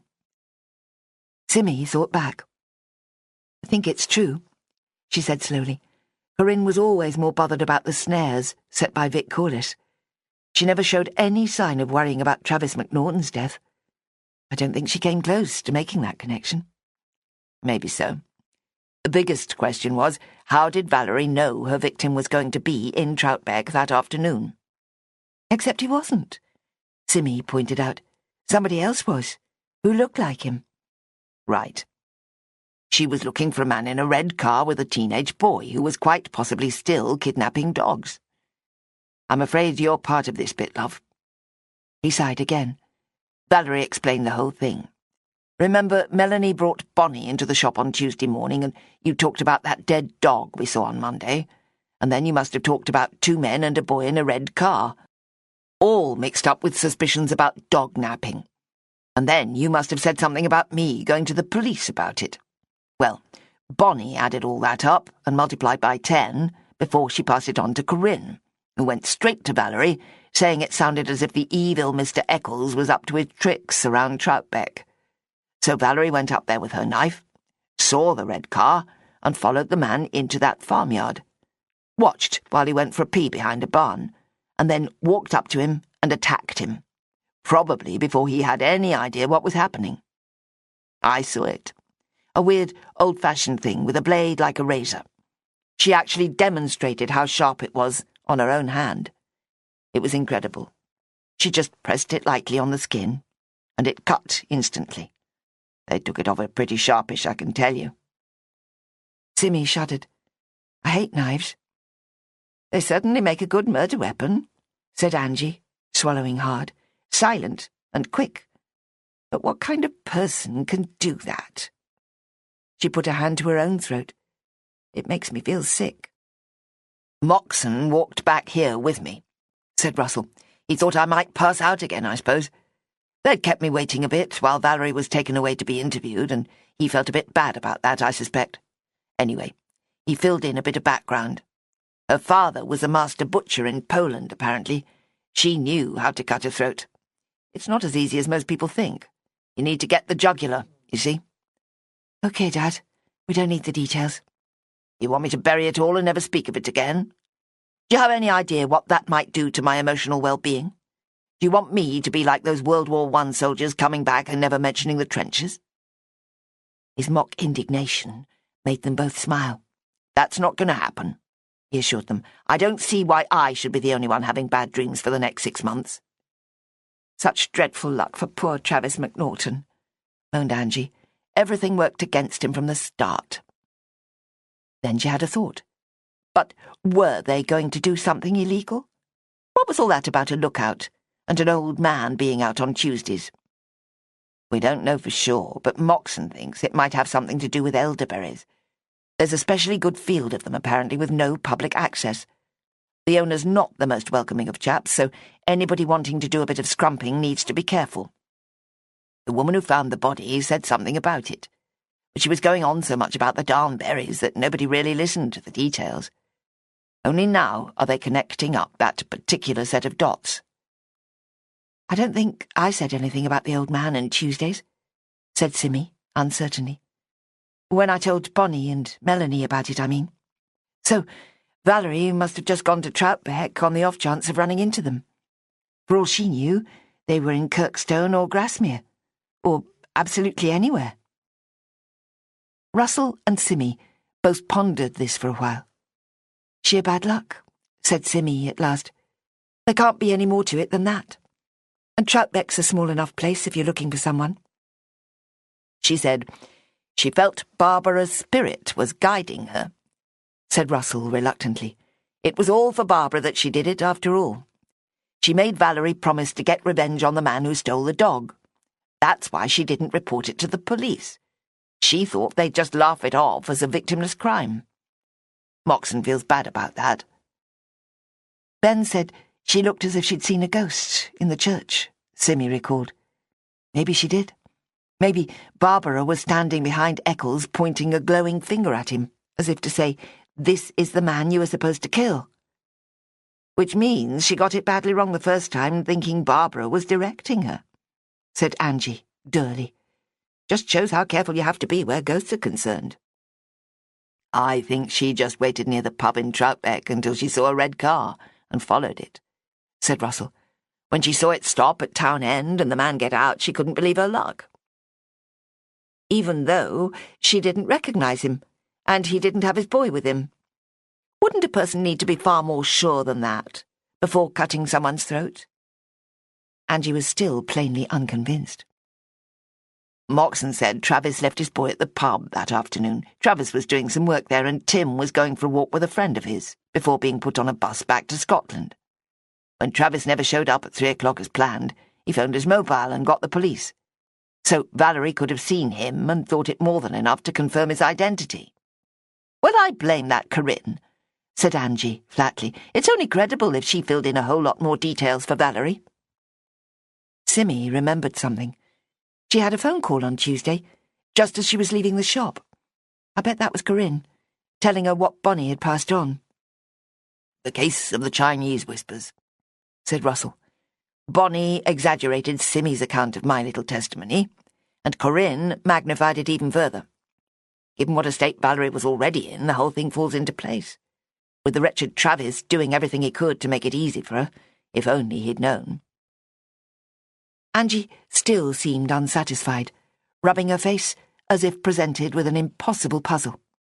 Then she lifted her head. The man and his boy behind me, in the church, she said. They were talking, before it all got started. Somebody sitting next to them was joining in and said something about the murder in Troutbeck. I knew I'd heard more about it, and couldn't think where it was. Now it's all come back to me. This woman, and I have no idea who she was talking in that loud sort of whisper you really want to hear, because it's obviously something interesting. She said Travis McNaughton had been doing well with finding work, gardening in Troutbeck, and what a shame it was he'd died, just as it was going so nicely. The man, Eccles, said he'd been finding the same thing. Hotels and guest houses were all desperate to keep their gardens looking nice, and this time of year was great for odd job men who knew a bit about plants and hedges and all that. So, that would be another clue for Valerie. Do you see? Sort of, said Simmy. She'd be watching out for a man working in a garden. Hadn't Travis just knocked off after doing something for the garden at the Mortal Man? Had he? Frowned Angie. He had, confirmed Russell, before leaving the boy there to go for his walk. There we are, then, sighed Simmy unhappily. What a very sad story. I can't forget how much I liked Valerie. I can't believe we had such a nice little chat in the graveyard. And she gave a watery smile. But at least we can assume Corinne will take on the dog.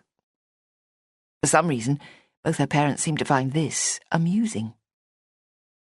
The next day, less than a week after the fateful bank holiday Monday, Simmy was once again at the Mortal Man. Outside it was raining, so she and her companion were in the untidy wood-panelled bar, eating a ridiculously substantial roast lamb Sunday lunch.